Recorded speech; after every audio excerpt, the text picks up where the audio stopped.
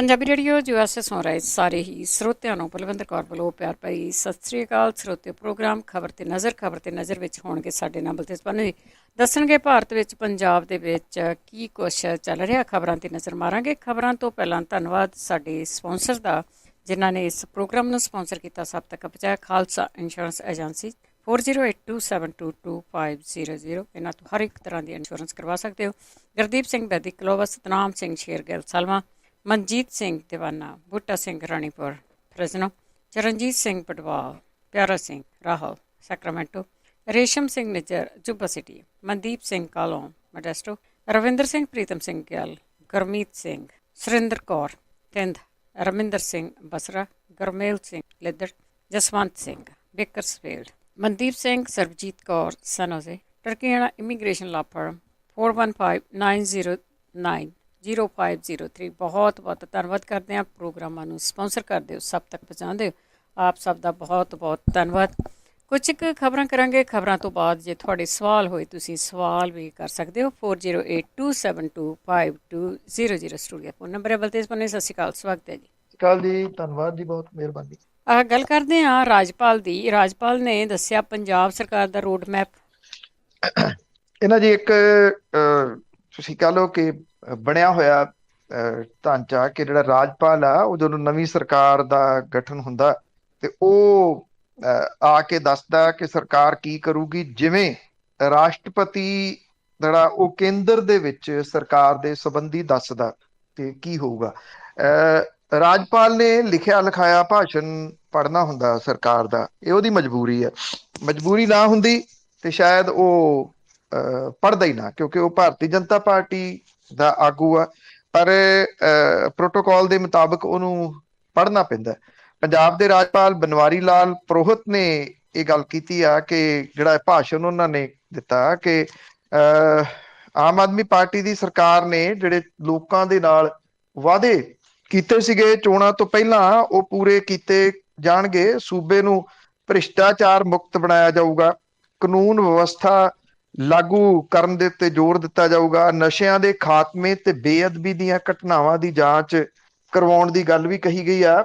ਰਾਜਪਾਲ ਦੇ ਵੱਲੋਂ ਜਿਹੜੀ ਆਮ ਆਦਮੀ ਪਾਰਟੀ ਦੀ 5 ਸਾਲਾਂ ਦਾ ਉਹਦਾ ਜਿਹੜਾ ਰੋਡ ਮੈਪ ਹੈ ਉਹ ਪੇਸ਼ ਕੀਤਾ ਗਿਆ। ਭਾਸ਼ਣ ਦੇ ਵਿੱਚ ਰਾਜਪਾਲ ਨੇ ਸੂਬੇ ਦੇ ਵਿੱਚ ਅਕਾਲੀ ਤੇ ਕਾਂਗਰਸ ਸਰਕਾਰ ਦੇ ਕੁਸ਼ਾਸਨ ਦੀ ਗੱਲ ਕੀਤੀ। ਸੂਬੇ ਨੂੰ ਕਰਜ਼ਈ ਬਣਾਉਣ, ਨੌਜਵਾਨਾਂ 'ਚ ਨਿਰਾਸ਼ਾ ਪੈਦਾ ਕਰਨ, ਖੇਤੀ, ਸਿਹਤ, ਸਿੱਖਿਆ ਤੇ ਹੋਰ ਖੇਤਰਾਂ ਦੇ ਵਿੱਚ ਨਿਘਾਰ ਲਿਆਉਣ ਲਈ ਜ਼ਿੰਮੇਵਾਰ ਦੱਸਿਆ। ਪੁਰੋਹਿਤ ਨੇ ਵਿਧਾਨ ਸਭਾ ਚੋਣਾਂ 'ਚ ਸੱਤਾਧਾਰੀ ਧਿਰ ਦੀ ਜਿੱਤ ਦੀ ਗੱਲ ਕਰਦਿਆਂ ਕਿਹਾ ਕਿ ਪੰਜਾਬ ਦੇ ਲੋਕਾਂ ਨੇ ਬਦਲਾਅ ਲਈ ਵੋਟ ਦੀ ਵਰਤੋਂ ਕਰਦਿਆਂ ਨਵੀਂ ਆਸ ਤੇ ਦਿਸ਼ਾ ਦੇ ਵਿੱਚ ਭਰੋਸਾ ਪ੍ਰਗਟਾਇਆ। ਤੋਂ ਪਹਿਲਾਂ ਕੁਲਤਾਰ ਸਿੰਘ ਸੰਧਵਾ ਜਿਹੜੇ ਸੀ ਉਹ ਸਰਬਸੰਮਤੀ ਦੇ ਨਾਲ ਪੰਜਾਬ ਵਿਧਾਨ ਸਭਾ ਦੇ ਨਵੇਂ ਸਪੀਕਰ ਚੁਣੇ ਗਏ। ਕੁਲਤਾਰ ਸਿੰਘ ਸੰਧਵਾ ਪਿੰਡ ਤੋਂ ਆਉਂਦੇ ਆ, ਕੋਟਕਪੂਰੇ ਤੋਂ ਉਹਨਾਂ ਨੇ ਦੂਜੀ ਵਾਰੀ ਚੋਣ ਜਿੱਤੀ ਆ। ਗਿਆਨੀ ਜੈਲ ਸਿੰਘ ਤੇ ਕੁਲਤਾਰ ਸਿੰਘ ਸੰਧਵਾ ਦੇ ਦਾਦਾ ਸਕੇ ਭਰਾ ਸੀ, ਭਾਵ ਕਿ ਉਹ ਗਿਆਨੀ ਜੈਲ ਸਿੰਘ ਦੇ ਭਰਾ ਦੇ ਪੋਤਰੇ ਨੇ। ਗੁਰਸਿੱਖ ਨੇ ਔਰ ਉਹਨਾਂ ਦਾ ਇਸ ਅਹੁਦੇ ਦੇ ਉੱਤੇ ਬੈਠਣਾ ਇਸ ਪੱਖੋਂ ਵੀ ਅਹਿਮ ਆ ਕਿ ਕੋਟਕਪੂਰਾ ਉਹ ਏਰੀਆ ਹੈ ਜਿੱਥੇ ਬੇਅਦਬੀ ਦੀਆਂ ਘਟਨਾਵਾਂ ਦਾ ਸੇਕ ਸਭ ਤੋਂ ਵੱਧ ਲੱਗਿਆ। ਉਸ ਏਰੀਏ ਦੇ ਵਿੱਚੋਂ ਹੀ ਗੁਰੂ ਗ੍ਰੰਥ ਸਾਹਿਬ ਦੀ ਬੀੜ ਪਹਿਲਾਂ ਚੋਰੀ ਕੀਤੀ ਗਈ, ਬਾਅਦ ਦੇ ਵਿੱਚ ਉਹਦੀ ਬੇਅਦਬੀ ਕੀਤੀ ਗਈ। ਕੋਟਕਪੂਰਾ ਦੇ ਵਿੱਚ ਬੱਤੀਆਂ ਵਾਲਾ ਚੌਂਕ ਦੇ ਵਿੱਚ ਕੀ ਕੁਝ ਹੋਇਆ ਉਹ ਕਿਸੇ ਨੂੰ ਭੁੱਲਿਆ ਨਹੀਂ ਤੇ ਉਹਦੇ ਨੇੜੇ ਲੱਗਵੇਂ ਬਾਈਬਲ ਦੇ ਵਿੱਚ ਪੁਲਿਸ ਦੀ ਗੋਲੀ ਦੇ ਨਾਲ 2 ਜਾਣਿਆਂ ਦੀ ਜਾਨ ਗਈ। ਇਸ ਕਰਕੇ ਉਹ ਅਹਿਮ ਹੈ। ਅੱਜ ਜਿਹੜਾ ਵਿਧਾਨ ਸਭਾ ਦੇ ਵਿੱਚ ਰਾਜਪਾਲ ਦੇ ਭਾਸ਼ਣ ਦੇ ਉੱਤੇ ਧੰਨਵਾਦੀ ਮਤਾ ਪੇਸ਼ ਕੀਤਾ ਜਾਊਗਾ। ਔਰ ਭਗਵੰਤ ਮਾਨ ਹੋਰਾਂ ਨੇ ਕੱਲ ਇਹ ਐਲਾਨ ਕੀਤਾ ਕਿ ਅੱਗੋਂ ਜਿਹੜੇ ਸੈਸ਼ਨ ਹੋਣਗੇ ਉਹਨਾਂ ਸੈਸ਼ਨ ਨੂੰ ਲਾਈਵ ਬ੍ਰੌਡਕਾਸਟ ਕੀਤਾ ਜਾਊਗਾ। ਔਰ ਇਹ ਜਿਹੜੀ ਲਾਈਵ ਬ੍ਰੌਡਕਾਸਟਿੰਗ ਹੈ ਇਹ ਚੈਨਲਾਂ ਦੇ ਉੱਤੇ ਕੀਤੀ ਜਾਊਗੀ। ਇਹ ਮੰਗ ਵੈਸੇ ਪਿਛਲੇ ਸਮੇਂ ਦੇ ਦੌਰਾਨ ਜਦੋਂ ਕਾਂਗਰਸ ਵਿਰੋਧੀ ਧਿਰ ਹੁੰਦੀ ਸੀ ਉਦੋਂ ਕਰਦੀ ਸੀ, ਮੁੜ ਕੇ ਆਮ ਆਦਮੀ ਪਾਰਟੀ ਵਿਰੋਧੀ ਧਿਰ ਰਹੀ ਆ ਉਹ ਵੀ ਮੰਗ ਕਰਦੀ ਰਹੀ ਆ, ਸਰਕਾਰਾਂ ਨੇ ਮੰਨਿਆ ਨਹੀਂ। ਮੰਗ ਬਹੁਤ ਵਾਰੀ ਹੋਈ ਪਰ ਮੁੱਖ ਮੰਤਰੀ ਭਗਵੰਤ ਮਾਨ ਹੋਰਾਂ ਨੇ ਖੁਦ ਹੀ ਕੱਲ ਇਹ ਐਲਾਨ ਕਰਤਾ ਕਿ ਅੱਗੇ ਤੋਂ ਜਿਹੜਾ ਸੈਸ਼ਨ ਹੋਊਗਾ ਉਹਨੂੰ ਲਾਈਵ ਬ੍ਰੌਡਕਾਸਟ ਕੀਤਾ ਜਾਊਗਾ ਤਾਂ ਕਿ ਆਪੋ ਆਪਣੇ ਹਲਕੇ ਦੇ ਜਦੋਂ ਮੁੱਦੇ ਉਠਾਉਣੇ ਨੇ ਵਿਧਾਇਕਾਂ ਨੇ ਤੇ ਉਹਨਾਂ ਦੇ ਹਲਕੇ ਦੇ ਲੋਕ ਘਰ ਬੈਠੇ ਵੇਖ ਸਕਣ ਕਿ ਉਹਨਾਂ ਦਾ ਵਿਧਾਇਕ ਉਹਨਾਂ ਦੇ ਵਾਸਤੇ ਬੋਲਿਆ ਕਿ ਨਹੀਂ ਬੋਲਿਆ, ਜੇ ਬੋਲਿਆ ਤੇ ਕਿੰਨੇ ਤੱਥਾਂ ਦੇ ਨਾਲ ਬੋਲਿਆ। ਔਰ ਇਹਦੇ ਨਾਲ ਜਿਹੜੇ ਨਵੇਂ ਫਰੈਸ਼ ਚੁਣੇ ਗਏ ਵਿਧਾਇਕ ਨੇ ਉਹਨਾਂ ਦੇ ਵਿੱਚ ਕੌਨਫੀਡੈਂਸ ਆਊਗਾ ਔਰ ਉਹ ਜ਼ਿਆਦਾ ਮਿਹਨਤ ਕਰਨਗੇ ਕਿ ਉਹਨਾਂ ਨੂੰ ਦੁਨੀਆ ਵੇਖੂਗੀ। ਜੇ ਨਾ ਚੱਜ ਦੇ ਨਾਲ ਬੋਲੇ ਤੇ ਫਿਰ ਉਹਨਾਂ ਦੇ ਉੱਤੇ ਸਵਾਲੀਆ ਚਿੰਨ੍ਹ ਖੜੇ ਹੋਣਗੇ। ਸੋ ਅੱਜ ਜਿਹੜਾ ਰਾਜਪਾਲ ਦੇ ਧੰਨਵਾਦੀ ਜਿਹੜਾ ਮਤਾ ਉਹਦੇ ਉੱਤੇ ਅੱਜ ਦਾ ਵਿਧਾਨ ਸਭਾ ਦਾ ਸੈਸ਼ਨ ਜਿਹੜਾ ਉਹ ਚੱਲੂਗਾ ਜੀ। ਤੇ ਅੱਗੇ ਗੱਲ ਕਰਦੇ ਹਾਂ, ਬਹੁਤ ਦੇਰ ਦਾ ਰੌਲਾ ਪੈ ਰਿਹਾ, ਲੋਕਾਂ ਨੂੰ ਪੰਜਾਬ ਦਿਆਂ ਨੂੰ ਸਮਝ ਨਹੀਂ ਆਉਂਦੀ, ਬਾਹਰੋਂ ਵੀ ਬਹੁਤ ਰੌਲਾ ਪੈ ਰਿਹਾ ਕਿ ਪੰਜਾਬ ਦੇ ਵਿੱਚ ਹੇਠਲਾ ਪਾਣੀ ਆ ਜਿਹੜਾ ਉਹ ਘਟ ਰਿਹਾ। ਹੁਣ ਕਹਿੰਦੇ ਸਿਰਫ 17 ਸਾਲਾਂ ਦਾ ਹੀ ਰਹਿ ਗਿਆ। ਇਹ ਗੱਲ ਠੀਕ ਹੈ ਕਿ ਇਸ ਮਾਮਲੇ ਦੇ ਉੱਤੇ ਜਿਹੜਾ ਉਹ ਪੰਜਾਬੀ ਕਦੇ ਫਿਕਰਮੰਦ ਨਹੀਂ ਹੋਏ ਜੀ। ਵੈਸੇ ਰਿਪੋਰਟ 2019 ਦੇ ਵਿੱਚ ਜਿਹੜੀ ਆਈ ਸੀ, ਰੌਂਗਟੇ ਤਾਂ ਉਹਨੇ ਖੜੇ ਕਰ ਦਿੱਤੇ ਸੀਗੇ, ਪਰ ਉਦੋਂ ਬਾਅਦ ਕੀ ਇਸ ਮਾਮਲੇ ਦੇ ਵਿੱਚ ਕੁਝ ਕੀਤਾ ਗਿਆ? ਜੇ ਜਵਾਬ ਲੱਭਣਾ ਹੋਵੇ ਤੇ ਜਵਾਬ ਵੱਡੇ ਸਾਰੇ ਨੰਨੇ ਦੇ ਵਿੱਚ ਹੈ, ਕੁਝ ਨਹੀਂ ਕੀਤਾ ਗਿਆ। ਜਿਹੜਾ ਸੂਬਾ ਦਰਿਆਵਾਂ ਦੇ ਨਾਮ ਦੇ ਉੱਤੇ ਜਾਣਿਆ ਜਾਂਦਾ, ਪੰਜ ਆਬ, ਉੱਥੇ ਪਾਣੀ ਮੁੱਕ ਜੂਗਾ ਆਉਂਦੇ ਧਰਤੀ ਹੇਠਲਾ ਜਿਹੜਾ ਆਉਂਦੇ ਸਾਲਾਂ ਦੇ ਦੌਰਾਨ। ਦਰਿਆਵਾਂ ਦੇ ਵਿੱਚ ਪਾਣੀ ਕਿੰਨਾ ਆਊਗਾ, ਇਹ ਇੱਕ ਸਵਾਲ ਹੈ। ਪਰ ਨਾਲ ਦੀ ਨਾਲ ਇਹਦੇ ਲੱਗਵਾਂ ਸਵਾਲ ਇਹ ਆ ਕਿ ਜਿਵੇਂ ਸਤਲੁਜ ਦਰਿਆ ਡੈਡ ਦਰਿਆ ਹੈ, ਇਹ ਡੈਡ ਕੋਈ ਹਿਮਾਚਲ ਚੋਂ ਨਹੀਂ ਆਉਂਦਾ, ਥੱਲੇ ਆ ਕੇ ਲੋਕਾਂ ਨੇ ਕਰਤਾ, ਇੰਡਸਟਰੀ ਨੇ ਕਰਤਾ, ਗੰਦ ਸੁੱਟ ਕੇ ਇਹਦੇ ਵਿੱਚ ਪਹਿਲਾਂ ਇਹ ਖਾਕੀ ਰੰਗ ਦਾ ਹੁੰਦਾ, ਫਿਰ ਇਹ ਕਾਲੇ ਰੰਗ ਦਾ ਹੋ ਜਾਂਦਾ। ਔਰ ਜੋ ਸ਼ਹਿਰਾਂ ਦਾ ਗੰਦ ਇਹਦੇ ਵਿੱਚ ਸੁੱਟਿਆ ਜਾ ਰਿਹਾ, ਇੰਡਸਟਰੀ ਵਾਲੇ ਜਿਹੜੇ ਨੇ ਉਹ ਧਰਤੀ ਹੇਠ ਗੰਦ ਸੁੱਟੀ ਜਾ ਰਹੇ ਆ, ਕੋਈ ਜੀਵ ਜੰਤੂ ਹੈ ਨਹੀਂ ਇਹਦੇ ਵਿੱਚ, ਤਾਂ ਕਰਕੇ ਇਹਨੂੰ ਮਰਿਆ ਹੋਇਆ ਦਰਿਆ, ਡੈਡ ਦਰਿਆ ਕਿਹਾ ਜਾਂਦਾ। ਘੱਟ ਬਿਆਸ ਦੇ ਵਿੱਚ ਵੀ ਨਹੀਂ ਕੀਤਾ ਜਾ ਰਿਹਾ। ਯਾਦ ਹੋਣਾ ਜਦੋਂ ਇੱਕ ਸ਼ਰਾਬ ਬਣਾਉਣ ਵਾਲੀ ਫੈਕਟਰੀ ਨੇ ਜਿਹੜਾ ਸੀਰਾ ਸੀਗਾ ਉਹਨੇ ਵਾਹ ਇਹਦੇ ਚ ਸੁੱਟਤਾ ਸੀ, ਲੱਖਾਂ ਦੀ ਗਿਣਤੀ ਦੇ ਵਿੱਚ ਜੀਵ ਜੰਤੂ ਤੜਪ ਕੇ ਮਰ ਗਏ ਸੀ ਉਸ ਵੇਲੇ। ਸਵਾਲ ਇਹ ਆ ਕਿ ਜੇ ਧਰਤੀ ਹੇਠਾਂ ਪਾਣੀ ਮੁੱਕਦਾ ਤੇ ਪੀਣ ਦੇ ਵਾਸਤੇ ਇਹ ਕੁਦਰਤੀ ਸੋਮੇ ਮਨੁੱਖ ਨੇ ਪਹਿਲਾਂ ਹੀ ਗੰਦੇ ਕਰ ਲਏ। ਇਹ ਜਿਹੜੀ ਰਿਪੋਰਟ ਹੈ ਬੜੀ ਭਿਆਨਕ ਹੈ। ਰਿਪੋਰਟ ਕਹਿੰਦੀ ਹੈ ਕਿ ਧਰਤੀ ਹੇਠਲੇ 3 ਪੱਤਣਾਂ ਦਾ ਪਾਣੀ ਮੁੱਕ ਚੱਲਿਆ। ਇਹਨਾਂ ਪੱਤਣਾਂ ਦੇ ਵਿੱਚ 320 ਅਰਬ ਘਣ ਮੀਟਰ ਪਾਣੀ ਹੈ। ਹਰੇਕ ਸਾਲ ਮੀਂਹਾਂ ਦਾ 21 ਅਰਬ ਘਣ ਮੀਟਰ ਪਾਣੀ ਧਰਤੀ ਸਿਮਦਾ।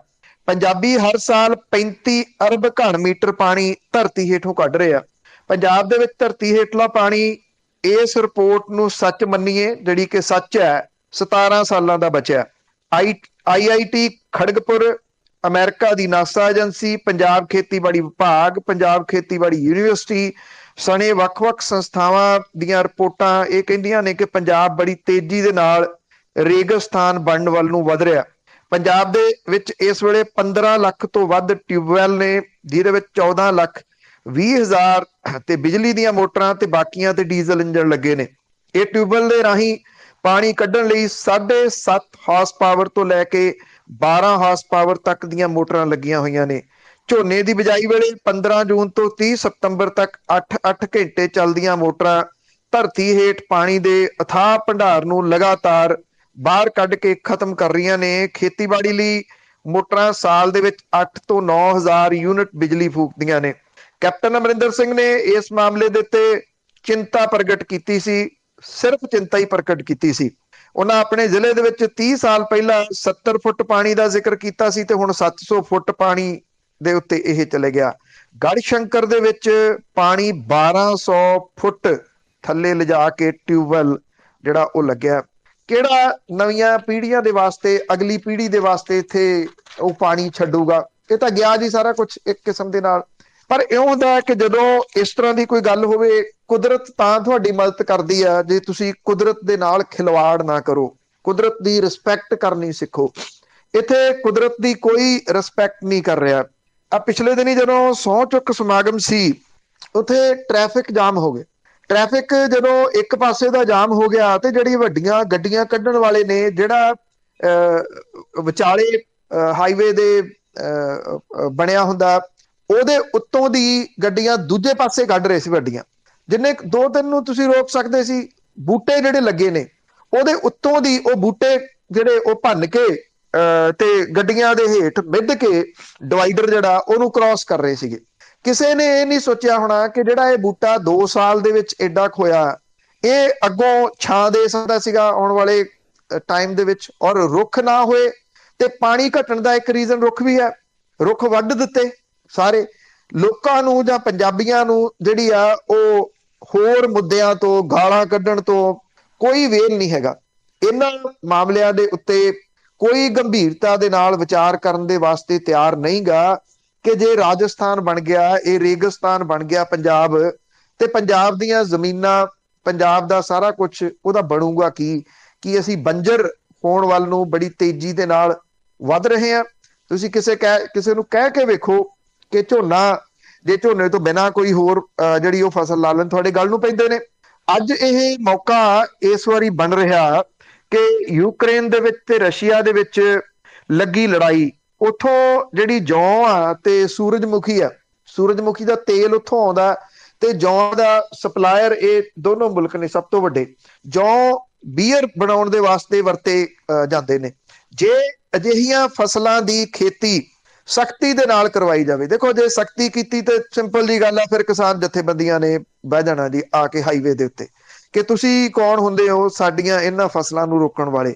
ਪੰਜਾਬ ਦਾ ਬਣੂਗਾ ਕੀ, ਇਹ ਪੰਜਾਬੀਆਂ ਨੇ ਸੋਚਣਾ, ਸਰਕਾਰਾਂ ਨੇ ਨਹੀਂ। ਕਿਉਂਕਿ ਸਰਕਾਰਾਂ ਵੋਟਾਂ ਦੇ ਨਾਲ ਬਣਦੀਆਂ ਨੇ, ਕੋਈ ਸਰਕਾਰ ਆਪਣੀਆਂ ਵੋਟਾਂ ਖਰਾਬ ਨਹੀਂ ਕਰਨਾ ਚਾਹੁੰਦੀ। ਇਸ ਕਰਕੇ ਮੌਜੂਦਾ ਸਥਿਤੀ ਪੰਜਾਬ ਦੀ ਜਿਹੜੀ ਉਹ ਬਣ ਗਈ ਆ ਬਹੁਤ ਭਿਆਨਕ। ਸੋਚ ਕੇ ਵੀ ਜਿਹੜਾ ਜੀ ਉਹ ਲੱਗਦਾ ਕਿ ਵੱਡੀਆਂ ਪਾਈਪਾਂ ਲੈ ਕੇ ਸਵੇਰ ਨੂੰ ਲੱਗ ਜਾਂਦੇ ਆ ਦੇ ਤੇਰੇ ਦੀ ਗੱਡੀਆਂ ਧੋਣ, ਬਾਹਰ ਸੜਕ ਤੱਕ ਜਿਹੜਾ ਜੀ ਉਹ ਪਾਣੀ ਦੀ ਵੇਸਟੇਜ ਆਮ ਦੇਖੀ ਜਾ ਸਕਦੀ ਆ। ਪਾਣੀ ਬਚਾਉਣ ਵਾਲੇ ਪਾਸੇ ਜੇ ਤੁਸੀਂ ਕਿਸੇ ਨੂੰ ਆਖੋ, ਮੈਂ ਇੱਥੇ ਅਕਸਰ ਸੈਰ ਕਰਦਾ, ਜੇ ਕਿਸੇ ਦੀ ਟੈਂਕੀ ਭਰ ਗਈ ਹੋਵੇ ਤੇ ਉਹ ਉੱਤੋਂ ਲੀਕੇਜ ਹੋ ਰਹੀ ਆ, ਬੈਲ ਮਾਰ ਕੇ ਉਹਨਾਂ ਨੂੰ ਇਹ ਕਹੀਦਾ ਤੁਹਾਡਾ ਪਾਣੀ ਬਾਹਰ ਤੱਕ ਆ ਰਿਹਾ। ਅੱਛਾ, ਭੁੱਲ ਗਏ ਹੋਣੇ ਆ ਜਿਹੜਾ ਸਵਿਚ ਬੰਦ ਕਰਨੇ। ਸਭ ਕੁਝ ਅਵੇਲੇਬਲ ਹੈ। 1000-1200 ਰੁਪਏ ਦਾ ਆਟੋ ਜਿਹੜਾ ਉਹ ਕੱਟ ਆਉਂਦਾ ਕਿ ਜਦੋਂ ਤੁਹਾਡੀ ਟੈਂਕੀ ਭਰ ਗਈ ਉਹ ਆਪੇ ਬੰਦ ਹੋ ਜਾਂਦਾ। ਉਹ ਲਾਉਣ ਦੇ ਵਾਸਤੇ ਤਿਆਰ ਨਹੀਂ, ਉਹ ਇਸ ਕਰਕੇ ਲਾਉਣ ਦੇ ਵਾਸਤੇ ਤਿਆਰ ਨਹੀਂ ਵੀ ਕੋਈ ਗੱਲ ਨਹੀਂ, ਏਡੀ ਕਿਹੜੀ ਗੱਲ ਹੈ, ਪਾਣੀ ਜਾ ਰਿਹਾ ਸੜਕ ਦੇ ਉੱਤੇ ਜਾਈ ਜਾਵੇ। ਇੱਕ ਬੂੰਦ ਨੂੰ ਜੇਕਰ ਸੇਵ ਨਾ ਕੀਤਾ ਗਿਆ। ਔਰ ਮੈਂ ਪਿਛਲੇ ਦਿਨਾਂ ਦੇ ਵਿੱਚ ਮਹਾਰਾਸ਼ਟਰ ਗਿਆ ਸੀ ਕੁਝ ਮਹੀਨੇ ਪਹਿਲਾਂ, ਬਾਈ ਰੋਡ ਨੰਦੇੜ ਹਜੂਰ ਸਾਹਿਬ, ਰਸਤੇ ਦੇ ਵਿੱਚ ਮੱਧ ਪ੍ਰਦੇਸ਼ ਆਉਂਦਾ। ਰੁਕ ਕੇ ਥਾਂ ਦੇ ਉੱਤੇ ਉੱਥੋਂ ਦੀ ਖੇਤੀ, ਉੱਥੋਂ ਦੀ ਹਰਿਆਲੀ ਦੇਖੀ। ਜਿੰਨੀ ਹਰਿਆਲੀ ਮੱਧ ਪ੍ਰਦੇਸ਼ ਦੇ ਵਿੱਚ ਹੈ ਉਹ ਅੱਜ ਤੋਂ 20-25 ਸਾਲ ਪੁਰਾਣੇ ਪੰਜਾਬ ਦਾ ਸਿੱਧਾ ਭੁਲੇਖਾ ਪਾਉਂਦੀ ਹੈ। ਉੱਥੇ ਫੁਹਾਰਾ ਸਿਸਟਮ, ਡ੍ਰਿਪ ਸਿਸਟਮ ਇੰਨਾ ਕਾਮਯਾਬ ਹੈ ਕਿ ਟਿਊਬਵੈਲ ਤੁਹਾਨੂੰ ਦਿਸਦਾ ਨਹੀਂ ਕਿਤੇ। ਉਹ ਡ੍ਰਿਪ ਸਿਸਟਮ ਦੇ ਨਾਲ ਤੇ ਫੁਹਾਰਾ ਸਿਸਟਮ ਦੇ ਰੱਖੋ ਕਿ ਪਾਣੀ ਦੀ ਸੇਵਿੰਗ ਬਹੁਤ ਹੈ।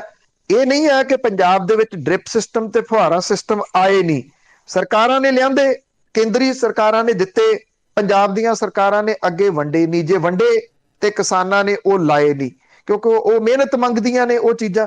ਮਿਹਨਤ ਜਿਹੜੀ ਉਹ ਕੀਤੀ ਨਹੀਂ, ਕਣਕ ਤੇ ਝੋਨੇ ਤੱਕ ਸੀਮਿਤ ਹੋ ਕੇ ਰਹਿ ਗਏ। ਕਿੱਥੇ ਕਣਕ ਹੋਣੀ ਆ, ਕਿੱਥੇ ਝੋਨਾ ਹੋਣਾ, ਇਹ ਆਪਣੇ ਆਪ ਦੇ ਵਿੱਚ ਇੱਕ ਸਵਾਲ ਖੜਾ ਹੋ ਗਿਆ। ਪਰ ਸਵਾਲ ਇਹ ਹੈ ਕਿ ਸਾਡੇ ਕੋਲੇ ਲੜਨ ਲਈ ਹੋਰ ਬਹੁਤ ਕੁਝ ਹੈ। ਅਸੀਂ ਤਾਂ ਇੱਕ ਦੂਜੇ ਨੂੰ ਗਾਲਾਂ ਕੱਢਣ ਦੇ ਵਾਸਤੇ ਜ਼ਿਆਦਾ ਜਿਹੜਾ ਜੀ ਉਹ ਸਮਾਂ ਬਤੀਤ ਕਰਦੇ ਆ। ਇਹੋ ਜਿਹੇ ਗੰਭੀਰ ਮੁੱਦਿਆਂ ਦੇ ਉੱਤੇ ਗੱਲ ਕਰਨੀ ਵੀ ਅੱਜ ਕੱਲ ਗੁਨਾਹ ਹੋ ਗਿਆ ਜੀ। ਬਿਲਕੁਲ ਗੱਲ ਕਰ ਹੀ ਨਹੀਂ ਸਕਦੇ। ਪੰਜਾਬ 'ਚ ਕਿਸੇ ਨੂੰ ਕਾਲ ਕਰੇ ਤਾਂ ਉਹ ਕਹਿੰਦੇ ਅੱਛਾ ਸਾਡੇ ਤਾਂ ਕੋਈ ਪ੍ਰੋਬਲਮ ਨਹੀਂ ਗੀ, ਪਾਣੀ ਤੁਹਾਨੂੰ ਕਿੱਦਾਂ ਪਤਾ ਵੀ ਘਟਦਾ ਆ। ਤੇ ਅੱਗੇ ਗੱਲ ਕਰਦੇ ਆ, ਨਵਿਆਂ ਦੇ ਪਰਿਵਾਰਾਂ ਨੇ ਵਿਧਾਨ ਸਭਾ ਦੀਆਂ ਗੈਲਰੀਆਂ ਭਰੀਆਂ।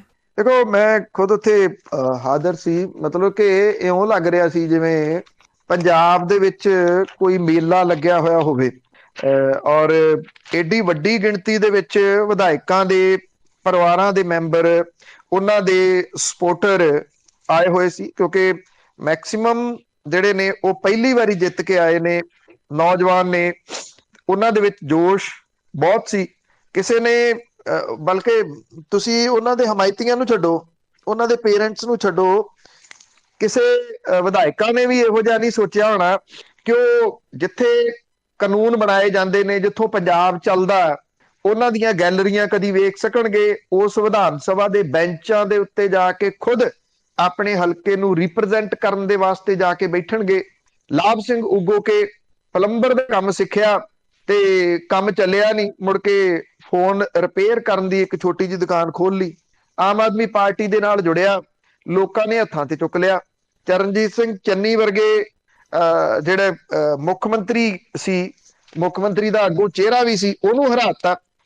ਉਹਦਾ ਵਿਧਾਨ ਸਭਾ ਦੇ ਵਿੱਚ ਜਾਣਾ ਵੇਖਣ ਵਾਲਾ ਸੀ ਕਿ ਉਹਦੀ ਜਿਹੜੀ ਬਾਡੀ ਲੈਂਗੁਏਜ ਸੀ ਉਹਦੇ ਵਿੱਚ ਕੌਨਫੀਡੈਂਸ ਕਿੰਨਾ ਸੀਗਾ। ਨਰਿੰਦਰ ਭਰਾਜ ਦੀ ਮਾਂ 2 ਵਾਰੀ ਚੰਡੀਗੜ੍ਹ ਗਈ, ਇੱਕ ਵਾਰੀ ਪਹਿਲਾਂ ਪੀਜੀਆਈ ਇਲਾਜ ਕਰਵਾਉਣ ਦੇ ਵਾਸਤੇ, ਤੇ ਹੁਣ ਦੂਜੀ ਵਾਰੀ ਵਿਧਾਨ ਸਭਾ ਦੇ ਵਿੱਚ ਆਪਣੀ ਕੁੜੀ ਦੇ ਨਾਲ ਗਈ। ਇਸੇ ਤਰੀਕੇ ਦੇ ਨਾਲ ਪਿੰਡਾਂ ਦੇ ਲੋਕ, ਗੈਲਰੀ ਦੇ ਵਿੱਚ ਇਹ ਹਾਲਾਤ ਸੀ, ਬੈਠਣ ਨੂੰ ਛੱਡੋ, ਖੜੇ ਹੋਣ ਜੋਗੀ ਵੀ ਜਗ੍ਹਾ ਹੈ ਨਹੀਂ ਸੀਗੀ। ਸਾਰੀਆਂ ਗੈਲਰੀਆਂ ਫੁੱਲ ਫਲੈਜ ਭਰੀਆਂ ਪਈਆਂ ਸੀਗੀਆਂ। ਅੰਦਰ ਕੰਮ ਕਰਨ ਵਾਲਾ ਜਿਹੜਾ ਸਟਾਫ ਹੈ ਉਹ ਭੱਜ ਭੱਜ ਕੇ ਕੰਮ ਕਰ ਰਿਹਾ ਸੀ, ਉਹ ਕਿਸੇ ਨੂੰ ਟੁੱਟ ਕੇ ਨਹੀਂ ਸੀ ਪੈ ਰਿਹਾ। ਉਹ ਇਹ ਕਹਿੰਦੇ ਸਨ, ਕਈਆਂ ਨਾਲ ਜਿਹੜੀ ਉਹ ਗੱਲ ਕੀਤੀ ਕਿ ਸਾਨੂੰ ਇਸ ਪੱਖੋਂ ਚੰਗਾ ਲੱਗ ਰਿਹਾ ਵੀ ਇਹ ਤਾਂ ਬੜੇ ਦੇਸੀ ਜਿਹੇ ਲੋਕ ਨੇ, ਇੱਥੇ ਤੱਕ ਖੜਕਵੇਂ ਦੇ ਕੱਪੜਿਆਂ ਵਾਲੇ, ਦਬਕੇ ਮਾਰਨ ਵਾਲੇ ਲੋਕ ਆਉਂਦੇ ਸੀ। ਇਹ ਕਿਸੇ ਵੀ ਉੱਥੇ ਕੰਮ ਕਰਨ ਵਾਲੇ ਵਿਅਕਤੀ ਨੂੰ ਦਬਕਾ ਕੋਈ ਨਹੀਂ ਮਾਰ ਰਿਹਾ ਸੀ। ਕੋਈ ਵਿਧਾਇਕ ਕਿਸੇ ਦੇ ਜਿਹੜੇ ਇਹਨਾਂ ਕੰਮ ਕਰਨ ਵਾਲਿਆਂ ਦੇ ਗੱਲ ਨਹੀਂ ਸੀ ਪੈ ਰਿਹਾ। ਇੱਕ ਦੂਜੇ ਨੂੰ ਸਾਰੇ ਵਧਾਈਆਂ ਦੇ ਰਹੇ ਸੀ। ਇਹ ਨਹੀਂ ਹੁਣ ਪਤਾ, ਦੇਖੋ ਇਹੋ ਜਿਹੇ ਜਿਹੜੇ ਮਾਹੌਲ ਨੇ ਉਹ ਇਤਿਹਾਸਕ ਹੁੰਦੇ ਨੇ ਕਿ ਉਹ ਕਿੰਨੀ ਦੇਰ ਤੱਕ ਚੱਲਦੇ ਨੇ, ਜਾਂ ਇਹਨਾਂ ਦੇ ਵਿੱਚ ਫੂਫਾਂ ਕਿੰਨੀ ਛੇਤੀ ਆ ਜਾਂਦੀ ਹੈ, ਕਿੰਨੀ ਜਿਹੜੀ ਉਹ ਆ ਜਾਂਦੀ ਹੈ। ਬੱਲੂਆਣਾ ਤੋਂ ਆਪ ਵਿਧਾਇਕ ਸੀ ਅਮਨਦੀਪ ਸਿੰਘ ਬੱਲੂਆਣਾ, ਉਹ ਇਹ ਕਹਿੰਦਾ ਕਿ ਇੱਕ ਗਨਮੈਨ ਦਿੱਤਾ ਉਹਨੂੰ, ਉਹ ਵੀ ਮੋੜ ਦੇਣਾ। ਔਰ ਪੰਜਾਬ ਸਰਕਾਰ ਨੇ ਜਿਹੜੀਆਂ ਇਹਨਾਂ ਨੂੰ ਇਨੋਵਾ ਗੱਡੀਆਂ ਦਿੱਤੀਆਂ ਨੇ, ਇਹ ਉਹ ਸਿੰਪਲ ਗੱਡੀਆਂ ਨੇ, ਨਹੀਂ ਤਾਂ ਅਦਰਵਾਈਜ਼ ਜਿਹੜੀ ਪੰਜਾਬ ਵਿਧਾਨ ਸਭਾ ਦੀ ਪਾਰਕਿੰਗ ਹੈ ਉਹਦੇ ਵਿੱਚ ਮੰਟੈਰੋ, ਰੇਂਜ ਰੋਵਰ ਵਰਗੀਆਂ ਵੱਡੀਆਂ ਗੱਡੀਆਂ ਦਾ ਮੇਲਾ ਲੱਗਿਆ ਹੁੰਦਾ ਸੀ। ਕੱਲ ਕੋਈ ਇਹ ਨਾ ਮੰਟੈਰੋ ਦਿਸ ਰਹੀ ਸੀ, ਨਾ ਰੇਂਜ ਰੋਵਰ ਦਿਸ ਰਹੀ ਸੀ। ਸਾਰੀਆਂ ਸਿਰਫ ਜਿਹੜੀਆਂ ਉਹ ਇਨੋਵਾ ਗੱਡੀਆਂ ਖੜੀਆਂ ਸੀ ਇਹਨਾਂ ਵਿਧਾਇਕਾਂ ਦੀਆਂ। ਜਿਹੜੇ ਲੋਕਾਂ ਦੇ ਜਦੋਂ ਆਉਂਦੇ ਸਨ ਜ਼ੈਡ ਸਿਕਿਉਰਿਟੀ ਵਾਲੇ, ਚਾਹੇ ਸੁਖਬੀਰ ਸਿੰਘ ਬਾਦਲ ਹੋ ਗਏ, ਪ੍ਰਕਾਸ਼ ਸਿੰਘ ਬਾਦਲ ਹੋ ਗਏ, ਬਿਕਰਮ ਮਜੀਠੀਆ ਹੋ ਗਿਆ, ਜਾਂ ਇਸ ਤਰ੍ਹਾਂ ਕੈਪਟਨ ਅਮਰਿੰਦਰ ਸਿੰਘ ਹੋ ਗਏ, ਜਿਨ੍ਹਾਂ ਦੇ ਦੁਆਲੇ ਐਡੀ ਐਡੀ ਸਿਕਿਉਰਿਟੀ ਕਿ ਕਿਸੇ ਨੂੰ ਨੇੜਿਓਂ ਦੀ ਸੀ ਲੰਘਣ ਦੇ, ਉਹ ਸਭ ਗਾਇਬ ਸੀ। ਉੱਥੇ ਉਹਨਾਂ ਦੇ ਵਿੱਚੋਂ ਕੋਈ ਵੀ ਹੈ ਨਹੀਂ ਸੀ ਵਿਧਾਨ ਸਭਾ ਦੇ ਵਿੱਚ। ਇਹ ਬਿਲਕੁਲ ਜਿਹੜਾ ਉਹ ਵੱਖਰੀ ਕਿਸਮ ਦਾ ਸੀ। ਜਿਹੜੇ ਇੱਥੇ ਆਏ ਵਿਧਾਇਕ ਨੇ, ਬੇਸ਼ੱਕ ਉਹਨਾਂ ਦੇ ਵਿੱਚੋਂ ਕੁਝ ਹੈਗੇ ਨੇ ਜਿਹੜੇ ਪ੍ਰਾਈਵੇਟ ਸਕੂਲਾਂ ਦੇ, ਮਹਿੰਗੇ ਸਕੂਲਾਂ ਦੇ ਪੜ੍ਹੇ ਹੋਏ ਵੀ ਨੇ, ਵਿਦੇਸ਼ਾਂ ਦੇ ਵਿੱਚੋਂ ਵੀ ਕੁਝ ਪੜ੍ਹੇ ਹੋਏ ਹੈਗੇ ਨੇ, ਪਰ ਮੈਕਸਿਮਮ ਇਹਦੇ ਵਿੱਚ ਉਹ ਨੇ ਜਿਹੜੇ ਸਰਕਾਰੀ ਸਕੂਲਾਂ ਦੇ ਵਿੱਚੋਂ ਪੜ੍ਹ ਕੇ ਇੱਥੋਂ ਤੱਕ ਪਹੁੰਚੇ ਨੇ। ਕਿਉਂਕਿ ਸਰਕਾਰੀ ਸਕੂਲ ਲਗਭਗ ਗਾਇਬ ਕੀਤੇ ਗਏ ਆ ਪਿਛਲੇ ਸਮੇਂ ਤੋਂ। ਉਹਨਾਂ ਦੇ ਪੜ੍ਹੇ ਹੋਏ ਸਟੂਡੈਂਟ ਜਦੋਂ ਵਿਧਾਨ ਸਭਾ ਤੱਕ ਪਹੁੰਚੇ ਨੇ, ਤੇ ਉਹਨਾਂ ਦੇ ਟੀਚਰ ਜਿਹੜੇ ਨੇ, ਉਹਨਾਂ ਦੇ ਅਧਿਆਪਕ, ਉਹ ਵੀ ਫਖਰ ਦੇ ਨਾਲ ਸਿਰ ਉੱਚਾ ਕਰੀ ਬੈਠੇ ਹੋਣਗੇ ਕਿ ਸਾਡੇ ਦੇਸੀ ਸਕੂਲਾਂ ਦੇ ਵਿੱਚੋਂ ਪੜ੍ਹਨ ਵਾਲੇ ਦੇਸੀ ਦੇ ਲੋਕ ਵੀ ਪੰਜਾਬ ਵਿਧਾਨ ਸਭਾ ਦੀਆਂ ਕੁਰਸੀਆਂ ਤੱਕ ਪਹੁੰਚ ਗਏ। ਕਾਂਗਰਸ ਵਾਲੇ ਪਾਸੇ ਜਿਹੜੀ ਉਹ ਨਿਰਾਸ਼ਾ ਛਾਈ ਹੋਈ ਸੀਗੀ, ਉਹਨਾਂ ਤੋਂ ਕੋਈ ਗੱਲ ਨਹੀਂ ਸੀ ਹੋ ਰਹੀ। ਜਿਹੜਾ ਅਕਾਲੀ ਦਲ ਬਾਦਲ ਹੈ, ਉਹਨਾਂ ਕੋਲੇ ਤਾਂ ਜਿਹੜੇ ਹੈ ਹੀ ਕਿੰਨੇ, ਉਹਨਾਂ ਨੇ ਕੀ ਉੱਥੇ ਗੱਲ ਕਰਨੀ ਸੀਗੀ। ਉਂਝ ਵੈਸੇ ਬੋਲਣ ਦਾ ਮੌਕਾ ਸਾਰੀਆਂ ਪਾਰਟੀਆਂ ਦੇ ਵਿਧਾਇਕਾਂ ਨੂੰ ਥੋੜਾ ਥੋੜਾ ਦਿੱਤਾ ਗਿਆ, ਜੋ ਵਿਰੋਧੀ ਧਿਰਾਂ ਦੇ ਖਾਸ ਤੌਰ ਦੇ ਉੱਤੇ, ਕਿ ਉਹ ਵੀ ਧੰਨਵਾਦ ਕਰ ਸਕਣ ਲੋਕਾਂ ਦਾ। ਪਰ ਇੱਕ ਗੱਲ ਜ਼ਰੂਰ ਸੀ ਕਿ ਜਿਹੜੇ ਜਿਵੇਂ ਸੁਖਜਿੰਦਰ ਸਿੰਘ ਰੰਧਾਵਾ ਹੋ ਗਏ, ਤ੍ਰਿਪਤ ਰਜਿੰਦਰ ਸਿੰਘ ਬਾਜਵਾ ਹੋ ਗਏ, ਰਾਜਾ ਵੜਿੰਗਹੂਰੀ ਹੋ ਗਏ, ਉਹ ਉਹਨਾਂ ਦੀ ਬਾਡੀ ਲੈਂਗੁਏਜ ਇਹ ਦੱਸਣ ਦਾ ਯਤਨ ਕਰ ਰਹੀ ਸੀ ਕਿ ਸਭ ਤੋਂ ਤਜਰਬੇਕਾਰ ਉਹ ਨੇ, ਪਰ ਪੰਜਾਬ ਦੇ ਲੋਕਾਂ ਨੇ ਗੈਰ ਤਜਰਬੇਕਾਰਾਂ ਨੂੰ ਤਜਰਬਾ ਕਰਨ ਦੇ ਵਾਸਤੇ ਉੱਥੇ ਭੇਜਿਆ। ਇਹ ਰੰਗ ਕੱਲ ਪੰਜਾਬ ਵਿਧਾਨ ਸਭਾ ਦੇ ਵਿੱਚ ਬਿਲਕੁਲ ਸਪਸ਼ਟ ਦਿਸ ਰਿਹਾ ਸੀ। ਬਿਲਕੁਲ ਜੀ, ਬਿਲਕੁਲ। ਅੱਗੇ ਇਹਨਾਂ ਦੇ ਕੰਮ ਦੇਖਣੇ ਆ ਜੀ। ਅੱਗੇ ਸਭ ਤੋਂ ਵੱਧ ਜਿਹੜੇ ਮਹਿਕਮੇ ਆ ਉਹ ਅਜੇ ਵੀ ਮੁੱਖ ਮੰਤਰੀ ਭਗਵੰਤ ਮਾਨ ਦੇ ਕੋਲ ਹੀ ਆ। ਬਿਲਕੁਲ, ਐਕਚੁਅਲੀ ਕੀ ਹੈ ਕਿ ਇੱਕ ਤਾਂ ਅਜੇ 7 ਵਿਧਾਇਕ ਜਿਹੜੇ ਨੇ ਉਹ ਹੋਰ ਮੰਤਰੀ ਬਣਨਗੇ ਆਉਂਦੇ ਸਮੇਂ ਦੇ ਦੌਰਾਨ। ਕਦੋਂ ਬਣਨਗੇ ਅਜੇ ਕੁਝ ਕਲੀਅਰ ਨਹੀਂਗਾ। 27 ਵਿਭਾਗ ਨੇ ਮੁੱਖ ਮੰਤਰੀ ਹੋਰਾਂ ਦੇ ਕੋਲੇ। ਪ੍ਰਸ਼ਾਸਨਿਕ ਸੁਧਾਰ, ਗ੍ਰਹਿ ਤੇ ਨਿਆਂ, ਵਿਜੀਲੈਂਸ, ਨਾਗਰਿਕ ਉਡਾਨ ਔਰ ਪ੍ਰਸ਼ਾਸਨ, ਜਿਹੜਾ ਆਵਾਸ ਤੇ ਸ਼ਹਿਰੀ ਵਿਕਾਸ, ਸਥਾਨਕ ਔਰ ਉਦਯੋਗ ਵਪਾਰ, ਖੇਤੀ, ਬਾਗਬਾਨੀ ਔਰ ਇਨਵੈਸਟਮੈਂਟ ਪ੍ਰਮੋਸ਼ਨ, ਵਿਗਿਆਨ ਤਕਨੀਕ, ਸੰਸਦੀ ਮਾਮਲੇ ਔਰ ਚੋਣ ਸ਼ਿਕਾਇਤ ਨਿਵਾਰਨ, ਜਿਹੜੇ ਸੁਤੰਤਰਤਾ ਸੈਨਾਨੀ ਨੇ ਉਹ ਤਕਨੀਕੀ ਸਿੱਖਿਆ ਤੇ ਉਦਯੋਗਿਕ ਟ੍ਰੇਨਿੰਗ, ਇਹ ਵੀ ਉਹਨਾਂ ਦੇ ਕੋਲੇ ਆ। ਪ੍ਰਿੰਟਿੰਗ ਸਟੇਸ਼ਨਰੀ, ਡਿਫੈਂਸ ਸਰਵਿਸਿਜ਼, ਇਹ ਵੀ ਉਹਨਾਂ ਦੇ ਆਪਣੇ ਕੋਲ ਰੱਖੀ ਆ। ਸੂਚਨਾ ਤੇ ਜਨ ਸੰਪਰਕ ਉਹਨਾਂ ਦੇ ਕੋਲੇ ਆ। ਹਰਪਾਲ ਚੀਮਾ ਦੂਜੀ ਵਾਰੀ ਗਏ ਨੇ ਜਿਹੜਾ ਜਿੱਤ ਕੇ, ਉਹਨਾਂ ਦੇ ਕੋਲੇ ਉਹਨਾਂ ਨੂੰ ਫਾਈਨੈਂਸ ਮਿਨਿਸਟਰੀ ਦਿੱਤੀ ਗਈ ਆ, ਪਲੈਨਿੰਗ ਦਿੱਤੀ ਗਈ ਆ, ਰੈਵਨਿਊ, ਐਕਸਾਈਜ਼, ਟੈਕਸਟੇਸ਼ਨ ਉਹਨਾਂ ਨੂੰ ਦਿੱਤਾ ਗਿਆ। ਬ੍ਰਹਮ ਸ਼ੰਕਰ ਜਿੰਪਾ ਨੂੰ ਜਲ ਸਪਲਾਈ, ਸੈਨੀਟੇਸ਼ਨ ਤੇ ਐਮਰਜੈਂਸੀ ਪ੍ਰਬੰਧ ਉਹ ਦਿੱਤਾ ਗਿਆ। ਮੀਤ ਹੇਰ ਬਰਨਾਲੇ ਤੋਂ ਦੂਜੀ ਵਾਰੀ ਜਿੱਤ ਕੇ ਗਏ ਨੇ ਔਰ ਉਹਨਾਂ ਨੂੰ ਸਿੱਖਿਆ ਦਿੱਤਾ ਗਿਆ, ਬੜਾ ਅਹਿਮ ਮਹਿਕਮਾ ਹੈ। ਹਾਇਰ ਐਜੂਕੇਸ਼ਨ ਦਿੱਤੀ ਗਈ ਆ। ਸਪੋਰਟਸ ਨੂੰ ਉਹ ਦੇਖਣਗੇ, ਨੌਜਵਾਨਾਂ ਦੇ ਮਾਮਲੇ ਉਹ ਦੇਖਣਗੇ। ਕੁਲਦੀਪ ਸਿੰਘ ਢਾਲੀਵਾਲ ਅਜਨਾਲਾ ਤੋਂ ਜਿੱਤੇ ਨੇ, ਉਹਨਾਂ ਦੇ ਕੋਲੇ ਪੇਂਡੂ ਵਿਕਾਸ, ਐਨੀਮਲ ਹਸਬੈਂਡਰੀ ਤੇ NRI ਮਹਿਕਮਾ ਕੁਲਦੀਪ ਸਿੰਘ ਢਾਲੀਵਾਲ ਨੂੰ ਦਿੱਤਾ ਗਿਆ। ਡਾਕਟਰ ਬਲਜੀਤ ਕੌਰ ਜਿਹੜੇ ਆਈ ਸਪੈਸ਼ਲਿਸਟ ਨੇ, ਮਲੋਟ ਤੋਂ ਜਿੱਤੇ ਨੇ, ਸਾਬਕਾ member parliament professor Sadhu Singh ਹੋਰਾਂ ਦੀ ਬੇਟੀ ਆ ਉਹ, ਔਰ ਉਹਨੂੰ ਸੋਸ਼ਲ ਜਸਟਿਸ, ਮਹਿਲਾ ਤੇ ਬਾਲ ਵਿਕਾਸ ਵਿਭਾਗ ਦਿੱਤਾ ਗਿਆ। ਸਭ ਤੋਂ ਘੱਟ ਉਮਰ ਦੇ ਜਿਹੜੇ ਮੰਤਰੀ ਬਣੇ ਨੇ, ਹਰਜੋਤ ਸਿੰਘ ਬੈਂਸ ਸ੍ਰੀ ਅਨੰਦਪੁਰ ਸਾਹਿਬ ਤੋਂ ਜਿੱਤ ਕੇ ਆਉਂਦੇ ਨੇ। ਲੀਗਲ ਮਾਮਲੇ, ਟੂਰਿਜ਼ਮ, ਜੇਲਾਂ, ਜਿਹੜੀ ਮਾਈਨਿੰਗ ਹੈ, ਉਹ ਉਹਨਾਂ ਨੂੰ ਅਹਿਮ ਮਹਿਕਮੇ ਦਿੱਤੇ ਗਏ ਨੇ। ਮਾਈਨਿੰਗ ਇੱਕ ਤਾਂ ਉਸ ਪੂਰੇ ਖੇਤਰ ਦੇ ਵਿੱਚ ਬਹੁਤ ਹੁੰਦੀ ਆ, ਰੋਪੜ, ਖਰੜ, ਅਨੰਦਪੁਰ ਸਾਹਿਬ, ਤੁਸੀਂ ਇਹ ਸਾਰਾ ਏਰੀਆ ਲਾ ਲਓ। ਲਾਲਚੰਦ ਕਟਾਰੂ ਚੱਕ ਉਹਨਾਂ ਨੂੰ ਖਾਦ, ਫੋਰੈਸਟ, ਕੰਜ਼ਿਊਮਰ ਅਫੇਅਰ ਦਿੱਤਾ ਗਿਆ। ਹਰਭਜਨ ਸਿੰਘ ਜਿਹੜੇ ਨੇ ETO ਜੰਡਿਆਲਾ ਗੁਰੂ ਤੋਂ ਜਿੱਤੇ ਨੇ, ਉਹਨਾਂ ਨੂੰ ਬੜਾ ਇੱਕ ਅਹਿਮ ਮਹਿਕਮਾ ਪਾਵਰ, ਬਿਜਲੀ ਮਹਿਕਮਾ ਦਿੱਤਾ ਗਿਆ। ਇਸ ਤੋਂ ਇਲਾਵਾ ਪਬਲਿਕ ਵਰਕਸ ਡਿਪਾਰਟਮੈਂਟ ਉਹਨਾਂ ਨੂੰ ਦਿੱਤਾ ਗਿਆ। ਡਾਕਟਰ ਵਿਜੇ ਸਿੰਗਲਾ ਪੇਸ਼ੇ ਵਜੋਂ ਡੈਂਟਿਸਟ ਨੇ, ਮਾਨਸਾ ਤੋਂ ਜਿੱਤੇ ਨੇ, ਉਹਨਾਂ ਨੂੰ ਹੈਲਥ ਦਿੱਤਾ ਗਿਆ। ਇੱਕ ਡਾਕਟਰ ਨੂੰ ਹੈਲਥ ਵਿਭਾਗ ਮਿਲਣਾ ਇਹ ਇੱਕ ਚੰਗੀ ਜਿਹੜੀ ਉਹ ਸ਼ੁਰੂਆਤ ਕਹੀ ਜਾ ਸਕਦੀ ਹੈ, ਕਿਉਂਕਿ ਉਹ ਬਿਹਤਰ ਜਾਣਦੇ ਨੇ। ਜਿਵੇਂ ਡਾਕਟਰ ਬਲਜੀਤ ਕੌਰ ਹੋਰਾਂ ਨੂੰ ਜਿਹੜਾ ਸੋਸ਼ਲ ਜਸਟਿਸ ਤੇ ਮਹਿਲਾ ਬਾਲ ਵਿਕਾਸ ਦਿੱਤਾ ਗਿਆ। ਡਾਕਟਰ ਵਿਜੇ ਸਿੰਗਲਾ ਨੂੰ ਹੈਲਥ ਤੋਂ ਇਲਾਵਾ ਫੈਮਿਲੀ ਵੈਲਫੇਅਰ ਤੇ ਮੈਡੀਕਲ ਐਜੂਕੇਸ਼ਨ ਵੀ ਦਿੱਤਾ ਗਿਆ। ਲਾਲਜੀਤ ਭੁੱਲਰ ਪੱਟੀ ਤੋਂ ਜਿੱਤੇ ਨੇ, ਪ੍ਰਕਾਸ਼ ਸਿੰਘ ਬਾਦਲ ਹੋਰਾਂ ਦੇ ਜਵਾਈ ਆਦੇਸ਼ ਪ੍ਰਤਾਪ ਸਿੰਘ ਕੈਰੋਂ ਨੂੰ ਹਰਾਇਆ, ਉਹਨਾਂ ਨੂੰ ਅਹਿਮ ਮਹਿਕਮਾ ਟਰਾਂਸਪੋਰਟ ਦਾ ਦਿੱਤਾ ਗਿਆ। ਇਸ ਤੋਂ ਇਲਾਵਾ ਹੌਸਪਿਟੈਲਿਟੀ ਵਿਭਾਗ ਦੀ ਜ਼ਿੰਮੇਵਾਰੀ ਵੀ ਉਹਨਾਂ ਨੂੰ ਜਿਹੜੀ ਉਹ ਦਿੱਤੀ ਗਈ ਹੈ। ਕੈਪਟਨ ਅਮਰਿੰਦਰ ਸਿੰਘ ਜਦੋਂ ਮੁੱਖ ਮੰਤਰੀ ਸੀ ਤਾਂ ਉਹਨੇ ਆਪਣੇ ਕੋਲੇ 18 ਤੇ ਜਦੋਂ ਚਰਨਜੀਤ ਚੰਨੀ ਬਣੇ ਕੁਝ ਦਿਨਾਂ ਲਈ ਉਹਨਾਂ ਨੇ ਆਪਣੇ ਕੋਲੇ 14 ਵਿਭਾਗ ਰੱਖੇ ਸੀਗੇ। 7 ਮੰਤਰੀ ਕਦੋਂ ਬਣਾਏ ਜਾਣਗੇ ਅਜੇ ਕੋਈ ਇਹਦੀ ਤਰੀਕ ਤੈਅ ਨਹੀਂ ਗਈ। ਪਾਰਟੀ ਦੇ ਸੀਨੀਅਰ ਵਿਧਾਇਕਾਂ ਨੂੰ ਮੌਕਾ ਦਿੱਤਾ ਜਾ ਸਕਦਾ, ਇਹਦੇ ਵਿੱਚ ਅਜੇ ਕੁਝ ਮਹੀਨੇ ਇਹਦੇ ਵਿੱਚ ਲੱਗ ਸਕਦੇ ਆ। ਉਦੋਂ ਤੱਕ ਇਹ 27 ਜਿਹੜੇ ਮਹਿਕਮੇ ਨੇ ਉਹ ਭਗਵੰਤ ਮਾਨ ਹੁਰੀ ਹੀ ਵੇਖਣਗੇ ਜੀ। ਤੇ ਅੱਗੇ ਗੱਲ ਕਰਦੇ ਆ, ਜਦੋਂ ਕਿਸਾਨ ਮੋਰਚਾ ਸੀ, ਸੁਪਰੀਮ ਕੋਰਟ ਨੇ ਇੱਕ ਕਮੇਟੀ ਬਣਾਈ ਸੀ, ਪਰ ਉਹ ਜਿਹੜੀ ਸੁਪਰੀਮ ਕੋਰਟ ਦੀ ਕਮੇਟੀ ਸੀਗੀ ਖੇਤੀ ਕਾਨੂੰਨ ਰੱਦ ਕਰਨ ਦੇ ਖਿਲਾਫ ਸੀ।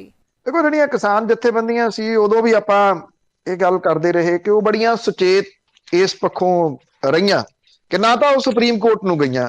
ਬੜੀ ਕੋਸ਼ਿਸ਼ ਕੀਤੀ ਗਈ ਕਿ ਉਹਨਾਂ ਨੂੰ ਸੁਪਰੀਮ ਕੋਰਟ ਦੇ ਵਿੱਚ ਧਿਰ ਬਣਾ ਲਿਆ ਜਾਵੇ, ਫਿਰ ਸੁਪਰੀਮ ਕੋਰਟ ਦਾ ਫੈਸਲਾ ਕੋਈ ਕਰਕੇ ਉਹਨਾਂ ਦੇ ਉੱਤੇ ਥੋਪ ਦਿੱਤਾ ਜਾਵੇ ਤੇ ਫਿਰ ਇਹ ਕਿਹਾ ਜਾਵੇ ਕਿ ਦੇਖੋ ਜੀ ਸੁਪਰੀਮ ਕੋਰਟ ਦੀ ਇਹ ਗੱਲ ਨਹੀਂ ਮੰਨ ਰਹੇ, ਇਹ ਕੰਟੈਂਪਟ ਆਫ ਕੋਰਟ ਕਰ ਰਹੇ ਆ। ਕਦੀ ਤਾਂ ਰਾਹ ਬੰਦ ਕਰਨ ਨੂੰ ਲੈ ਕੇ ਉਹਨਾਂ ਨੂੰ ਧਿਰ ਬਣਾਇਆ ਗਿਆ। ਉਹ ਕਹਿੰਦੇ ਅਸੀਂ ਧਿਰ ਹੀ ਨਹੀਂ, ਸਾਡੀ ਲੜਾਈ ਸੁਪਰੀਮ ਕੋਰਟ ਨਾਲ ਹੈ ਹੀ ਨਹੀਂ, ਸਾਡੀ ਲੜਾਈ ਤਾਂ ਕੇਂਦਰ ਦੀ ਸਰਕਾਰ ਦੇ ਨਾਲ ਹੈ। ਜਿਹੜੇ ਖੇਤੀ ਕਾਨੂੰਨ ਨੇ ਉਹ ਤਾਂ ਬਣਾਏ ਨੇ ਕੇਂਦਰ ਦੀ ਸਰਕਾਰ ਨੇ, ਸੁਪਰੀਮ ਕੋਰਟ ਨੇ ਥੋੜੀ ਬਣਾਏ ਨੇ। ਸੁਪਰੀਮ ਕੋਰਟ ਨੇ ਇਹਦੇ ਬਾਵਜੂਦ ਇੱਕ ਕਮੇਟੀ ਬਣਾਤੀ ਸੀ। ਇਹ ਕਮੇਟੀ ਉਹੀ ਆ ਜਿਹਦੇ ਵਿੱਚ ਪੰਜਾਬ ਤੋਂ ਇੱਕ ਜਿਹੜੇ ਮਿਸਟਰ ਮਾਨ ਸਨ ਉਹ ਬਣਾਏ ਗਏ ਸੀ, ਪਰ ਸਖਤ ਆਲੋਚਨਾ ਹੋਣ ਕਰਕੇ ਉਹ ਛੱਡ ਕੇ ਕਮੇਟੀ ਲਾਂਭੇ ਹੋ ਗਏ ਸੀਗੇ। 3 ਖੇਤੀ ਕਾਨੂੰਨਾਂ ਦਾ ਅਧਿਐਨ ਕਰਨ ਦੇ ਵਾਸਤੇ ਸੁਪਰੀਮ ਕੋਰਟ ਦੇ ਵੱਲੋਂ ਨਿਯੁਕਤ ਪੈਨਲ ਨੇ ਇਹਨਾਂ ਕਾਨੂੰਨਾਂ ਨੂੰ ਕਿਸਾਨਾਂ ਲਈ ਲਾਹੇਵੰਦ ਦੱਸਦਿਆਂ ਇਹਨਾਂ ਨੂੰ ਰੱਦ ਨਾ ਕਰਨ ਦੀ ਸਿਫਾਰਿਸ਼ ਕੀਤੀ ਸੀ। ਤੁਸੀਂ ਦੇਖੋ ਕਿ ਜਿਹੜੇ 3 ਖੇਤੀ ਕਾਨੂੰਨ ਸੀ ਜਿਨ੍ਹਾਂ ਨੂੰ ਹੁਣ ਕੇਂਦਰ ਦੀ ਸਰਕਾਰ ਰੱਦ ਕਰ ਚੁੱਕੀ ਹੋਈ ਆ, ਉਹ 3 ਖੇਤੀ ਕਾਨੂੰਨ ਰੱਦ ਕਰਤੇ ਆ। ਸੁਪਰੀਮ ਕੋਰਟ ਦੇ ਵੱਲੋਂ ਬਣਾਈ ਹੋਈ ਕਮੇਟੀ ਦੇ ਇਹ ਜਿਹੜੇ ਬੁੱਧੀਜੀਵੀ ਨੇ ਉਹ ਇਹ ਕਹਿ ਰਿਹਾ ਕਿ ਇਹ ਕਾਨੂੰਨ ਬੜੇ ਸਹੀ ਨੇ ਤੇ ਇਹਨਾਂ ਕਾਨੂੰਨਾਂ ਨੂੰ ਰੱਦ ਨਾ ਕੀਤਾ ਜਾਵੇ। ਹੋਰ ਦੇਖੋ ਉਹਦੇ ਵਿੱਚ ਉਹ ਇਹ ਕਹਿੰਦੇ ਆ ਕਿ 86% ਕਿਸਾਨ ਜਥੇਬੰਦੀਆਂ ਦੇ ਆਗੂ ਇਹ ਗੱਲ ਕਹਿੰਦੇ ਆ ਕਿ ਇਹ ਖੇਤੀ ਕਾਨੂੰਨ ਨਾ ਰੱਦ ਕੀਤੇ ਜਾਣ। ਇਹ ਹੁਣ 86% ਕਿਸਾਨ ਜਥੇਬੰਦੀਆਂ ਕਿਹੜੀਆਂ ਸੀ ਜਿਨ੍ਹਾਂ ਦੇ ਆਗੂਆਂ ਨੇ ਇਹ ਕਿਹਾ ਕਿ ਇਹ ਖੇਤੀ ਕਾਨੂੰਨ ਰੱਦ ਨਾ ਕੀਤੇ ਜਾਣ? ਇਹ ਉਹੀ ਸੀ ਜਿਹੜੀਆਂ ਨਕਲੀ ਤੌਰ ਦੇ ਉੱਤੇ ਖੜੀਆਂ ਕਰ ਲਈਆਂ ਗਈਆਂ ਸੀ।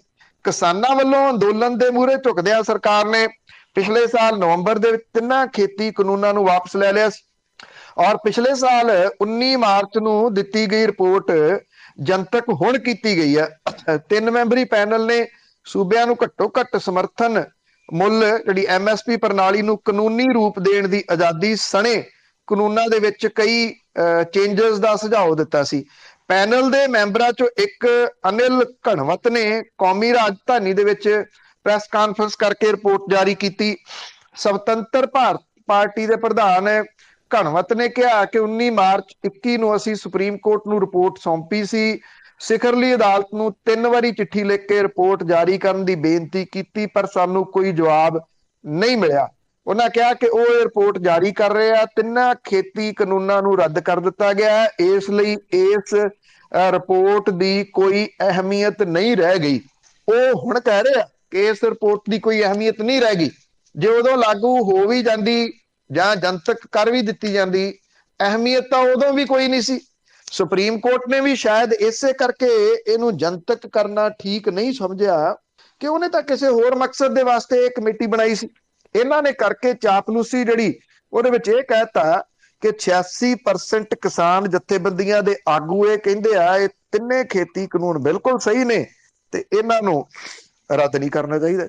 ਜੀ ਆ ਗਿਆ ਨਾ ਸਾਹਮਣੇ ਆ ਸਾਰਾ ਕੁਛ। ਤੇ ਅੱਗੇ ਗੱਲ ਕਰਦੇ ਆ ਨਵੀਂ ਬਣੀ ਪੰਜਾਬ ਦੇ ਵਿੱਚ ਆਮ ਆਦਮੀ ਪਾਰਟੀ ਦੀ ਸਰਕਾਰ ਨੂੰ ਰਾਜ ਸਭਾ ਦੀਆਂ ਚੋਣਾਂ ਨੂੰ ਲੈ ਕੇ ਵਿਰੋਧੀਆਂ ਨੇ ਘੇਰਿਆ। ਦੇਖੋ ਇਹ ਜਿਹੜੇ ਰਾਜ ਸਭਾ ਦੇ ਮੈਂਬਰ ਨੋਮੀਨੇਟ ਕੀਤੇ ਗਏ ਆ, ਪਿਛਲੀ ਵਾਰੀ ਜਦੋਂ ਰਾਜ ਸਭਾ ਦੀਆਂ ਚੋਣਾਂ ਪੰਜਾਬ ਦੇ ਵਿੱਚ ਹੋਈਆਂ ਸੀਗੀਆਂ ਤੇ 17 ਦੀਆਂ ਚੋਣਾਂ ਤੋਂ ਪਹਿਲਾਂ ਰਾਜ ਸਭਾ ਦੇ ਵਾਸਤੇ ਚਲੇ ਗਏ ਸਨ ਮੈਂਬਰ, ਤੇ ਉਹਦੇ ਵਿੱਚ ਕੋਈ ਵੀ ਆਮ ਆਦਮੀ ਪਾਰਟੀ ਦਾ ਨਹੀਂ ਸੀ ਜਾ ਸਕਦਾ ਕਿਉਂਕਿ ਉਦੋਂ ਇਹ ਹੈ ਹੀ ਨਹੀਂ ਸੀ ਵਿਧਾਨ ਸਭਾ ਦੇ ਵਿੱਚ। ਤੋਂ ਕਾਂਗਰਸ ਨੇ ਤੇ ਅਕਾਲੀਆਂ ਨੇ ਆਪੋ ਆਪਣੇ ਜਿਹੜੇ ਉਹ ਭੇਜ ਲਏ ਸੀਗੇ। ਤੇ ਹੁਣ ਇਸੇ ਕਰਕੇ ਕਾਹਲੀ ਦੇ ਨਾਲ ਸਭ ਨੂੰ ਸਹੁੰ ਚੁਕਾ ਕੇ 31 ਜਿਹੜਾ ਕੱਲ ਮਾਫ ਕਰਨਾ 21 ਤਰੀਕ ਜਿਹੜੀ ਸੀ ਉਹ ਲਾਸਟ ਸੀਗੀ ਭਰਨ ਦੇ ਵਾਸਤੇ। ਇੱਕ ਕਾਂਗਰਸ ਦਾ ਆ ਸਕਦਾ ਸੀ, ਉਹਦਾ ਭਰਿਆ ਨਹੀਂ। ਹੋ ਸਕਦਾ ਅਗਲੀ ਵਾਰੀ ਜਿਹੜਾ 2 ਅਜੇ ਰਹਿੰਦੇ ਆ ਹੋਰ ਜਿਨ੍ਹਾਂ ਦੀ ਮਿਆਦ April ਦੇ ਐਂਡ ਤੱਕ ਪੂਰੀ ਹੋਣੀ ਆ ਉਹਦੇ ਵਿੱਚ ਆ ਜਾਣ। ਜਿਹੜੇ ਆਮ ਆਦਮੀ ਪਾਰਟੀ ਦੇ ਵੱਲੋਂ ਭੇਜੇ ਗਏ ਆ ਉਹਦੇ ਵਿੱਚ ਅਸ਼ੋਕ ਮਿੱਤਲ ਨੇ, ਹਰਭਜਨ ਸਿੰਘ ਭੱਜੀ ਨੇ ਜਿਹੜੇ ਕਿ ਕ੍ਰਿਕਟਰ ਨੇ, ਰਾਘਵ ਚੱਡਾ ਨੇ, ਡਾਕਟਰ ਸੰਦੀਪ ਪਾਠਕ ਨੇ, ਸੰਜੀਵ ਅਰੋੜਾ ਨੇ ਇਹਦੇ ਵਿੱਚ ਇਹਨਾਂ ਦੇ ਵੱਲੋਂ ਇਹ ਜਿਹੜੇ ਆ ਉਹ ਕਾਗਜ਼ ਭਰੇ ਗਏ ਆ। ਅਸ਼ੋਕ ਮਿੱਤਲ, ਸੰਜੀਵ ਅਰੋੜਾ। ਹਾਲਾਂਕਿ ਬਹੁਤ ਸਾਰਾ ਕੁਝ ਜਿਹੜਾ ਸੋਸ਼ਲ ਮੀਡੀਆ ਦੇ ਉੱਤੇ ਇਹ ਕਿਹਾ ਜਾ ਰਿਹਾ ਕਿ ਬਾਹਰੋਂ ਲਿਆ ਕੇ ਇਹ ਫਿੱਟ ਕਰ ਦਿੱਤੇ ਗਏ ਨੇ। ਇਹਨਾਂ ਦੇ ਵਿੱਚ 2 ਜਿਹੜੇ ਨੇ ਉਹ ਜ਼ਰੂਰ ਦਿੱਲੀ ਤੋਂ ਨੇ, ਰਾਘਵ ਚੱਡਾ ਜਿਹੜੇ ਕਿ ਪੰਜਾਬ ਮਾਮਲਿਆਂ ਦੇ ਸਹਿ ਇੰਚਾਰਜ ਸੀ ਉਹ, ਤੇ ਡਾਕਟਰ ਸੰਦੀਪ ਪਾਠਕ ਜਿਹੜੇ ਕਿ IIT ਪ੍ਰੋਫੈਸਰ ਨੇ। ਜਿਹੜਾ ਪੰਜਾਬ ਦੇ ਵਿੱਚ ਢਾਂਚਾ ਬਣਿਆ ਆਮ ਆਦਮੀ ਪਾਰਟੀ ਦਾ ਜਾਂ ਜਿਹੜਾ ਬਿਹਾਈਂਡ ਦੀ ਸੀਨ ਰਹਿ ਕੇ ਸਾਰੀ ਚਲਾਈ ਆ ਮੁਹਿੰਮ, ਚੋਣ ਮੁਹਿੰਮ, ਉਹਦੇ ਵਿੱਚ ਡਾਕਟਰ ਸੰਦੀਪ ਪਾਠਕ ਦਾ ਇੱਕ ਵੱਡਾ ਰੋਲ ਰਿਹਾ। ਇਹਨਾਂ ਤੋਂ ਇਲਾਵਾ ਜਿਹੜੇ 3 ਨੇ ਉਹ ਪੰਜਾਬੀ ਨੇ। ਜਿਹੜੇ ਅਸ਼ੋਕ ਮਿੱਤਲ ਨੇ ਇਹ ਇਥੋਂ ਹੈਗੇ ਨੇ ਲਵਲੀ ਯੂਨੀਵਰਸਿਟੀ ਤੋਂ, ਲਵਲੀ ਯੂਨੀਵਰਸਿਟੀ ਦੇ ਉਹ ਵਾਈਸ ਚਾਂਸਲਰ ਨੇ। ਔਰ ਜਿਹੜੇ ਇਥੋਂ ਅਰੋੜਾ ਨੇ ਬਣੇ ਉਹ ਲੁਧਿਆਣੇ ਤੋਂ ਨੇ। ਕੁਝ ਲੋਕ ਇਹ ਕਹਿ ਰਹੇ ਆ ਕਿ ਉਹ ਸ਼ਾਇਦ ਉਹ ਦਿੱਲੀ ਤੋਂ ਨੇ, ਉਹ ਦਿੱਲੀ ਤੋਂ ਨਹੀਂ ਹੈਗੇ। ਹਾਂ, 2 ਜਣੇ ਦਿੱਲੀ ਤੋਂ ਜਿਹੜਾ ਉਹ ਜ਼ਰੂਰ ਹੈਗੇ ਆ। ਜਿਹੜਾ ਰੌਲਾ ਇਸ ਵੇਲੇ ਸੋਸ਼ਲ ਮੀਡੀਆ ਦੇ ਉੱਤੇ ਪੈ ਰਿਹਾ ਉਹ ਇਸ ਪੱਖੋਂ ਪੈ ਰਿਹਾ ਕਿ ਇਹਦੇ ਵਿੱਚ ਸਿਰਫ ਪੰਜਾਬੀ ਕਿਉਂ ਨਹੀਂ ਜਿਹੜਾ ਉਹ ਭੇਜੇ ਗਏ। ਜਿਹੜੀਆਂ ਪਾਰਟੀਆਂ ਨੇ ਉਹ ਅਕਸਰ ਆਪਣੇ ਲੋਕਾਂ ਨੂੰ ਅਬਲਾਈਜ਼ ਕਰਦੀਆਂ ਨੇ ਰਾਜ ਸਭਾ ਦੇ ਵਾਸਤੇ। ਰਾਜ ਸਭਾ ਜੇ ਆਪਾਂ ਦੇਖੀਏ ਤਾਂ ਇਹ ਉਹਨਾਂ ਲੋਕਾਂ ਦੇ ਵਾਸਤੇ ਹੈ ਜਿਹਨੂੰ ਉੱਪਰਲਾ ਸਦਨ ਕਹਿੰਦੇ ਆ, ਜਿਨ੍ਹਾਂ ਲੋਕਾਂ ਨੇ ਸੁਸਾਇਟੀ ਦੇ ਵਿੱਚ ਕੋਈ ਕੰਮ ਕੀਤੇ ਨੇ। ਪਰ ਜਿਹੜੀਆਂ ਸਿਆਸੀ ਧਿਰਾਂ ਨੇ ਉਹਨਾਂ ਨੇ ਇਹਨੂੰ ਪਿਛਲੇ ਕੁਝ ਸਮੇਂ ਤੋਂ, ਪਿਛਲੇ ਕੁਝ ਦਹਾਕਿਆਂ ਤੋਂ ਹਾਰ ਸਭਾ ਬਣਾ ਲਿਆ। ਜਿਹੜਾ ਕੋਈ ਵਿਅਕਤੀ ਚੋਣ ਦੇ ਵਿੱਚ ਹਾਰ ਜਾਵੇ ਉਹਨੂੰ ਚੁੱਕ ਕੇ ਰਾਜ ਸਭਾ ਦੇ ਵਿੱਚ ਫਿੱਟ ਕਰ ਦਿੱਤਾ ਜਾਂਦਾ। ਇਸ ਕਰਕੇ ਜਿਸ ਮਕਸਦ ਦੇ ਵਾਸਤੇ ਰਾਜ ਸਭਾ ਬਣਾਈ ਗਈ ਸੀ ਉਹ ਮਕਸਦ ਕਿਤੇ ਨਾ ਕਿਤੇ ਘਟਿਆ। ਪਰ ਇਹ ਅਹਿਮੀਅਤ ਜੇ ਆਪਾਂ ਸਿਆਸਤ ਦੇ ਪੁਆਇੰਟ ਆਫ ਵਿਊ ਤੋਂ ਵੇਖੀਏ ਤਾਂ ਉਹ ਇਸ ਪੱਖੋਂ ਅਹਿਮ ਰਹੂਗੀ ਹੁਣ ਕਿ 5 ਜਦੋਂ ਇਹ ਚੁਣੇ ਜਾਂਦੇ ਆ, 2 ਪਹਿਲਾਂ ਹੈਗੇ ਆ ਰਾਜ ਸਭਾ ਦੇ ਵਿੱਚ ਆਮ ਆਦਮੀ ਪਾਰਟੀ ਤੋਂ, 7 ਉਹਦੇ ਕੋਲੇ ਹੋ ਜਾਣੇ ਆ। 7 ਦੇ ਨਾਲ ਉਹ ਇੱਕ ਵੱਡੀ ਧਿਰ ਬਣੂਗੀ। ਕੁਝ ਲੋਕ ਇਹ ਗੱਲ ਕਹਿੰਦੇ ਆ ਕਿ ਪੰਜਾਬ ਦੇ ਹਿੱਤਾਂ ਦੇ ਵਾਸਤੇ ਬੋਲ ਨਹੀਂ ਸਕਣਗੇ ਜਾਂ ਬੋਲਣਗੇ ਨਹੀਂ ਜਾਂ ਪੰਜਾਬ ਦੇ ਹਿੱਤਾਂ ਦੇ ਉਲਟ ਜਾਣਗੇ। ਇਹ ਪੋਸੀਬਲ ਨਹੀਂ ਹੋ ਸਕਦਾ ਕਿ ਇਹ ਲੋਕ ਪੰਜਾਬ ਦੇ ਹਿੱਤਾਂ ਦੇ ਉਲਟ ਜਾਣ। ਇਹ ਜਾਣਗੇ ਤੇ ਫਿਰ ਜਿਹੜੇ ਉਹ ਸਵਾਲ ਕਰਨ ਵਾਲੇ ਜਾਂ ਪੰਜਾਬੀ ਬੈਠੇ ਨੇ ਉਹਨਾਂ ਨੂੰ ਪੁੱਛਣ ਦੇ ਵਾਸਤੇ, ਕਿਉਂਕਿ ਮੰਨ ਲਓ ਜੇ ਸਰਕਾਰ ਅਕਾਲੀ ਦਲ ਬਾਦਲ ਦੀ ਆਉਂਦੀ ਸਪੋਜ਼, ਤਾਂ ਫੇਰ ਕੌਣ ਜਾਣੇ ਸਨ ਜੀ? ਬਲਵਿੰਦਰ ਸਿੰਘ ਭੂੰਦੜ ਤੇ ਜਿਹੜਾ ਕੋਈ ਮਲੂਕਾ ਹਾਰ ਜਾਂਦਾ ਤੇ ਉਹਨੂੰ ਭੇਜ ਦੇਣਾ ਸੀ ਉਹਨਾਂ ਨੇ। ਜੇ ਸੁਖਦੇਵ ਸਿੰਘ ਢੀਂਡਸਾ ਨਾਲ ਕੋਈ ਗਿੱਟ-ਮਿੱਟ ਹੋ ਜਾਂਦੀ ਉਹਨੇ ਜਿਹੜਾ ਉਹ ਚਲੇ ਜਾਣਾ ਸੀ। ਜੇ ਕਾਂਗਰਸ ਦੀ ਸਰਕਾਰ ਆ ਜਾਂਦੀ ਫੇਰ ਕਿਹੜੇ ਜਾਣੇ ਸੀ? ਰਜਿੰਦਰ ਕੌਰ ਭੱਠਲ, ਸ਼ਮਸ਼ੇਰ ਸਿੰਘ ਦੂਲੋਂ ਜਾਂ ਇਦਾਂ ਦੇ 1-2 ਹੋਰ ਹੋ ਜਾਂਦੇ ਜਿਹੜੇ 5-5 6-6 ਪੈਨਸ਼ਨਾਂ ਲਈ ਜਾਂਦੇ ਆ। ਅਗਲਿਆਂ ਨੇ ਰਾਜ ਸਭਾ ਤੱਕ ਵੀ ਜਿਹੜਾ ਉਹ ਪਹੁੰਚ ਜਾਣਾ ਸੀਗਾ। ਸੋ ਰਾਜ ਸਭਾ ਦਾ ਜਿਹੜੇ ਇੱਕ ਪ੍ਰਕਿਰਿਆ ਹੈ ਉਹ ਡਿਫਰੈਂਟ ਟਾਈਪ ਦੀ ਹੈ। ਇਹ ਲੋਕ ਸਭਾ ਨਹੀਂ ਗੀ ਜਿਹਦੇ ਵਾਸਤੇ ਜਿੱਤ ਕੇ ਜਾਂਦੇ ਨੇ। ਇੱਥੇ ਨੋਮੀਨੇਟ ਕੀਤੇ ਜਾਂਦੇ ਨੇ। ਜਿਵੇਂ ਮੈਂ ਦੱਸਿਆ ਕਿ ਰਾਜ ਸਭਾ ਅਸਲ ਦੇ ਵਿੱਚ ਬਣਾਈ ਗਈ ਸੀ ਉਹਨਾਂ ਲੋਕਾਂ ਦੇ ਵਾਸਤੇ ਜਿਨ੍ਹਾਂ ਲੋਕਾਂ ਦੀ ਸੁਸਾਇਟੀ ਦੇ ਵਿੱਚ ਕੰਟਰੀਬਿਊਸ਼ਨ ਹੈ, ਉਹਨਾਂ ਨੂੰ ਰਾਜ ਸਭਾ ਦੇ ਵਿੱਚ ਭੇਜਿਆ ਜਾਂਦਾ ਸੀ। ਪਰ ਸਿਆਸੀ ਪਾਰਟੀਆਂ ਨੇ ਬਣਾ ਹੀ ਇਸ ਤਰ੍ਹਾਂ ਦਾ ਢਾਂਚਾ ਦਿੱਤਾ ਪਿਛਲੇ ਕੁਝ ਸਮੇਂ ਤੋਂ ਕਿ ਇਹਨੂੰ ਲਗਭਗ ਹਾਰ ਸਭਾ ਜਿਹੜਾ ਉਹ ਬਣਾ ਲਿਆ ਗਿਆ। ਹਾਲਾਂਕਿ ਇਹ ਜਿਹੜੇ ਨੋਮੀਨੇਟ ਕੀਤੇ ਗਏ ਨੇ ਇਹਨਾਂ ਦੇ ਵਿੱਚੋਂ ਕੋਈ ਵੀ ਉਹ ਨਹੀਂ ਹੈਗਾ ਜਿਹਨੇ ਕੋਈ ਚੋਣ ਲੜੀ ਹੋਵੇ ਤੇ ਉਹ ਹਾਰ ਗਿਆ ਹੋਵੇ, ਇਸ ਕਰਕੇ ਉਹਨੂੰ ਰਾਜ ਸਭਾ ਦੇ ਵਿੱਚ ਭੇਜਿਆ ਗਿਆ। ਵਿਰੋਧੀ ਧਿਰਾਂ ਜਿਹੜੀਆਂ ਨੇ ਉਹ ਜ਼ਰੂਰ ਨਿਸ਼ਾਨੇ ਦੇ ਉੱਤੇ ਲੈ ਰਹੀਆਂ ਨੇ ਆਮ ਆਦਮੀ ਪਾਰਟੀ ਨੂੰ। ਕਾਂਗਰਸ ਨੇ ਇਹ ਗੱਲ ਕਹੀ ਆ ਕਿ ਰਾਜ ਸਭਾ ਦੇ ਵਿੱਚ ਪੰਜਾਬ ਦੀ ਨੁਮਾਇੰਦਗੀ ਸਿਰਫ ਪੰਜਾਬੀ ਕਰਦੇ ਨੇ। ਆਮ ਆਦਮੀ ਪਾਰਟੀ ਨੇ ਰਾਜ ਸਭਾ ਲਈ ਬਾਹਰਲੇ ਲੋਕਾਂ ਨੂੰ ਚੁਣਿਆ। ਕਾਂਗਰਸ ਕਹਿ ਰਹੀ ਹੈ, ਪਰ ਕਾਂਗਰਸ ਨੇ ਵੀ ਬਾਹਰਲੇ ਲੋਕਾਂ ਨੂੰ ਕਿੰਨੀ ਵਾਰੀ ਮੌਕਾ ਦਿੱਤਾ, ਇਹਦੇ ਰਿਕਾਰਡ ਮੌਜੂਦ ਨੇ। ਹਰਿਆਣੇ ਦੇ ਵਿਅਕਤੀ ਨੂੰ ਕਾਂਗਰਸ ਨੇ ਮੌਕਾ ਦਿੱਤਾ ਸੀ। ਅੰਬਿਕਾ ਸੋਨੀ ਹੋਰਾਂ ਨੂੰ ਕੌਣ ਪੰਜਾਬੀ ਕਹਿੰਦਾ? ਔਰ ਪੰਜਾਬ ਦੇ ਕਿੰਨੇ ਮੁੱਦਿਆਂ ਦੇ ਉੱਤੇ ਅੰਬਿਕਾ ਸੋਨੀ ਹੋਰਾਂ ਨੇ ਹੁਣ ਤੱਕ ਰਾਜ ਸਭਾ ਦੇ ਵਿੱਚ ਬੋਲਿਆ? ਕੋਈ ਰਿਕਾਰਡ ਤਾਂ ਹੋਊਗਾ, ਕੋਈ ਰਿਕਾਰਡ ਉਹ ਕੱਢ ਕੇ ਦਿਖਾ ਦੇਣ। ਈਵਨ ਬਲਵਿੰਦਰ ਸਿੰਘ ਭੂੰਦੜ, ਸੁਖਦੇਵ ਸਿੰਘ ਢੀਂਡਸਾ, ਸ਼ਮਸ਼ੇਰ ਸਿੰਘ ਦੂਲੋ, ਪ੍ਰਤਾਪ ਸਿੰਘ ਬਾਜਵਾ, ਚਲੋ ਪ੍ਰਤਾਪ ਸਿੰਘ ਬਾਜਵਾ ਹੋਰਾਂ ਨੇ ਕਿਸਾਨ ਅੰਦੋਲਨ ਦੇ ਦੌਰਾਨ ਜ਼ਰੂਰ ਬੋਲਿਆ।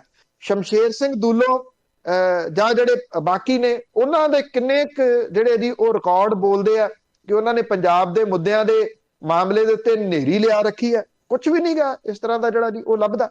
ਇਹ ਆ ਕਿ ਜੇ ਇਹ ਪੰਜਾਬ ਦੇ ਇਸ਼ੂਜ਼ ਦੇ ਵਾਸਤੇ ਨਹੀਂ ਬੋਲਣਗੇ ਜਾਂ ਪੰਜਾਬ ਦੇ ਅਗੇਂਸਟ ਬੋਲਣਗੇ ਤੇ ਫਿਰ ਆਲੋਚਨਾ ਫਿਰ ਜ਼ਰੂਰ ਜਿਹੜੀ ਉਹ ਹੋਣੀ ਚਾਹੀਦੀ ਆ। ਪਰ ਇੱਕ ਪ੍ਰਕਿਰਿਆ ਬਣ ਗਈ ਹੋਈ ਹੈ, ਕਿਉਂਕਿ ਜਿਹੜੀਆਂ ਮਿੱਥ ਬਣ ਜਾਂਦੀਆਂ ਨੇ, ਮਿੱਥ ਤੋੜ ਸਕਣੀਆਂ ਬੜੀਆਂ ਔਖੀਆਂ ਹੁੰਦੀਆਂ ਨੇ, ਓਬਲਾਈਜ਼ ਕਰਦੀਆਂ ਨੇ।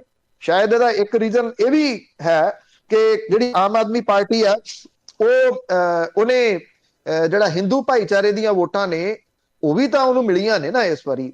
ਪਿਛਲੀ ਵਾਰੀ ਉਹ ਨਹੀਂ ਸੀ ਮਿਲੀਆਂ ਉਹਨੂੰ, ਕਿਉਂਕਿ ਉਹਦੇ ਉੱਤੇ ਠੱਪਾ ਇੱਕ ਕਿਸਮ ਦਾ ਲਾ ਦਿੱਤਾ ਗਿਆ ਸੀ। ਜਿਹੜੇ ਇਹਦੇ ਵਿੱਚ ਭੇਜੇ ਗਏ ਨੇ ਰਾਜ ਸਭਾ ਦੇ ਵਾਸਤੇ ਉਹ ਪੰਜਾਬ ਦੇ ਕੁਝ ਹਿੰਦੂ ਫੇਸ ਵੀ ਹੈਗੇ ਨੇ ਉਹਦੇ ਵਿੱਚ। ਕਈ ਵਾਰੀ ਇਉਂ ਲੱਗਦਾ ਹੁੰਦਾ ਕਿ ਸਿਰਫ ਜਿਹੜੇ ਉਹ ਬਰਾੜ, ਢਿੱਲੋਂ, ਸੰਧੂ, ਪੰਨੂ, ਕਾਲੋਂ ਇਦਾਂ ਦੇ ਹੀ ਜਿਹੜੇ ਉਹ ਹੋਣ ਤੇ ਉਹ ਪੰਜਾਬੀ ਨੇ। ਪੰਜਾਬੀ ਦੂਸਰੇ ਵੀ ਹੋ ਸਕਦੇ ਨੇ, ਹੋ ਸਕਦਾ ਬਿਹਤਰ ਤਰੀਕੇ ਦੇ ਨਾਲ ਇਹ ਰਾਜ ਸਭਾ ਦੇ ਵਿੱਚ ਪੰਜਾਬ ਦਾ ਪੱਖ ਉਠਾਉਣ। ਹਰਭਜਨ ਭੱਜੀ ਠੀਕ ਹੈ ਕਿ ਉਹਦੇ ਕੋਲ ਸਿਆਸਤ ਦਾ ਕੋਈ ਤਜਰਬਾ ਨਹੀਂ ਹੈਗਾ, ਪਰ ਉਹਦਾ ਨਾਮ ਜਦੋਂ ਵਿਸ਼ਵ ਦੇ ਵਿੱਚ ਮਸ਼ਹੂਰ ਹੋਇਆ ਸੀ ਟਰਬੋਨੇਟਰ ਸੀ, ਟਰਬਨ ਤੋਂ ਬਣਿਆ ਹੋਇਆ ਉਹ ਲਫ਼ਜ਼ ਸੀ ਕਿ ਉਹਨੇ ਚਾਹੇ ਪੱਗ ਹੁਣ ਬੰਨਣ ਲੱਗਿਆ, ਦਸਤਾਰ ਬੰਨ ਕੇ ਤਾਂ ਕ੍ਰਿਕਟ ਖੇਡੀ ਨਹੀਂ ਨਾ ਜਾ ਸਕਦੀ, ਉਹ ਪਟਕਾ ਬੰਨਦਾ ਸੀ, ਪਰ ਉਹਨੇ ਉਹ ਲਾਇਆ ਤਾਂ ਨਹੀਂ, ਲਾ ਵੀ ਦਿੰਦਾ ਤੇ ਫਿਰ ਉਹਦਾ ਜਿਹੜਾ ਜੀ ਕਿਸੇ ਨੇ ਕੀ ਕਰ ਲੈਣਾ ਸੀ। ਇੱਕ ਪਹਿਚਾਣ ਤਾਂ ਉਹਨੇ ਦਿੱਤੀ ਹੈ ਨਾ, ਉਹ ਡਿਜ਼ਰਵਿੰਗ ਸੀਗਾ। ਸੋ ਬਹੁਤ ਕਾਲੇ ਪੈਣ ਦੇ ਨਾਲੋਂ ਕੁਝ ਚੀਜ਼ਾਂ ਜਿਹੜੀਆਂ ਨੇ ਉਹਨਾਂ ਨੂੰ ਵੇਖ ਲਿਆ ਜਾਵੇ, ਕੁਝ ਇੰਤਜ਼ਾਰ ਕਰ ਲਿਆ ਜਾਵੇ, ਉਹ ਬਿਹਤਰ ਜੀ। ਅੱਗੇ ਅਖੀਰ ਦੇ ਵਿੱਚ ਗੱਲ ਕਰਾਂਗੇ। ਉਸ ਤੋਂ ਪਹਿਲਾਂ ਫੋਨ ਨੰਬਰ ਦੱਸ ਦਈਏ, ਜੇ ਤੁਹਾਡਾ ਕੋਈ ਸਵਾਲ ਆ ਤੁਸੀਂ ਕਰ ਸਕਦੇ ਹੋ 4082725200 408-272-5200 ਤੇ ਕਾਲ ਕਰ ਸਕਦੇ ਹਾਂ। ਅਖੀਰਲਾ ਸਵਾਲ ਆ, ਇੱਕ ਬ੍ਰੇਕ ਲਵਾਂਗੇ। ਆਮ ਆਦਮੀ ਪਾਰਟੀ ਅੱਖ ਹੁਣ ਗੁਜਰਾਤ ਤੇ ਹਿਮਾਚਲ ਦੀਆਂ ਚੋਣਾਂ ਤੇ ਆ। ਦੇਖੋ, ਇਹ ਪਤਾ ਹੀ ਹੈ ਕਿ ਉਹਨੇ ਪੰਜਾਬ ਜਿਹੜਾ 92 ਸੀਟਾਂ ਜਿੱਤੀਆਂ 117 ਦੇ ਵਿੱਚੋਂ, ਉਹਨੇ ਅੱਗੇ ਵਧਣਾ ਹੀ ਵਧਣਾ। ਔਰ ਅੱਗੇ ਵਧਣ ਦੇ ਵਾਸਤੇ ਉਹਨੇ ਪੰਜਾਬ ਦੇ ਵਿੱਚ ਕੰਮ ਕਰਨੇ ਨੇ। ਪੰਜਾਬ ਮਾਡਲ ਦਿਖਾ ਕੇ ਉਹ ਦੂਜੇ ਰਾਜਾਂ ਦੇ ਵਿੱਚ ਜਾ ਸਕੂਗੀ। ਜਿਹੜੇ ਲੋਕਾਂ ਨੂੰ ਸ਼ੱਕ ਸ਼ੁਬੇ ਹੋ ਰਹੇ ਆ, ਉਹ ਇਹ ਗੱਲ ਨਾ ਭੁੱਲਣ ਕਿ ਜੇ ਪੰਜਾਬ ਦੇ ਵਿੱਚ ਉਹ ਨਾ ਕੁਝ ਕਰ ਸਕੀ ਤੇ ਉਹ ਅੱਗੇ ਨਹੀਂ ਵੱਧ ਸਕਣੀ। ਦੂਜੇ ਸੂਬਿਆਂ ਦੇ ਵਿੱਚ ਫਿਰ ਉਹਦੇ ਕੋਲ ਜਾਣਾ ਬਹੁਤ ਔਖਾ ਹੋ ਜਾਊਗਾ। ਆਮ ਆਦਮੀ ਪਾਰਟੀ ਨੇ ਹਾਲ ਦੀ ਘੜੀ ਗੁਜਰਾਤ ਤੇ ਹਿਮਾਚਲ ਦੇ ਉੱਤੇ ਅਗਲਾ ਨਿਸ਼ਾਨਾ ਲਾਉਣ ਦੀ ਸੋਚੀ ਹੈ। ਔਰ ਪਾਰਟੀ ਨੇ ਦੋਵਾਂ ਸੂਬਿਆਂ ਦੇ ਨਾਲ ਦੇਸ਼ ਦੇ ਕੁੱਲ 9 ਸੂਬਿਆਂ ਦੇ ਨਵੇਂ ਇੰਚਾਰਜ ਨਿਯੁਕਤ ਕੀਤੇ ਆ। ਪੰਜਾਬ, ਗੁਜਰਾਤ, ਹਿਮਾਚਲ ਪ੍ਰਦੇਸ਼, ਅਸਮ, ਛੱਤੀਸਗੜ੍ਹ, ਹਰਿਆਣਾ, ਕੇਰਲਾ, ਰਾਜਸਥਾਨ ਤੇ ਤੇਲੰਗਾਨਾ ਇਹਦੇ ਵਿੱਚ ਸ਼ਾਮਲ ਨੇ। 9 ਸੂਬਿਆਂ ਦੇ ਵਿੱਚ ਪੈਰ ਪਸਾਰਨ ਤੋਂ ਇਹ ਕਲੀਅਰ ਹੈ ਕਿ ਆਮ ਆਦਮੀ ਪਾਰਟੀ ਆਉਣ ਵਾਲੇ ਦਿਨਾਂ ਦੇ ਵਿੱਚ ਦੇਸ਼ ਭਰ ਦੇ ਵਿੱਚ ਪੈਰ ਪਸਾਰਨ ਦੀ ਤਿਆਰੀ ਕਰ ਰਹੀ ਹੈ। ਜਿਹੜੇ ਡਾਕਟਰ ਸੰਦੀਪ ਪਾਠਕ ਨੇ, ਜਿਹੜੇ ਇੱਥੇ ਜਿਹਨੇ ਕੰਮ ਕੀਤਾ, ਜਿਵੇਂ ਮੈਂ ਤੁਹਾਨੂੰ ਦੱਸਿਆ, ਕਾਫੀ ਪੰਜਾਬ ਦੀਆਂ ਚੋਣਾਂ ਦੇ ਵਿੱਚ ਉਹਨੂੰ ਪੰਜਾਬ ਦੇ ਵਿੱਚ ਰਾਘਵ ਚੱਡਾ ਦੀ ਥਾਂ ਦੇ ਉੱਤੇ ਸਹਿ ਇੰਚਾਰਜ ਲਾਇਆ ਗਿਆ। ਔਰ ਸੰਦੀਪ ਪਾਠਕ ਨੂੰ ਗੁਜਰਾਤ ਦੇ ਇੰਚਾਰਜ ਦੀ ਜ਼ਿੰਮੇਵਾਰੀ ਵੀ ਦਿੱਤੀ ਗਈ ਹੈ। ਆਮ ਆਦਮੀ ਪਾਰਟੀ ਨੇ ਭਾਜਪਾ ਦਾ ਗੜ੍ਹ ਮੰਨੇ ਜਾਂਦੇ ਗੁਜਰਾਤ ਦੇ ਵਿੱਚ ਸੰਨ ਲਾਉਣ ਦੀ ਤਿਆਰੀ ਸ਼ੁਰੂ ਕਰ ਦਿੱਤੀ ਹੈ। ਡਾਕਟਰ ਸੰਦੀਪ ਪਾਠਕ ਗੁਜਰਾਤ ਲਈ ਰਣਨੀਤੀ ਤਿਆਰ ਕਰਨਗੇ। ਗੁਜਰਾਤ ਦੇ ਵਿੱਚ ਚੋਣ ਰਣਨੀਤੀ ਲਈ ਗੁਲਾਬ ਸਿੰਘ ਨੂੰ ਚੋਣ ਇੰਚਾਰਜ ਲਾਇਆ ਗਿਆ।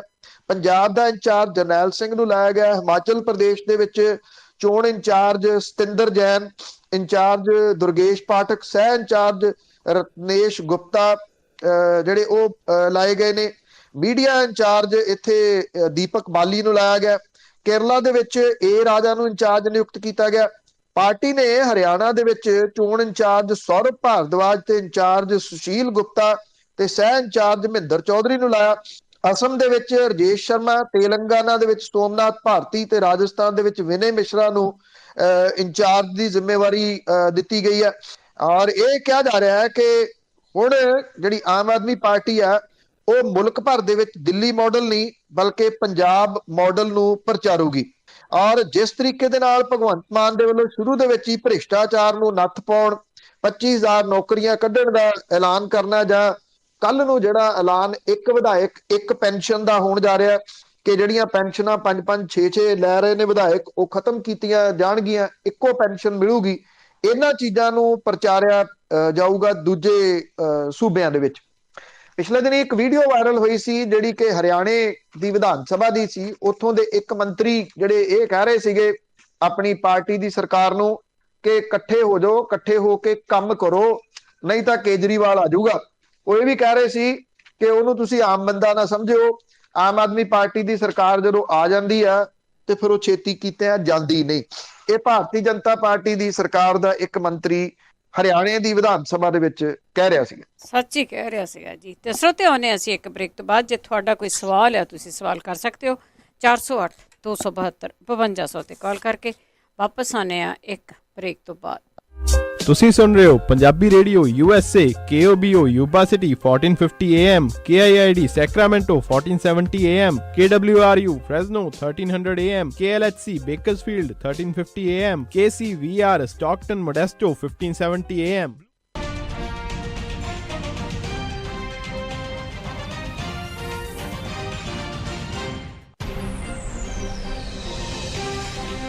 ਪੰਜਾਬੀ ਰੇਡੀਓ USA ਸੁਣ ਰਹੇ ਸਾਰੇ ਹੀ ਸਰੋਤਿਆਂ ਦਾ ਸਵਾਗਤ ਕਰਦੇ। ਤੁਸੀਂ ਜੁੜੇ ਹੋ ਪੰਜਾਬੀ ਰੇਡੀਓ USA ਦੇ ਨਾਲ। ਪ੍ਰੋਗਰਾਮ ਹੈ ਜੀ ਖਬਰ ਤੇ ਨਜ਼ਰ। ਖਬਰ ਤੇ ਨਜ਼ਰ ਪ੍ਰੋਗਰਾਮ ਦੇ ਵਿੱਚ ਸਾਡੇ ਨਾਲ ਹੁੰਦੇ ਨੇ ਬਲਤੇਜ ਪੰਨੂ ਜੀ, ਦੱਸਦੇ ਨੇ ਭਾਰਤ ਵਿੱਚ ਪੰਜਾਬ 'ਚ ਕੀ ਹੁੰਦਾ। ਤੇ ਇਸ ਹਿੱਸੇ ਦੇ ਵਿੱਚ ਤੁਹਾਡੀਆਂ ਕਾਲਸ ਹੁੰਦੀਆਂ, ਤੁਸੀਂ ਕਾਲ ਕਰਕੇ ਆਪਣਾ ਕੋਈ ਵੀ ਸਵਾਲ ਪੁੱਛ ਸਕਦੇ ਆ।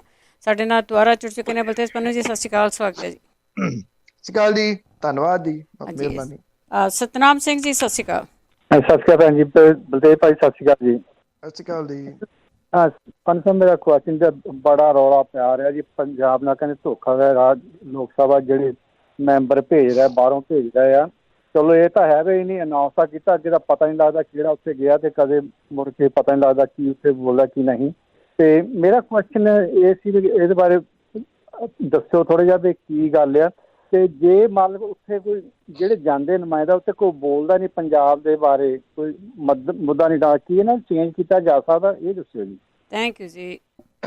ਨਹੀਂ, ਨੋਮੀਨੇਟ 6 ਸਾਲ ਦੇ ਵਾਸਤੇ ਹੁੰਦਾ ਜੀ, ਚੇਂਜ ਨਹੀਂ ਕੀਤਾ ਜਾ ਸਕਦਾ। ਇਹ ਚੁਣੇ ਹੋਏ ਨਹੀਂ ਹੁੰਦੇ। ਮੈਂ ਪਹਿਲਾਂ ਵੀ ਤੁਹਾਨੂੰ ਕਿਹਾ ਜੀ ਕਿ ਇਹ ਵਿਧਾਨ ਸਭਾ ਦੇ ਕਿੰਨੇ ਮੈਂਬਰ ਆ ਕਿਹੜੀ ਪਾਰਟੀ ਦੇ, ਉਹਦੇ ਹਿਸਾਬ ਦੇ ਨਾਲ ਸੈੱਟ ਹੋਣੇ ਹੁੰਦੇ ਆ।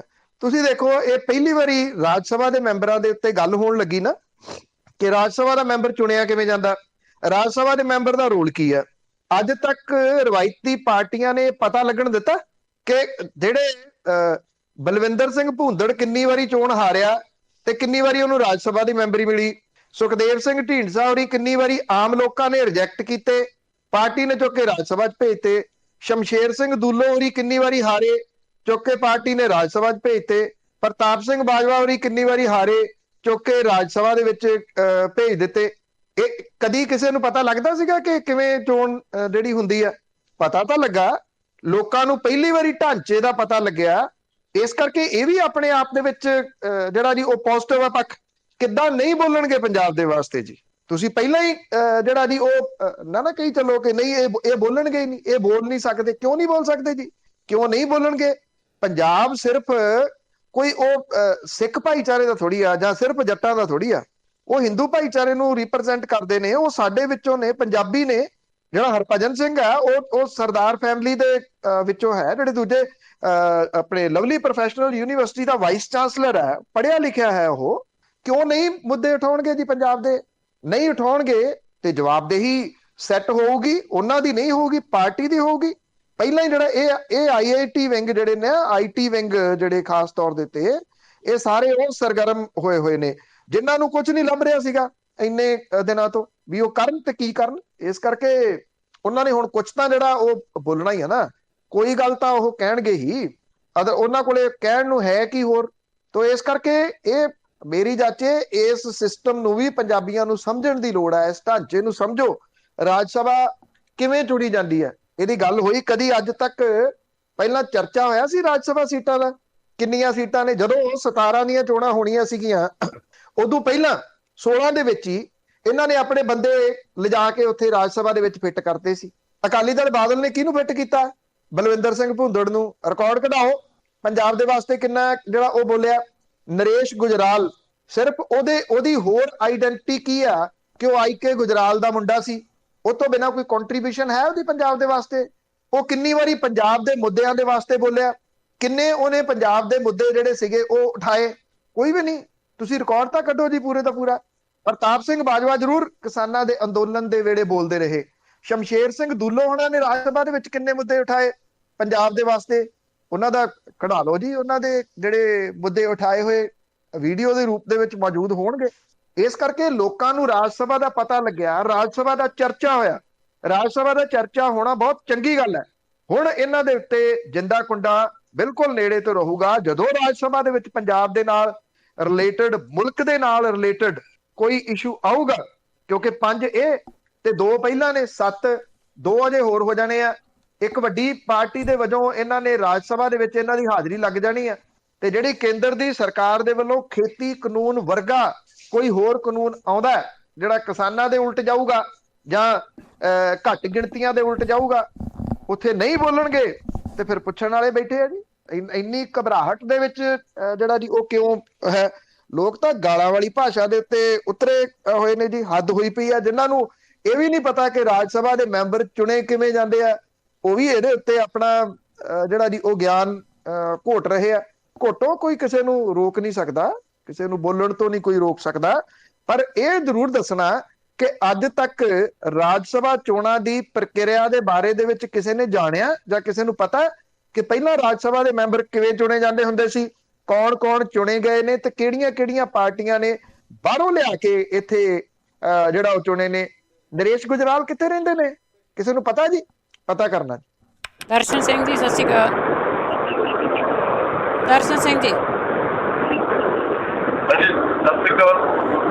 ਸਤਿ ਸ਼੍ਰੀ ਅਕਾਲ ਜੀ। ਤੁਹਾਡੀ ਆਵਾਜ਼ ਬਹੁਤ ਆਉਂਦੀ ਹੈ ਜੀ। ਰੋਡ ਤੇ ਸੀ, ਸੌਰੀ। ਤੇ ਸਤਿ ਸ਼੍ਰੀ ਅਕਾਲ ਸਾਰਿਆਂ ਨੂੰ ਤੇ ਪੰਜਾਬੀ ਰੇਡੀਓ ਯੂਐਸ ਸਾਰੇ ਸਟਾਫ ਦਾ ਧੰਨਵਾਦ ਬਹੁਤ ਬਹੁਤ। ਤੇ ਜਿਹੜੇ ਆਪਣਾ ਪੰਨੂ ਸਾਹਿਬ ਨੇ ਤੇ ਬਲਤੇਜ ਪੰਨੂ ਤੇ ਜਤਿੰਦਰ ਪੰਨੂ ਜੀ ਤੇ IAS ਜਿਹੜੇ ਸੀਗੇ ਅਵਤਾਰ ਸਿੰਘ ਕਾਹਨ ਸਿੰਘ ਪੰਨੂ, ਇਹਨਾਂ ਦਾ ਪੰਜਾਬ ਦੇ ਵਿੱਚ ਬਹੁਤ ਵੱਡਾ ਯੋਗਦਾਨ ਆ ਮੀਡੀਆ ਵਾਸਤੇ ਤੇ ਪੰਜਾਬ ਦੇ ਵਾਸਤੇ ਜਿਹੜੇ ਸੋਚਦੇ ਨੇ। ਉਹ ਕਹਿੰਦੇ ਵੀ ਬੋਲਣ ਵਾਲੇ ਨੇ ਬੋਲ ਵਾਲੇ ਤੇ ਮਿੰਨੇ ਨੇ ਪਿੰਡ ਉਜਾੜੇ। ਜਿਹੜੇ ਰਾਜ ਸਭਾ 'ਚ ਜਾ ਕੇ ਬੋਲਦੇ ਨਹੀਂ ਉਹ ਨੇ ਜਿਹਨਾਂ ਨੇ ਆਪਣੀਆਂ ਕੋਠੀਆਂ ਆਪਣੇ ਮਹਿਲ ਖੜੇ ਕੀਤੇ ਨੇ। ਜਿਹੜੇ ਬੋਲਦੇ ਨੇ ਉੱਥੇ ਜਾ ਕੇ, ਜਿਹੜੇ ਬੋਲਦੇ ਨੇ ਉਹ ਮਾੜੇ ਪਾਏ ਜਾਂਦੇ ਨੇ। ਤੇ ਬਹੁਤ ਵਧੀਆ ਮਤਲਬ ਕੀ ਗੱਲ ਹੈ ਵੀ ਚਲੋ ਹਰਭਜਨ ਸਿੰਘ ਨੂੰ ਬਣਾਇਆ ਇਹਨਾਂ ਨੇ ਜਿਹੜਾ ਰਾਜ ਸਭਾ ਮੈਂਬਰ, ਲੇਕਿਨ ਉਹਨੂੰ ਵੀ ਚਾਹੀਦਾ ਜਿਹੜੇ ਸਾਡੇ ਸਪੋਰਟਸਮੈਨ ਨੇ ਬਹੁਤ ਵਧੀਆ ਟੌਪ ਦੇ ਜਿਹੜੇ ਗੋਲਡ ਮੈਡਲ ਨੇ, ਤੇ ਉਹਨਾਂ ਨੇ ਕਈ ਬੰਦੇ ਵਿਚਾਰੇ ਦੁਕਾਨਾਂ ਕਰਦੇ ਆਪਣਾ ਪਰੌਠਿਆਂ ਦੀਆਂ ਦੁਕਾਨਾਂ ਅਸੀਂ ਦੇਖਦੇ ਹਾਂ ਫੇਸਬੁੱਕਾਂ 'ਤੇ, ਲੇਕਿਨ ਉਹਨਾਂ ਦੇ ਵਾਸਤੇ ਵੀ ਹਰਭਜਨ ਸਿੰਘ ਭੱਜੀ ਸੋਚੇ ਵੀ ਭਾਈ ਇਹਨਾਂ ਨੂੰ ਵੀ ਕੋਈ ਨੌਕਰੀਆਂ ਦਿੱਤੀਆਂ ਜਾਣ। ਕੋਈ ਜਿਹੜੇ ਸਪੋਰਟਸਮੈਨ ਨੇ ਜੇਕਰ ਉਹਨਾਂ ਨੂੰ ਉਤਸ਼ਾਹ ਦੇਵੋਗੇ ਤਾਂ ਮਤਲਬ ਕਿ ਨਸ਼ੇ ਤੋਂ ਲੋਕੀ ਬਾਹਰ ਨਿਕਲਣਗੇ। ਤੇ ਜੇ ਉਹਨਾਂ ਨੂੰ ਪੋਸਟ ਦੇਣਗੇ, ਜੇਕਰ ਉਹਨਾਂ ਨੂੰ ਖਿਡਾਰੀ ਹੋਣ ਦੇ ਨਾਂ 'ਤੇ ਮੈਡਲ ਸਿਰਫ ਗਲ 'ਚ ਪਾਉਣ ਦੇ ਬਾਵਜੂਦ ਉਹ ਵਿਹਲੇ ਤੁਰੇ ਫਿਰਨਗੇ ਤਾਂ ਫਿਰ ਬਾਅਦ 'ਚ ਫਿਰ ਉਹ ਨਸ਼ੇ ਵੱਲ ਨੂੰ ਹੀ ਜਾਂਦੇ ਨੇ। ਇਸ ਕਰਕੇ ਰਿਕੁਐਸਟ ਹੈ ਇਹਨਾਂ ਨੂੰ ਸਾਰਿਆਂ ਨੂੰ ਤੇ ਆਮ ਪਾਰਟੀ ਨੂੰ ਸਾਰਿਆਂ ਨੂੰ ਕਿ ਵੀ ਇਹਨਾਂ ਜਿਹੜੇ ਸਟੂਡੈਂਟ ਨੇ ਜਿਹੜੇ ਸਪੋਰਟਸਮੈਨ ਨੇ ਉਹਨਾਂ ਬਾਰੇ ਸੋਚਣ। ਸਤਿ ਸ਼੍ਰੀ ਅਕਾਲ, ਧੰਨਵਾਦ ਤੁਹਾਡਾ ਸਾਰੇ ਸਟਾਫ ਦਾ। ਸਤਿ ਸ਼੍ਰੀ ਅਕਾਲ, ਧੰਨਵਾਦ ਜੀ, ਸਤਿ ਸ਼੍ਰੀ ਅਕਾਲ ਜੀ। ਕੱਲ ਮੈਨੂੰ ਮੈਂ ਜਿਹੜੇ ਕੁਲਤਾਰ ਸਿੰਘ ਸੰਧਵਾ ਹੋਰਾਂ ਦੇ ਆਫਿਸ ਦੇ ਵਿੱਚ ਮੇਰੀ ਮੁਲਾਕਾਤ ਹੋਈ ਹਰਭਜਨ ਸਿੰਘ ਭੱਜੀ ਹੋਰਾਂ ਦੇ ਨਾਲ। ਮੈਂ ਨਹੀਂ ਪਹਿਲਾਂ ਕਦੀ ਮਿਲਿਆ। ਮੈਂ ਇੱਕੋ ਗੱਲ ਉਹਨਾਂ ਨੂੰ ਜਿਹੜੀ 30 ਸੈਕਿੰਡ ਦੇ ਵਿੱਚ ਆਖੀ ਕਿ ਹਰਭਜਨ ਸਿੰਘ ਜਿਹੜੀ ਤੇਰੀ ਸਿਰ ਦੇ ਉੱਤੇ ਵੱਜੀ ਹੈ ਨਾ, ਇਹ ਘੱਟ ਗਿਣਤੀ ਨੂੰ ਰਿਪਰੈਜ਼ੈਂਟ ਕਰਦੀ ਹੈ। ਬਸ ਇਸ ਚੀਜ਼ ਨੂੰ ਧਿਆਨ ਦੇ ਵਿੱਚ ਰੱਖੀ ਕਿ ਜਿਹੜੀਆਂ ਘੱਟ ਗਿਣਤੀਆਂ ਨੇ ਉਹ ਬਹੁਤ ਵੱਡੀ ਮੁਸ਼ਕਲ ਦੇ ਵਿੱਚ ਨੇ ਇਸ ਵੇਲੇ। ਇੱਕ ਘੱਟ ਗਿਣਤੀ ਨਹੀਂ, ਘੱਟ ਗਿਣਤੀਆਂ। ਇਹ ਜੇ ਤੂੰ ਚੀਜ਼ ਦਿਮਾਗ ਦੇ ਵਿੱਚ ਰੱਖੇਗਾ, ਚੇਤੇ ਰੱਖੇਗਾ, ਤੇ ਬਹੁਤ ਸਾਰਾ ਕੁਝ ਤੂੰ ਕਰ ਸਕਦਾ।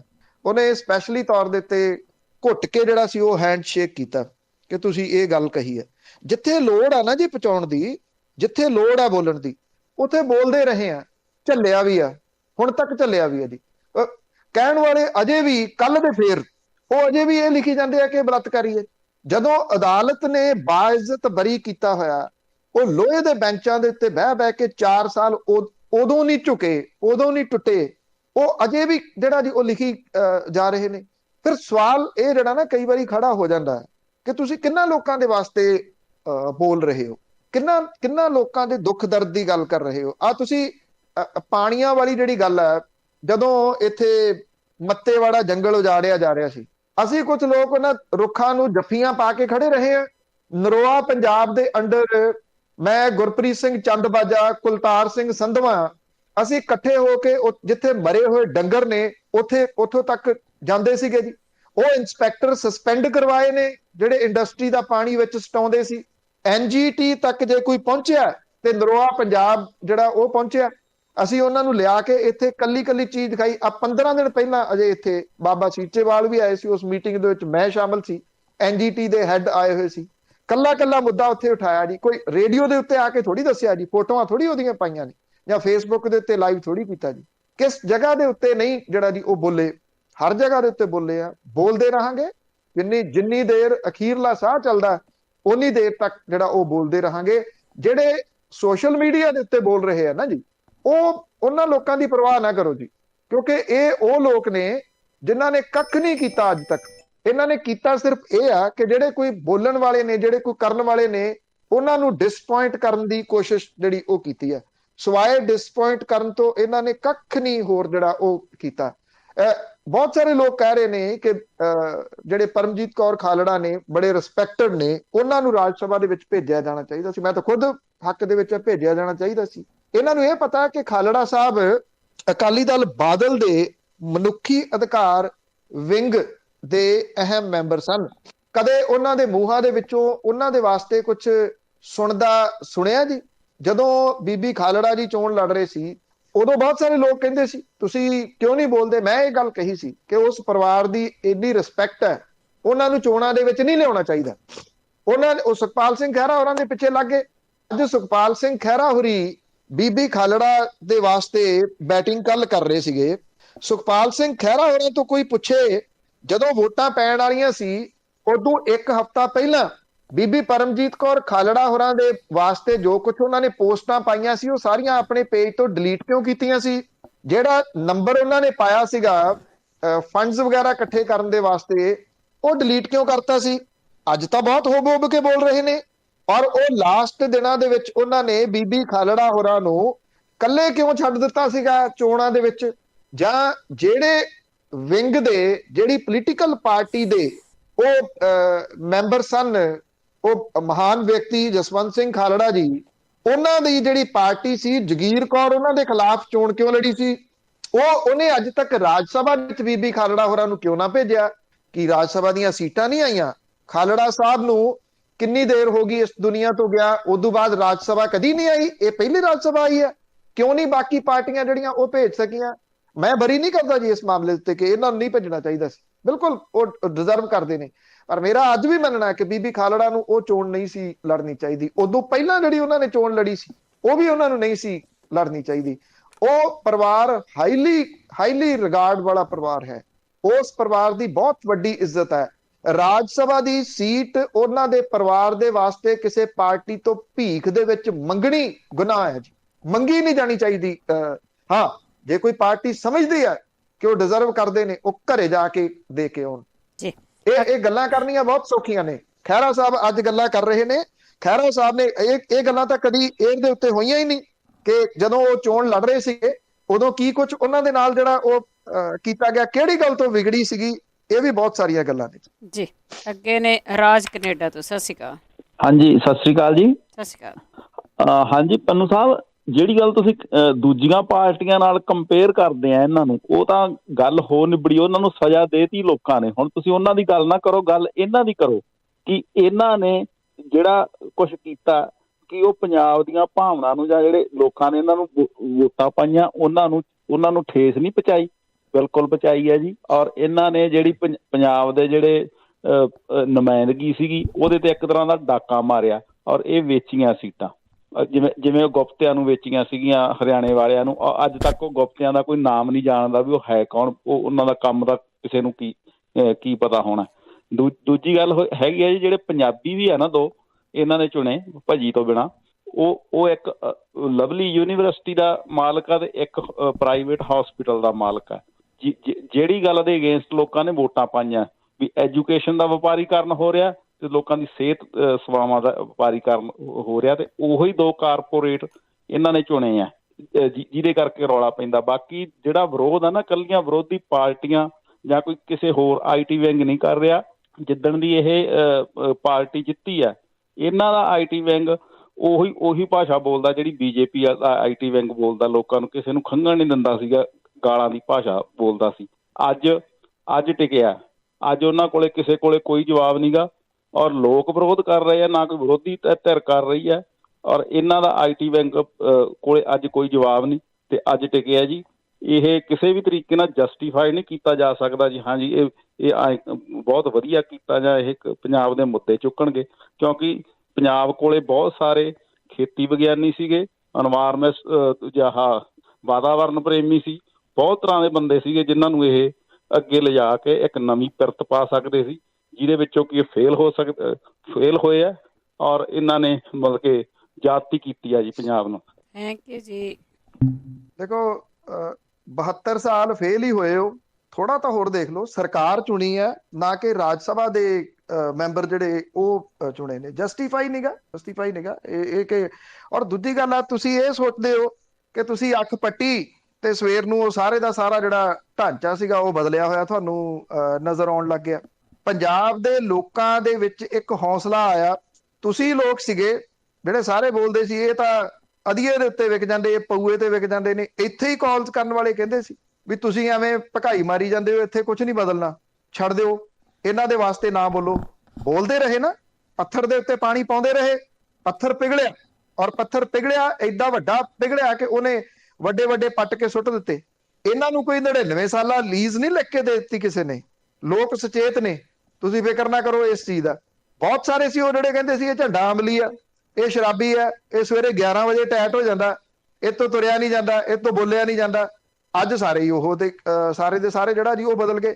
ਅਸਲ ਦੇ ਵਿੱਚ ਜਿਹੜੀ ਕੁਝ ਤਕਲੀਫ ਆ ਨਾ, ਉਹ ਇਸ ਪੱਖੋਂ ਵੀ ਹੋ ਰਹੀ ਆ। ਮੈਂ ਜਿਵੇਂ ਪਹਿਲਾਂ ਵੀ ਕਿਹਾ ਕਿ ਇਹਨਾਂ ਦੇ ਲਾਸਟ ਨੇਮ ਇਹ ਕਿਉਂ ਨੇ?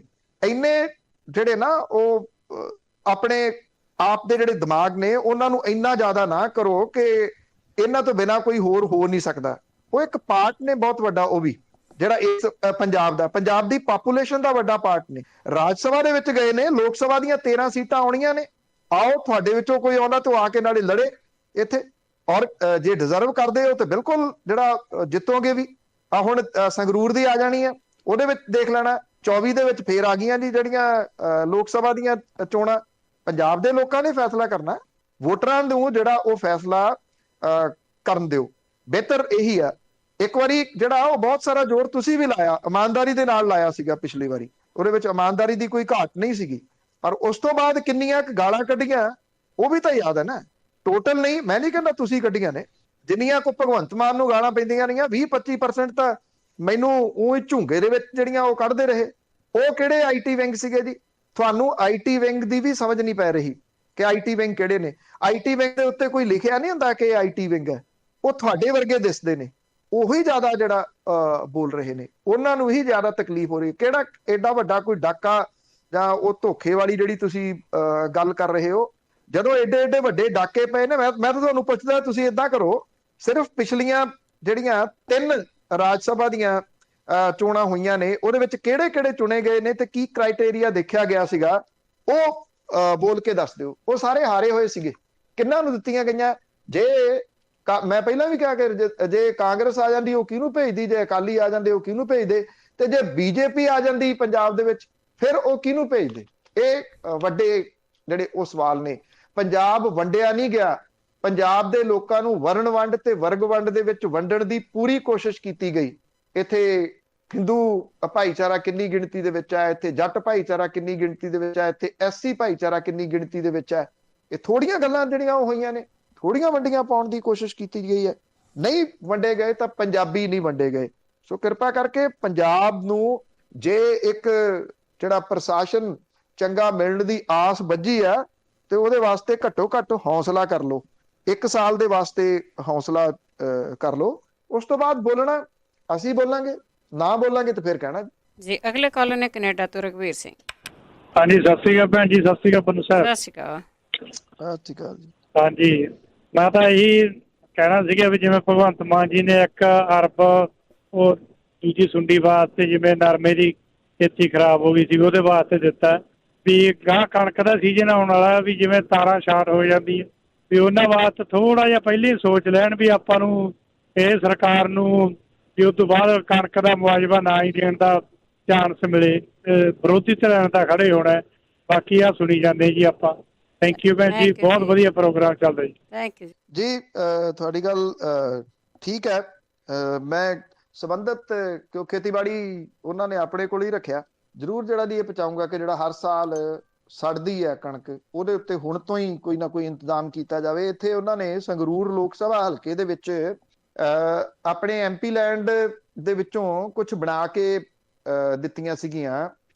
ਉਹ ਟੈਂਕਰ ਟਾਈਪ ਹੈ ਜੀ, ਔਰ ਉਹ ਕੁਝ ਪਿੰਡਾਂ ਦੇ ਵਿੱਚ ਦਿੱਤੀਆਂ ਸੀ। ਮੇਰੀ ਚਾਚੇ ਹਰ ਪਿੰਡ ਨੂੰ ਉਹ ਦੇਣ ਦੀ ਜ਼ਰੂਰਤ ਹੈ। ਤੇ ਤੁਹਾਡੀ ਗੱਲ ਬਿਲਕੁਲ ਠੀਕ ਹੈ ਕਿ ਬਾਅਦ ਦੇ ਵਿੱਚ ਰੌਲਾ ਪਾਉਣ ਦੇ ਨਾਲੋਂ ਜੇ ਹੁਣੇ ਉਹਦੇ ਉੱਤੇ ਕੁਝ ਕੀਤਾ ਜਾਵੇ ਤਾਂ ਮੈਂ ਸੁਨੇਹਾ ਜ਼ਰੂਰ ਪਹੁੰਚਾਊਂਗਾ ਜੀ। ਅਗਲੇ ਕਾਲਰ ਨੇ ਸਾਡੇ ਜੌਲ ਬਿਆਨਾ ਤੋਂ। ਸਤਿ ਸ਼੍ਰੀ ਅਕਾਲ ਜੌਲ ਜੀ। ਸਤਿ ਸ਼੍ਰੀ ਅਕਾਲ। ਹਾਂਜੀ ਹਾਂਜੀ ਭੈਣ ਜੀ, ਸਤਿ ਸ੍ਰੀ ਅਕਾਲ ਜੀ। ਭਾਜੀ ਪੰਨੂ ਨੂੰ ਸਤਿ ਸ੍ਰੀ ਅਕਾਲ ਜੀ। ਸਤਿ ਸ਼੍ਰੀ ਅਕਾਲ। ਸਤਿ ਸ਼੍ਰੀ ਅਕਾਲ ਜੀ। ਸਤਿ ਸ਼੍ਰੀ ਅਕਾਲ। ਹਾਂਜੀ, ਇੱਕ ਭਾਜੀ ਪੰਨੂ ਜੀ ਤੁਹਾਨੂੰ ਵਧਾਈਆਂ, ਤੁਹਾਡੇ ਹੌਸਲੇ ਨੂੰ ਔਰ ਤੁਹਾਡੀ ਸਿਰੜਤਾ ਨੂੰ ਜੀ, ਵੀ ਤੁਸੀਂ ਜਾਂ ਡਟੇ ਰਹੇ ਆ ਜੀ। ਦੇਖੋ ਜੀ, ਕਹਿੰਦੇ ਹੁੰਦੇ ਆ ਨਾ ਵੀ ਆਪਣੇ ਪੁਰਾਣੀ ਕਹਾਵਤ ਹੈ ਵੀ ਹਾਥੀ ਆਉਂਦਾ ਉਹ ਕੰਨ ਮਾਰਦਾ, ਉਹਨਾਂ ਦੇ ਕੁੱਤੇ ਭੌਂਕਦੇ ਰਹਿ ਜਾਂਦੇ ਆ ਨਾ। ਪਰ ਇਹਦੇ ਉੱਪਰ ਸੌਰੀ ਮੰਗਦਾ ਮੈਂ ਸ਼ਬਦ ਦੀ ਫਿਰ ਵੀ, ਪਰ ਇਹ ਬੋਲਦੇ ਰਹਿਣੇ ਆ ਜੀ, ਪਹਿਲਾਂ ਬੋਲਦੇ ਰਹੇ, ਹੁਣ ਬੋਲਦੇ ਰਹਿਣੇ ਆ ਜੀ। ਪਰ ਤੁਹਾਨੂੰ ਵਧਾਈਆਂ ਜੀ, ਤੁਹਾਡਾ ਦਰਦ ਵੀ ਸੁਣਿਆ ਸੀ, ਮੈਂ ਤੁਹਾਡੀ ਵੀਡੀਓ ਸੁਣੀ ਸੀ, ਬਹੁਤ ਵੀ ਤੁਹਾਨੂੰ ਸਲੂਟ ਹੈ ਜੀ ਇਸ ਚੀਜ਼ ਬਾਰੇ। ਬਾਕੀ ਚਲੋ ਜੀ, ਆਪਾਂ ਜਦੋਂ ਬਰੀ ਆ ਫਿਰ ਆਪਾਂ ਨੂੰ ਗੁੱਸਾ ਕਰਨ ਦੀ ਲੋੜ ਨਹੀਂ। ਅਸੀਂ ਉੱਧਰੋਂ ਲੋਕ ਕਹਿਣ ਕਹੀ ਜਾਂਦੇ ਆ ਜੀ। ਮੇਰੇ ਭਾਜੀ ਇੱਕ ਤਾਂ ਬਾਈ ਜੀ ਕਹਿ ਕੇ ਗਏ ਆ ਨਾ ਵੀ ਆਪਣਾ ਵੀ ਉਹ ਧਿਆਨ ਰੱਖਣ। ਇੱਕ ਜੀ ਚਲੋ ਤੁਹਾਡਾ ਨੇੜਤਾ ਬਹੁਤ ਹੈ ਮਾਨ ਸਾਹਿਬ ਨਾਲ, ਵੀ ਜਿਹੜੀਆਂ ਤਾਰਾਂ ਨੇ ਨਾ, ਚਾਹੇ 11 kV ਦੀਆਂ ਨੇ, ਚਾਹੇ 440 ਵਾਲੀਆਂ ਨੇ ਜੀ, ਉਹ ਤੇ ਕੰਮ ਹੋਣਾ ਚਾਹੀਦਾ ਜੀ ਕਣਕ ਪੱਕਣ ਤੋਂ ਪਹਿਲਾਂ ਜੀ। ਜਾਂ ਫਿਰ ਬਿਜਲੀ ਟੋਟਲੀ ਬੰਦ ਚਾਹੀਦੀ ਆ, ਕਿਉਂਕਿ ਜਿਹੜਾ ਨਾਲ ਸੜਦਾ ਬਹੁਤ ਦੁੱਖ ਹੈ ਉਸ ਚੀਜ਼ ਦਾ ਜੀ। ਤੇ ਮੇਰੇ ਇਹ ਵੀ ਸਵਾਲ ਕਿਹਾ ਜੀ, ਮੇਰੇ 2 ਸਵਾਲ ਇਹ ਹੈ ਜੀ। ਇੱਕ ਤਾਂ ਜੀ ਜਿਹੜੇ ਆਪਣਾ ਹਰਪ੍ਰੀਤ ਸਿੱਧੂ ਸੀ, ਜਿਨ੍ਹਾਂ ਨੇ ਹੱਥ ਪਾਇਆ ਸੀ, ਚੰਗੇ ਅਫਸਰ ਵਿੱਚ ਆ ਗਏ ਸੀ ਪੁਲਿਸ ਦੇ ਚਿੱਟੇ ਦੇ ਵਿੱਚ, ਕੀ ਦੁਬਾਰੇ ਹੱਥ ਪਊਗਾ ਉਹਨਾਂ ਨੂੰ?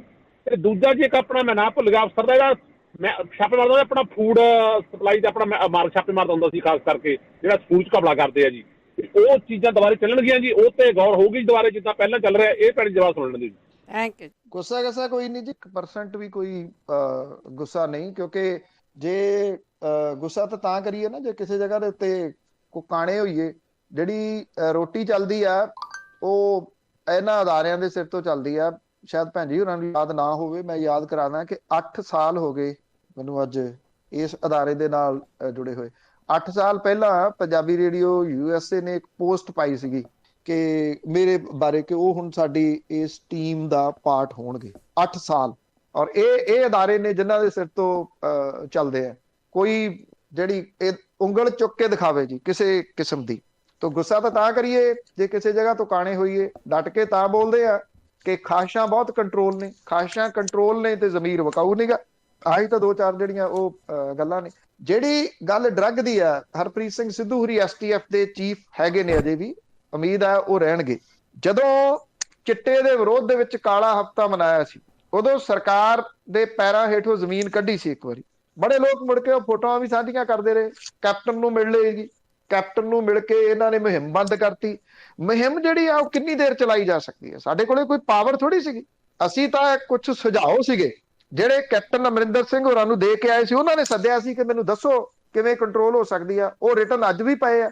ਅੱਜ ਸਿਚੁਏਸ਼ਨ ਥੋੜੀ ਬਦਲ ਗਈ ਆ, ਸ਼ਾਇਦ ਉਹੋ ਜਿਹੇ ਤਰੀਕੇ ਨਾਲ ਨਾ ਹੋ ਸਕੇ। ਮੇਰੇ ਨਾਲ ਇੱਕ ਵਕੀਲਾਂ ਦੀ ਟੀਮ ਹੈ, ਸੀਨੀਅਰ ਵਕੀਲਾਂ ਦੀ, ਹਾਈ ਕੋਰਟ ਦੀ। ਅਸੀਂ ਲਗਾਤਾਰ ਉਹਦੇ ਉੱਤੇ ਕੰਮ ਕਰ ਰਹੇ ਹਾਂ। ਪਾਵਰਪੁਆਇੰਟ ਸਿਸਟਮ ਦੇ ਨਾਲ ਉਹਨੂੰ ਲਿਜਾ ਕੇ ਚਿੱਟੇ ਦੇ ਉੱਤੇ ਕੰਮ ਕਰਾਂਗੇ। ਖਾਸ ਤੌਰ ਦੇ ਉੱਤੇ ਰੀਹੈਬਿਲਿਟੇਸ਼ਨ ਦੇ ਉੱਤੇ ਕੰਮ ਕਰਾਂਗੇ ਕਿ ਜਿਹੜੇ ਰੀਹੈਬਿਲਿਟੇਟ ਕਿਵੇਂ ਕੀਤਾ ਜਾਵੇ। ਇੱਥੇ ਸਿਰਫ ਇਹ ਆ, ਜ਼ਬਾਨ ਥੱਲੇ ਰੱਖਣ ਵਾਲੀ ਗੋਲੀ ਮਿਲਦੀ ਹੈ। ਜ਼ਬਾਨ ਥੱਲੇ ਰੱਖਣ ਵਾਲੀ ਗੋਲੀ ਇੱਕ ਨਸ਼ਾ ਕਰਨ ਵਾਲੇ ਵਿਅਕਤੀ ਨੂੰ ਨਸ਼ੇ ਤੋਂ ਹਟਾਉਣ ਦਾ ਇਲਾਜ ਨਹੀਂ। ਏਡਾ ਵੱਡਾ ਘਪਲਾ ਇਹਨਾਂ ਮਾਮਲਿਆਂ ਦੇ ਵਿੱਚ ਹੋਇਆ, ਚਾਹੇ ਉਹ ਬ੍ਰਹਮਿੰਦਰਾ ਰਹੇ ਹੋਣ ਤੇ ਚਾਹੇ ਬਲਵੀਰ ਸਿੰਘ ਸਿੱਧੂ ਰਹੇ ਹੋਣ। ਮੈਨੂੰ ਬਾਈ ਨੇਮ ਕਹਿਣ ਦੇ ਵਿੱਚ ਕੋਈ ਹਰਜ ਨਹੀਂਗਾ। ਘਪਲੇ ਹੀ ਹੋਏ ਨੇ ਇਸ ਮਾਮਲੇ ਦੇ ਵਿੱਚ। ਉਹ ਗੋਲੀਆਂ ਕਿੱਥੋਂ ਆਉਂਦੀਆਂ ਸੀ, ਕਿਹੜੀ ਫੈਕਟਰੀ ਦੀਆਂ ਆਉਂਦੀਆਂ ਸੀਗੀਆਂ, ਉਹ ਇਲਾਜ ਨਹੀਂਗਾ। ਉਹਨਾਂ ਨੂੰ ਰੀਹੈਬਿਲਿਟੇਟ ਕਿਵੇਂ ਕੀਤਾ ਜਾਵੇ, ਇਹਦੇ ਉੱਤੇ ਲਗਾਤਾਰ ਕੰਮ ਕਰ ਰਹੇ ਹਾਂ। ਅਗਲੇ ਕੁਝ ਹਫ਼ਤਿਆਂ ਦੇ ਦੌਰਾਨ ਇਹਨੂੰ ਬਕਾਇਦਾ ਤੌਰ ਦੇ ਉੱਤੇ ਇੰਪਲੀਮੈਂਟ ਕਰਨ ਵੱਲ ਨੂੰ ਤੁਰਾਂਗੇ। ਜਿੱਥੇ ਕੰਮ ਕਰਨ ਦੀ ਅੱਜ ਲੋੜ ਹੈ, ਪੰਜਾਬ ਨੂੰ ਨਸ਼ੇ ਦੀ ਦਲਦਲ ਚੋਂ ਕੱਢਣਾ ਪਊਗਾ। ਜੇ ਨਹੀਂ ਕੱਢਿਆ ਤਾਂ ਸਾਡੀ ਪੀੜ੍ਹੀ ਜਿਹੜੀ ਰਹਿੰਦੀ ਖੁੰਦੀ ਆ ਉਹ ਮਰ ਜੂਗੀ। ਕੱਲ ਫੇਰ ਇੱਕ ਓਵਰਡੋਜ਼ ਨਾਲ ਮਰਿਆ, ਪਰਸੋਂ 2 ਮਰੇ ਨੇ। ਜੇ ਇਹਦੇ ਵਾਸਤੇ ਇਹ ਥੋੜੀ ਆ ਕਿ ਤੁਸੀਂ ਰਾਜ ਸਭਾ ਦੇ ਮੈਂਬਰ ਬਣੋਗੇ ਤੇ ਤਾਂ ਜਾ ਕੇ ਤੁਸੀਂ ਇਹਦੇ ਉੱਤੇ ਕੰਮ ਕਰਨਾ। ਇਸ ਕਰਕੇ ਲੱਗੇ ਆ ਕਿ ਉਦੋਂ ਉਹਨਾਂ ਨੇ ਚੁੱਕ ਕੇ, ਸ਼ਾਇਦ ਮੈਨੂੰ ਪਤਾ ਕਿ ਨਾਲ ਉਹਨਾਂ ਦੇ ਜਿਹੜੇ ਬੈਠੇ ਸੀਗੇ ਸਲਾਹਕਾਰ, ਉਹਨਾਂ ਨੇ ਚੁੱਕ ਕੇ ਉਹ ਪੇਪਰ ਨਾਲ ਦੀ ਨਾਲ ਡਸਟਬਿਨ 'ਚ ਸੁੱਟ ਦਿੱਤੇ ਹੋਣਗੇ। ਘੱਟੋ ਘੱਟ ਹੁਣ ਪੇਪਰ ਡਸਟਬਿਨ ਦੇ ਵਿੱਚ ਨਹੀਂ ਸੁੱਟਣ ਦੇਾਂਗੇ ਕਿ ਨਹੀਂ ਇਹਦੇ ਉੱਤੇ ਨਹੀਂ ਹੋਣਾ।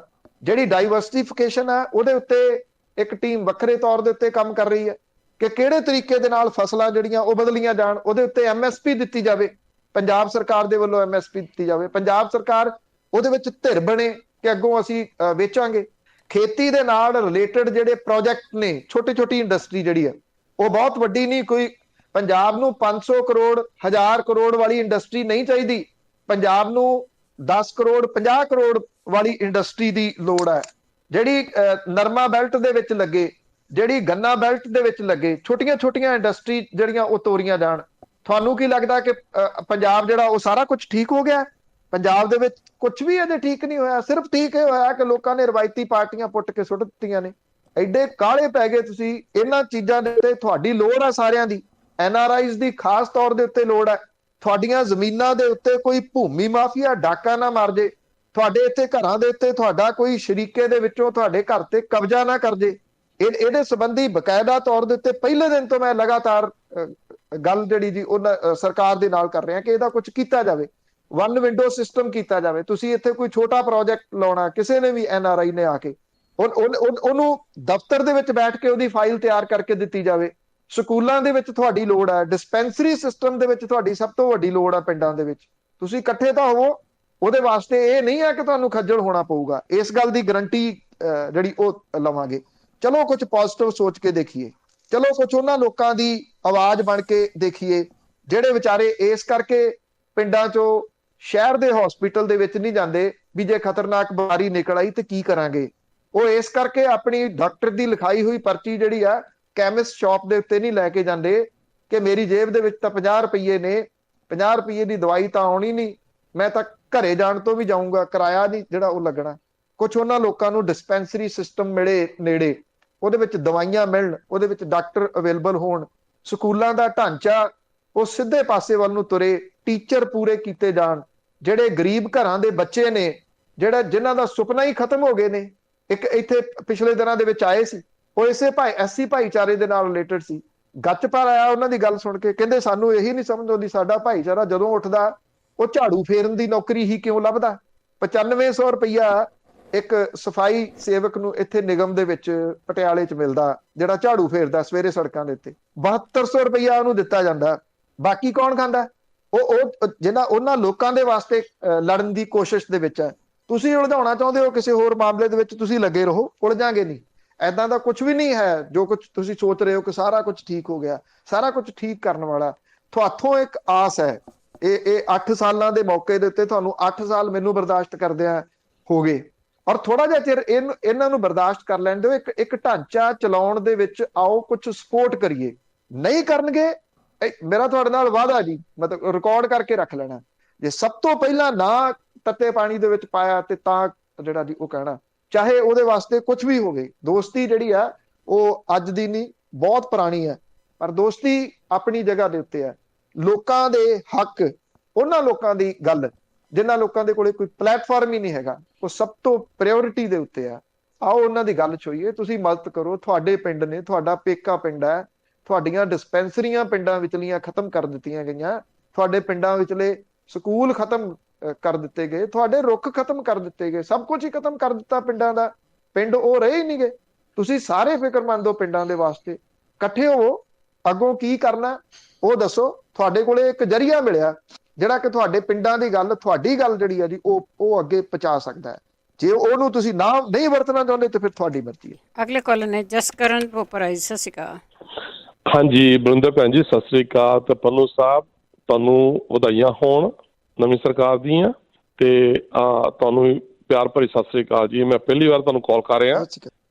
ਮੇਰੇ ਮਨ 'ਚ ਇੱਕ ਸਵਾਲ ਸੀਗਾ ਪੰਨੂ ਸਾਹਿਬ, ਮੈਂ ਕਿਸੇ ਕਿੰਤੂ ਪ੍ਰੰਤੂ ਨਹੀਂ ਕਰਦਾ, ਪਰ ਨਵੀਂ ਮੈਨੇਜਮੈਂਟ ਆਈ ਹੈ, ਨਵੀਂ ਆਪਣਾ ਸਰਕਾਰ ਆਈ ਹੈ, ਟਾਈਮ ਲੱਗਣਾ ਉਹਨਾਂ ਨੂੰ ਸੈਟਲ ਹੋਣ 'ਚ, ਤੇ ਕੰਮ ਕਰਨ ਵਿੱਚ ਸਾਰੇ ਕੰਮ ਹੋਣਗੇ, ਸਾਨੂੰ ਟਾਈਮ ਦੇਣਾ ਚਾਹੀਦਾ ਹੈਗਾ। ਮੇਰਾ ਸਵਾਲ ਇੱਕ ਇਹ ਸੀਗਾ, ਇੱਕ ਤਾਂ ਮੈਨੂੰ ਕੁਐਸਚਨ ਮਿਲ ਗਿਆ ਆਲਰੇਡੀ, ਜਿਸ ਤਰ੍ਹਾਂ ਹੁਣ ਕਹਿ ਰਹੇ ਨੇ ਵੀ 1 MLA 1 ਪੈਨਸ਼ਨ। ਮੇਰਾ ਸਵਾਲ ਪੈਨਸ਼ਨ ਤੇ ਹੈ। ਦੇਖੋ, ਇਹ ਜਿੰਨੇ ਵੀ MLAs ਆਉਂਦੇ ਨੇ, ਇਹ ਲੋਕਾਂ ਨਾਲ ਵਾਅਦੇ ਕਰਕੇ ਤੇ ਪਬਲਿਕ ਇਲੈਕਟਿਡ ਅਫੀਸ਼ੀਅਲਸ ਨੇ, ਆਪਣੇ ਫਿਰ ਵਾਅਦੇ ਨਹੀਂ ਪੂਰੇ ਕਰਦੇ। ਸਰਕਾਰਾਂ ਚੇਂਜ ਹੁੰਦੀਆਂ ਨੇ, ਇਹਨਾਂ ਲੋਕਾਂ ਦਰਕਾਰ ਸੁੱਟ ਦਿੰਦੇ ਨੇ, ਜਿਹੜੀ ਕਿ ਹੁਣ ਬੜੀ ਵਧੀਆ ਗੁੱਡ ਐਗਜ਼ਾਮਪਲ ਹੋਈ ਆ ਵੀ ਅਕਾਲੀ ਕੀ ਤੇ ਕਾਂਗਰਸੀ ਕੀ ਜਿੰਨੀ ਰਵਾਇਤੀ ਪਾਰਟੀਆਂ ਸਾਰੀ ਕੱਢ ਕੇ ਝਾੜੂ ਮਾਰ ਕੇ ਬਾਹਰ ਕੀਤੀਆਂ ਨੇ, ਕਿਉਂਕਿ ਇਹਨਾਂ ਨੇ ਜੋ ਲੋਕਾਂ ਨੂੰ ਵਾਅਦੇ ਕੀਤੇ ਸੀਗੇ ਉਹ ਪੂਰੇ ਨਹੀਂ ਕੀਤੇ। ਇਟ ਮੀਨਸ ਪਬਲਿਕ ਨੇ ਇਹਨਾਂ ਨੂੰ ਹੁਣ ਫਾਇਰ ਕਰਤਾ ਜੌਬ ਤੋਂ, ਵੀ ਸਾਨੂੰ ਤੁਹਾਡੀ ਜ਼ਰੂਰਤ ਨਹੀਂ ਹੈਗੀ। ਕਿਸੇ ਸਰਕਾਰੀ ਨੌਕਰੀ ਤੁਸੀਂ ਕੰਮ ਕਰਦੇ ਜੇ ਤੁਸੀਂ ਉੱਥੋਂ ਫਾਇਰ ਹੋ ਜਾਂਦੇ ਜੇ ਔਨ ਡਿਊਟੀ, ਤਾਂ ਤੁਸੀਂ ਕਿਸੇ ਵੀ ਪੈਨਸ਼ਨ ਵਾਸਤੇ, ਕਿਸੇ ਵੀ ਬੈਨੀਫਿਟ ਵਾਸਤੇ ਐਲੀਜੀਬਲ ਨਹੀਂ ਰਹਿੰਦੇ। ਜਿਹੜੇ ਬੰਦੇ ਲੋਕਾਂ ਨੇ ਫਾਇਰ ਕੀਤੇ ਨੇ, ਇਹਨਾਂ ਨੂੰ ਇੱਕ ਪੈਨਸ਼ਨ ਵੀ ਕਿਉਂ ਮਿਲੇ? ਇਹ ਸਰਕਾਰੀ ਖਜ਼ਾਨੇ ਤੇ ਇਹ ਡਾਕਾ ਕਿਉਂ ਮਾਰਨੇ? ਇਹੋ ਪੈਸੇ ਜਿਹੜੇ ਨੇ ਨਵੇਂ ਮੁਲਾਜ਼ਮ ਹਾਇਰ ਕਰਕੇ, ਜਿੰਨਾ ਇੰਨੀ ਸਾਰੀ ਜ਼ਰੂਰਤ ਹੈਗੀ ਇੰਪਲੋਇਮੈਂਟ ਦੀ ਪੰਜਾਬ ਦੇ ਵਿੱਚ, ਉਹਨਾਂ ਦੀ ਤਨਖਾਹਾਂ ਵਾਸਤੇ ਵਰਤੇ ਜਾਣੇ। ਤੇ ਕੀ ਖਿਆਲ ਤੁਹਾਡਾ ਜੀ ਆਪਣਾ 1 ਪੈਨਸ਼ਨ 1 MLA, ਇਹ ਤੇ ਇੱਕ ਸਟਾਰਟਿੰਗ ਪੁਆਇੰਟ ਹੈਗਾ, ਪਰ ਜਿਹੜੇ ਬੰਦੇ ਫਾਇਰ ਹੋ ਜਾਂਦੇ ਨੇ, ਪਬਲਿਕ ਦਰਕਾਰ ਦਿੰਦੀ ਹੈ ਕਿਉਂਕਿ ਆਪਣੇ ਕੰਮ ਨਹੀਂ ਕਰਦੇ, ਉਹਨਾਂ ਨੂੰ ਪੈਨਸ਼ਨ ਵਾਸਤੇ ਵੀ ਡੀਬਾਰ ਕੀਤਾ ਜਾਵੇ। ਕੀ ਖਿਆਲ ਤੁਹਾਡਾ ਜੀ? Thank you. ਦੇਖੋ, ਤੁਹਾਡਾ ਪੁਆਇੰਟ ਬਹੁਤ ਸ਼ਾਨਦਾਰ ਹੈ, ਬਹੁਤ ਵਧੀਆ ਹੈ, ਪਰ ਭਾਈ ਸਾਹਿਬ ਗੱਲ ਜਿਹੜੀ ਇਹ ਆ ਕਿ ਤੁਹਾਨੂੰ ਇੱਕ ਸਾਈਡ ਤੋਂ ਸ਼ੁਰੂ ਕਰਕੇ ਫਿਰ ਸਟੈਪ ਬਾਈ ਸਟੈਪ ਅੱਗੇ ਵਧਣਾ ਪਊਗਾ ਜੀ। ਜਿਹੜਾ 1 ਵਿਧਾਨ ਸਭਾ 1 ਪੈਨਸ਼ਨ, ਕੋਈ ਇਸ ਪਾਰਟੀ ਨੇ ਚੋਣ ਮੈਨੀਫੈਸਟੋ ਦੇ ਵਿੱਚ ਜਾਂ ਚੋਣ ਦੇ ਦੌਰਾਨ ਵਾਅਦਾ ਨਹੀਂ ਸੀ ਕੀਤਾ। ਇਹ ਲੋਕਾਂ ਦੀ ਡਿਮਾਂਡ ਸੀ ਕਿ ਇਹ ਕੀਤਾ ਜਾਵੇ, ਔਰ ਉਹ ਪ੍ਰੈਸ਼ਰ ਸੀ। ਇਸੇ ਕਰਕੇ ਪਹਿਲੀਆਂ ਦੇ ਵਿੱਚ ਕੱਲ ਨੂੰ ਇਹਦਾ ਐਲਾਨ ਉਹਨਾਂ ਨੇ ਕਰਨਾ, ਭਗਵੰਤ ਮਾਨ ਹੋਰਾਂ ਨੇ ਇਹਦਾ ਬਕਾਇਦਾ ਐਲਾਨ ਉਹ ਕੱਲ ਨੂੰ ਕਰਨਗੇ ਕਿ ਇੱਕੋ ਪੈਨਸ਼ਨ। ਜੇ 1 ਤੱਕ ਆਇਆ, ਮੈਂ ਸੁਝਾਅ ਉਹਨਾਂ ਨੂੰ ਦਿੱਤਾ ਸੀਗਾ ਕਿ ਤੁਸੀਂ ਇਹ ਵੀ ਕਰ ਦਿਓ ਜਿਵੇਂ ਕੈਨੇਡਾ ਦੇ ਵਿੱਚ ਹੈ ਕਿ ਪਹਿਲੀ ਵਾਰੀ ਜਿਹੜੀ ਆ ਉਹ ਪੈਨਸ਼ਨ ਨਹੀਂ ਮਿਲਦੀ, ਫਸਟ ਟਾਈਮਰ ਨੂੰ ਪੈਨਸ਼ਨ ਨਹੀਂ ਮਿਲਦੀ, ਸੈਕੰਡ ਟਾਈਮਰ ਜਿਹੜਾ ਉਹਨੂੰ ਪੈਨਸ਼ਨ ਮਿਲਦੀ ਹੈ। ਉਹ ਚੰਗਾ ਕੰਮ ਕਰੂਗਾ। ਫਿਰ ਹਾਂ, ਇਹਦੇ ਨਾਲ ਇਹ ਵੀ ਹੋ ਸਕਦਾ ਕਿ ਜਿਹੜੇ ਜਿਵੇਂ ਹੈਗੇ ਨੇ ਉਗੋਕੇ ਵਰਗੇ, ਉਹ ਰਗੜੇ ਨਾ ਜਾਣ, ਉਹ ਬਹੁਤੇ ਮਾਤੜ ਨੇ, ਇਹ ਵੀ ਹੋ ਸਕਦਾ। ਜਾਂ ਇਹ ਮੈਂ ਉਹਨਾਂ ਨੂੰ ਸੁਝਾਅ ਦਿੱਤਾ ਸੀ ਵੀ ਜਿਨ੍ਹਾਂ ਲੋਕਾਂ ਨੇ ਆਪਣੀ ਪ੍ਰਾਪਰਟੀ ਡਿਕਲੇਅਰ ਕੀਤੀ ਆ 100 ਕਰੋੜ ਦੀ, ਉਹਨੂੰ ਥੱਲੇ ਲਿਆਂਦਾ ਜਾ ਸਕਦਾ, 50 ਕਰੋੜ ਤੱਕ ਲਿਮਿਟ ਲਾ ਦਿਓ ਕਿ ਜਿਹਨੇ 50 ਕਰੋੜ ਦੀ ਆਪਣੀ ਪ੍ਰਾਪਰਟੀ ਡਿਕਲੇਅਰ ਕੀਤੀ ਆ ਉਹਨੂੰ ਭੱਤੇ ਨਾ ਦਿਓ। ਹਾਲਾਂਕਿ ਕੁਝ ਜਿਹੜੇ ਲੀਗਲ ਪੁਆਇੰਟ ਦੱਸਣ ਵਾਲੇ ਨੇ ਉਹ ਕਹਿੰਦੇ ਨੇ ਕਿ ਪ੍ਰਾਪਰਟੀ ਦੇ ਨਾਲ ਭੱਤਿਆਂ ਨੂੰ ਜੋੜ ਕੇ ਆਪਾਂ ਦੇਖ ਨਹੀਂ ਸਕਦੇ।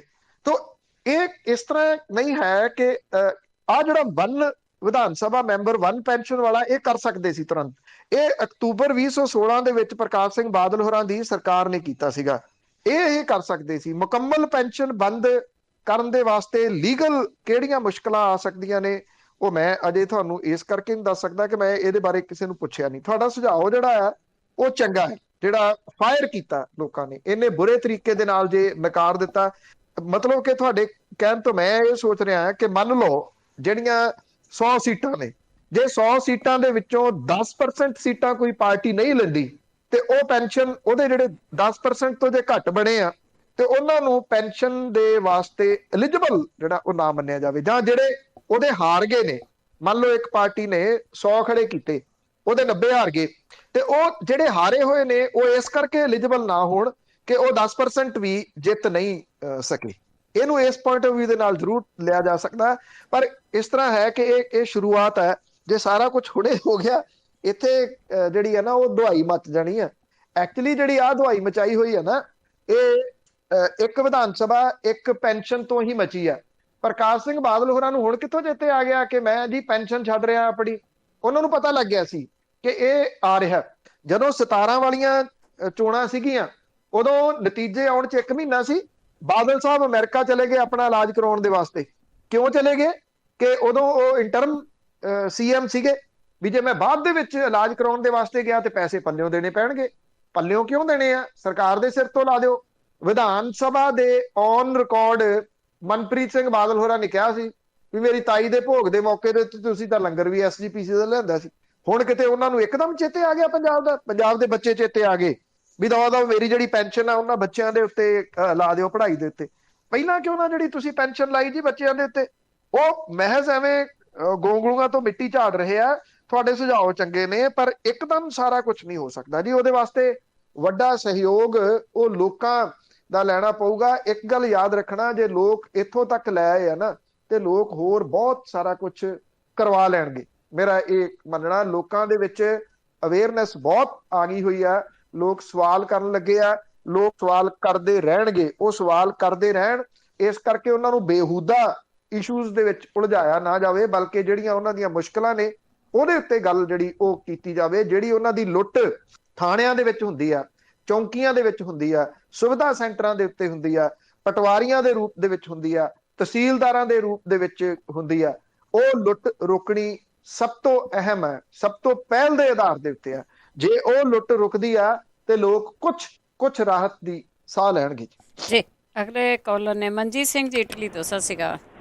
ਸਤਿ ਸ੍ਰੀ ਅਕਾਲ ਜੀ। ਸਤਿ ਸ੍ਰੀ ਅਕਾਲ ਪੰਨੂ ਸਾਹਿਬ ਜੀ। ਹਾਂਜੀ ਹਾਂਜੀ ਪੰਨੂ ਸਾਹਿਬ ਜੀ, ਉਹਨਾਂ ਦੇ ਵਿੱਚੋਂ ਇੱਕ ਮੈਂ ਵੀ ਸੀ। ਮੈਂ ਵੀ ਬਹੁਤ ਰੌਲਾ ਪਾਇਆ ਸੀ, ਯਾਨੀ ਕਿ ਮੈਨੂੰ ਇਸ ਕਰਕੇ ਨਹੀਂ ਸੀ ਕਿਸੇ ਨੂੰ ਗਾਲ ਨਹੀਂ, ਕਿਸੇ ਨੂੰ ਗਲਤ ਨਹੀਂ, ਇਸ ਕਰਕੇ ਮੈਨੂੰ ਡਰ ਸੀ ਮੇਰੀ ਕੀ ਇਹ ਦੁਬਾਰਾ ਨਾ ਆ ਜਾਣ। ਮੈਂ ਵੀ ਆਪਣੇ ਇਲਾਕੇ ਦੇ ਵਿੱਚ ਪਿੰਡਾਂ ਦੇ ਵਿੱਚ ਯਾਰਾਂ ਦੋਸਤਾਂ ਨੂੰ ਵੀ ਫੋਨ ਕੀਤਾ, ਆਪਣੇ ਨਾਨਕਿਆਂ ਲਈ ਫੋਨ ਕੀਤਾ, ਪਰ ਮੇਰੀ ਬਦਕਿਸਮਤੀ ਦੇਖ ਲਓ। ਸ਼ਾਹਕੋਟ ਹਲਕਾ ਮੇਰਾ ਜੀ, ਪਿੰਡ ਲਸੂੜੀ ਆ ਤੇ ਉਧਰ ਮੇਰੇ ਨਾਨਕੇ ਆ ਭਲੱਥ ਚ ਪੈਂਦੇ ਆ। ਇਹਨਾਂ ਦੋਨਾਂ ਦੇ ਵਿੱਚ ਹੀ ਕਾਂਗਰਸ ਦੇ ਬੰਦੇ ਜਿੱਤੇ ਆ। ਤੇ ਮੇਰਾ ਇੱਕ ਸਵਾਲ ਇਹ ਹੈ ਸਰ ਜੀ, ਜੇ ਨਾ ਜਿੱਦਾਂ ਹੁਣ ਇਹ ਆਪਣੇ ਪੰਜਾਬ ਦੇ ਵਿੱਚ ਮੁਆਵਜ਼ਾ ਮੰਗਦੇ ਜਾਂ ਕੁਛ ਵੀ ਮੰਗਦੇ ਆ, ਤੇ ਹੁਣ ਚਲੋ ਇਹ ਤਾਂ ਸਰਕਾਰ ਨੂੰ ਹਾਲੇ ਨਹੀਂ ਆਪਾਂ ਕਹਿੰਦੇ ਵੀ ਹਾਲੇ ਸ਼ੁਰੂਆਤ ਹੋਈ ਇਹਨਾਂ ਦੀ।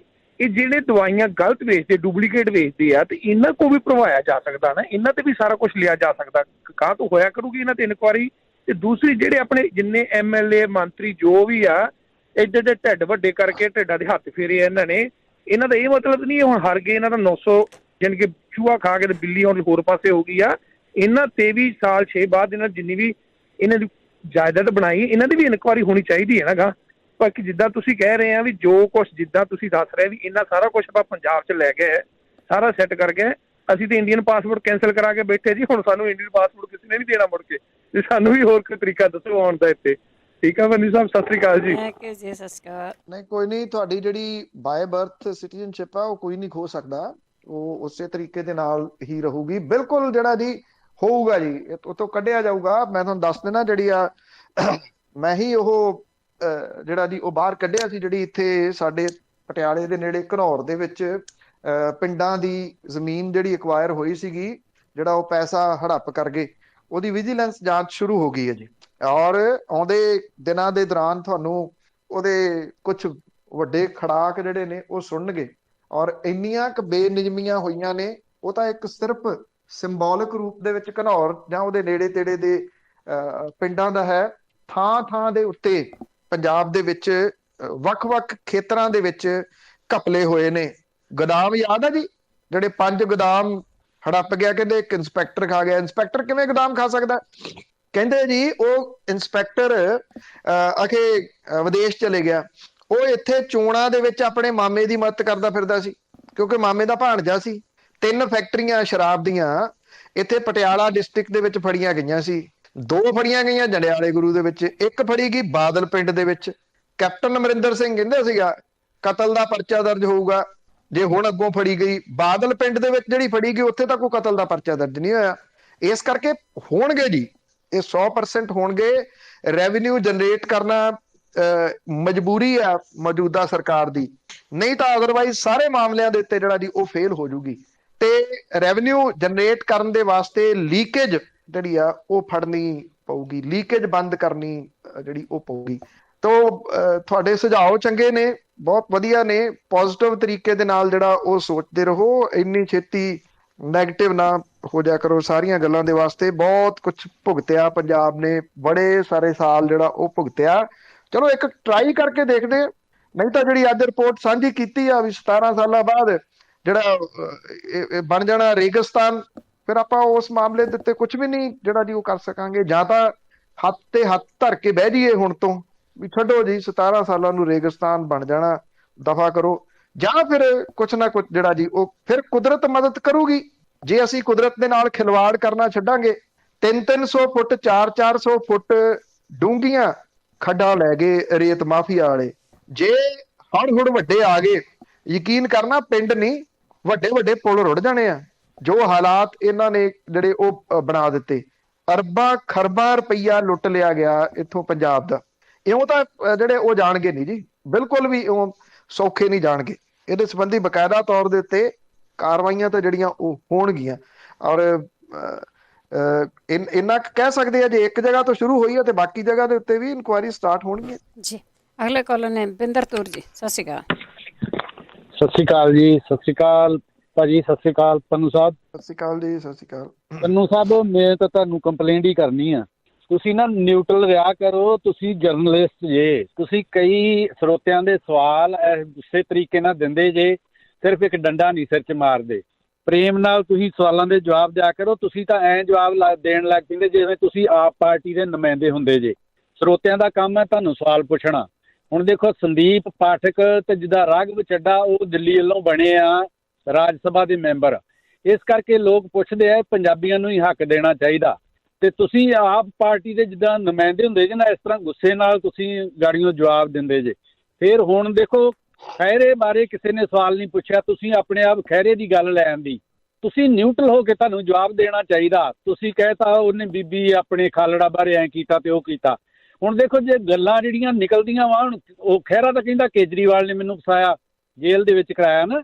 ਉਹ ਕਹਿੰਦਾ ਵੀ ਮੇਰੇ ਜੇ ਦੱਸ ਦਿੰਦਾ ਵੀ ਮੈਂ ਇਹਨੂੰ ਭੇਜਿਆ ਸੀ ਬਾਹਰੋਂ ਫੰਡ ਰੇਜ ਕਰਨ ਲਈ ਤੇ ਮੈਨੂੰ ਜੇਲ੍ਹ ਹੋਣੀ ਨਹੀਂ ਸੀ। ਹੁਣ ਗੱਲਾਂ ਤਾਂ ਵਿੱਚੋਂ ਕਈ ਨਿਕਲ ਆਉਂਦੀਆਂ ਵਾ। ਹੁਣ ਆਮ ਲੋਕਾਂ ਨੂੰ ਨਹੀਂ ਪਤਾ ਹੁੰਦਾ, ਉਹਨਾਂ ਦਾ ਤੁਹਾਨੂੰ ਹੀ ਪੁੱਛਣਾ ਵੀ ਆਹ ਗੱਲ ਕਿੱਦਾਂ ਤੇ ਆਹ ਗੱਲ ਕਿੱਦਾਂ। ਇਹਦੇ ਵਿੱਚ ਤੁਹਾਡਾ ਕੋਈ ਵੀ ਗੁੱਸਾ ਕਰਨਾ ਨਹੀਂ ਬਣਦਾ। ਜਦੋਂ ਤੁਸੀਂ ਕਹਿ ਦਿੰਦੇ ਉਹ ਤੁਹਾਡੇ ਵਰਗੇ ਲੋਕ ਹੀ ਆ ਜਿਹੜੇ ਇਹੋ ਜਿਹੀਆਂ ਕੰਪਲੇਂਟਾਂ ਕਰਦੇ। ਹੁਣ ਮੈਨੂੰ ਨਹੀਂ ਪਤਾ ਕਿਹੜੇ ਸਰੋਤੇ ਦੀ ਤੁਹਾਡੇ ਨਾਲ ਕੋਈ ਕੰਪਲੇਂਟ ਸੀ ਜਾਂ ਗੁੱਸਾ ਸੀ। ਤੁਸੀਂ ਨਾ ਨਿਊਟਰਲ ਹੋ ਕੇ ਪਲੀਜ਼ ਜਵਾਬ ਦਿਆ ਕਰੋ ਤੇ ਮਿੱਠੇ ਠਰਮੇ ਨਾਲ ਦਿਆ ਕਰੋ ਜਵਾਬ। ਤੁਸੀਂ ਧਿਰ ਨਾ ਬਣਿਆ ਕਰੋ ਆਪ ਵੱਲੋਂ। ਅਸੀਂ ਆਪ ਨੂੰ ਲਾਈਕ ਕਰਦੇ ਹਾਂ, ਅਸੀਂ ਇੱਥੇ ਫੰਡ ਰੇਜ ਕੀਤਾ ਪਿਛਲੀ ਵਾਰੀ। ਹੁਣ ਜੇ ਗੱਲਾਂ ਕਰਨ ਲੱਗੀਏ ਕੇਜਰੀਵਾਲ ਨੇ ਕਿਹਨੂੰ ਹਿਸਾਬ ਦੇਤਾ ਜਿਹੜੇ ਕਰੋੜਾਂ ਰੁਪਈਆ ਇੱਥੋਂ ਗਿਆ ਸੀ, ਉਹਨਾਂ ਵੀ ਕਿਸੇ ਨੂੰ ਹਿਸਾਬ ਨਹੀਂ। ਗਲਤੀਆਂ ਹਰੇਕ ਬੰਦੇ 'ਚ ਹੁੰਦੀਆਂ। ਜੇ ਖਹਿਰੇ ਨੇ ਕੋਈ ਗਲਤੀ ਕੀਤੀ ਹੋਊ ਤਾਂ ਜਿੱਤ ਤਾਂ ਉਹ ਫਿਰ ਵੀ ਗਿਆ ਵਾ। ਮਤਲਬ ਇਸ ਤਰ੍ਹਾਂ ਇੱਕ ਤਰਫਾ ਹੋ ਕੇ ਨਹੀਂ ਚੱਲਣਾ ਚਾਹੀਦਾ। ਤੁਸੀਂ ਨਿਊਟਰਲ ਹੋ ਕੇ ਪਲੀਜ਼ ਜਵਾਬ ਦਿਆ ਕਰੋ ਤੇ ਗੁੱਸਾ ਨਾ ਕਰਿਓ ਜੇ ਇਹਨਾਂ ਗੱਲਾਂ ਦਾ। Thank you. ਖਹਿਰਾ ਸਾਹਿਬ ਫੰਡਾਂ ਵਾਲੇ ਮਾਮਲੇ 'ਚ ਅੰਦਰ ਨਹੀਂ ਸੀ, ਉਹ ਡਰੱਗ ਕੇਸ ਅੰਦਰ ਸੀਗੇ ਜੀ। ਜਿਹੜਾ ਉਹ ਫਾਜ਼ਿਲਕਾ ਵਾਲਾ ਸੀਗਾ, ਇਹ ਵੀ ਥੋੜਾ ਜਿਹਾ ਜਿਹੜਾ ਉਹ ਦੁਰਸਤ ਕਰ ਲੈਣਾ। ਜਿੱਥੋਂ ਤੱਕ ਨਿਊਟਰਲ ਦੀ ਗੱਲ ਹੈ, ਇੱਕ ਇੱਥੇ ਸਮਾਗਮ ਹੋਇਆ ਸੀ ਸਿਰਸਾ ਦੇ ਵਿੱਚ ਛਤਰਪਤੀ ਜੀ ਦੀ ਯਾਦ ਦੇ ਵਿੱਚ। ਮੈਂ ਉੱਥੇ ਇਸ ਵਿਸ਼ੇ ਦੇ ਉੱਤੇ ਜਿਹੜਾ ਉਹ ਬੋਲਿਆ ਸੀ, ਪੱਤਰਕਾਰ ਕਦੇ ਨਿਊਟਰਲ ਨਹੀਂ ਹੁੰਦਾ ਜੀ। ਨਿਊਟਰਲ ਹੋ ਕੇ ਤੁਸੀਂ ਕਿਵੇਂ ਚੱਲ ਸਕਦੇ ਹੋ ਜੀ? ਤੁਸੀਂ ਇਹ ਕਹੋਗੇ ਜਾਂ ਤਾਂ ਤੁਸੀਂ ਗਲਤ ਧਿਰ ਨਾਲ ਖੜੇ ਹੋ ਜਾਂ ਸਹੀ ਧਿਰ ਨਾਲ ਖੜੇ ਹੋ। ਜੇ ਤੁਸੀਂ ਇਹ ਕਹੋਗੇ ਕਿ ਮੈਨੂੰ ਨਹੀਂ ਪਤਾ ਵੀ ਗਲਤ ਧਿਰ ਕਿਹੜੀ ਆ ਤੇ ਸਹੀ ਧਿਰ ਕਿਹੜੀ ਆ, ਮੈਂ ਤਾਂ ਨਿਊਟਰਲ ਆ, ਫਿਰ ਉਹ ਨਿਊਟਰਲ ਪਾਉਣਾ ਕਿਵੇਂ ਹੋ ਸਕਦਾ ਜੀ? ਜੇ ਕੋਈ ਮੰਨ ਲਓ ਸਹੀ ਚੀਜ਼ ਸਾਹਮਣੇ ਲੈ ਕੇ ਆਉਂਦਾ, ਗਲਤ ਦੇ ਬਾਰੇ ਉਹ ਕਹਿੰਦਾ ਕਿ ਆਹ ਗਲਤ ਹੈ, ਫਿਰ ਉਹ ਨਿਊਟਰਲ ਥੋੜੀ ਰਹਿ ਗਿਆ ਜੀ। ਜਾਂ ਤਾਂ ਉਹ ਸਿਰਫ ਸਹੀ ਦੀ ਗੱਲ ਕਰ ਰਿਹਾ ਜਾਂ ਉਹ ਸਿਰਫ ਗਲਤ ਦੀ ਗੱਲ ਕਰ ਰਿਹਾ। ਜਿਹੜਾ ਨਿਊਟਰਲ ਵਾਲੀ ਗੱਲ ਹੈ ਨਾ, ਉਹ ਨਹੀਂ ਹੋ ਸਕਦਾ ਜੀ। ਤੁਸੀਂ ਕਿਸੇ ਵੀ ਜਗ੍ਹਾ ਦੇ ਉੱਤੇ, ਕਿਉਂਕਿ ਮੇਰੇ ਵਾਸਤੇ ਮੇਰਾ ਆਈਡੀਅਲ ਗੁਰੂ ਨਾਨਕ ਸਾਹਿਬ ਹੈ, ਉਹ ਜੇ ਬਾਬਰ ਨੂੰ ਜਾਬਰ ਕਹਿੰਦਾ ਫਿਰ ਉਹ ਨਿਊਟਰਲ ਥੋੜੀ ਨਾ ਜੀ।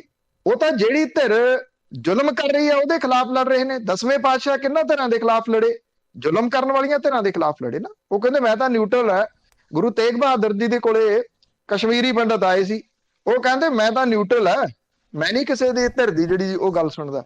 ਇਹ ਜਿਹੜਾ ਨਿਊਟਰਲ ਕਹਿ ਦੇਣਾ ਨਾ ਕਿ ਤੁਸੀਂ ਨਿਊਟਰਲ ਹੋ ਕੇ ਜਿਹੜਾ ਜੀ ਉਹ ਚੱਲੋ, ਨਹੀਂ ਹੋ ਸਕਦਾ। ਇਹ ਤੁਹਾਨੂੰ ਸਹੀ ਨੂੰ ਸਹੀ ਕਹਿਣਾ ਪਊਗਾ, ਗਲਤ ਨੂੰ ਗਲਤ ਕਹਿਣਾ ਪਊਗਾ।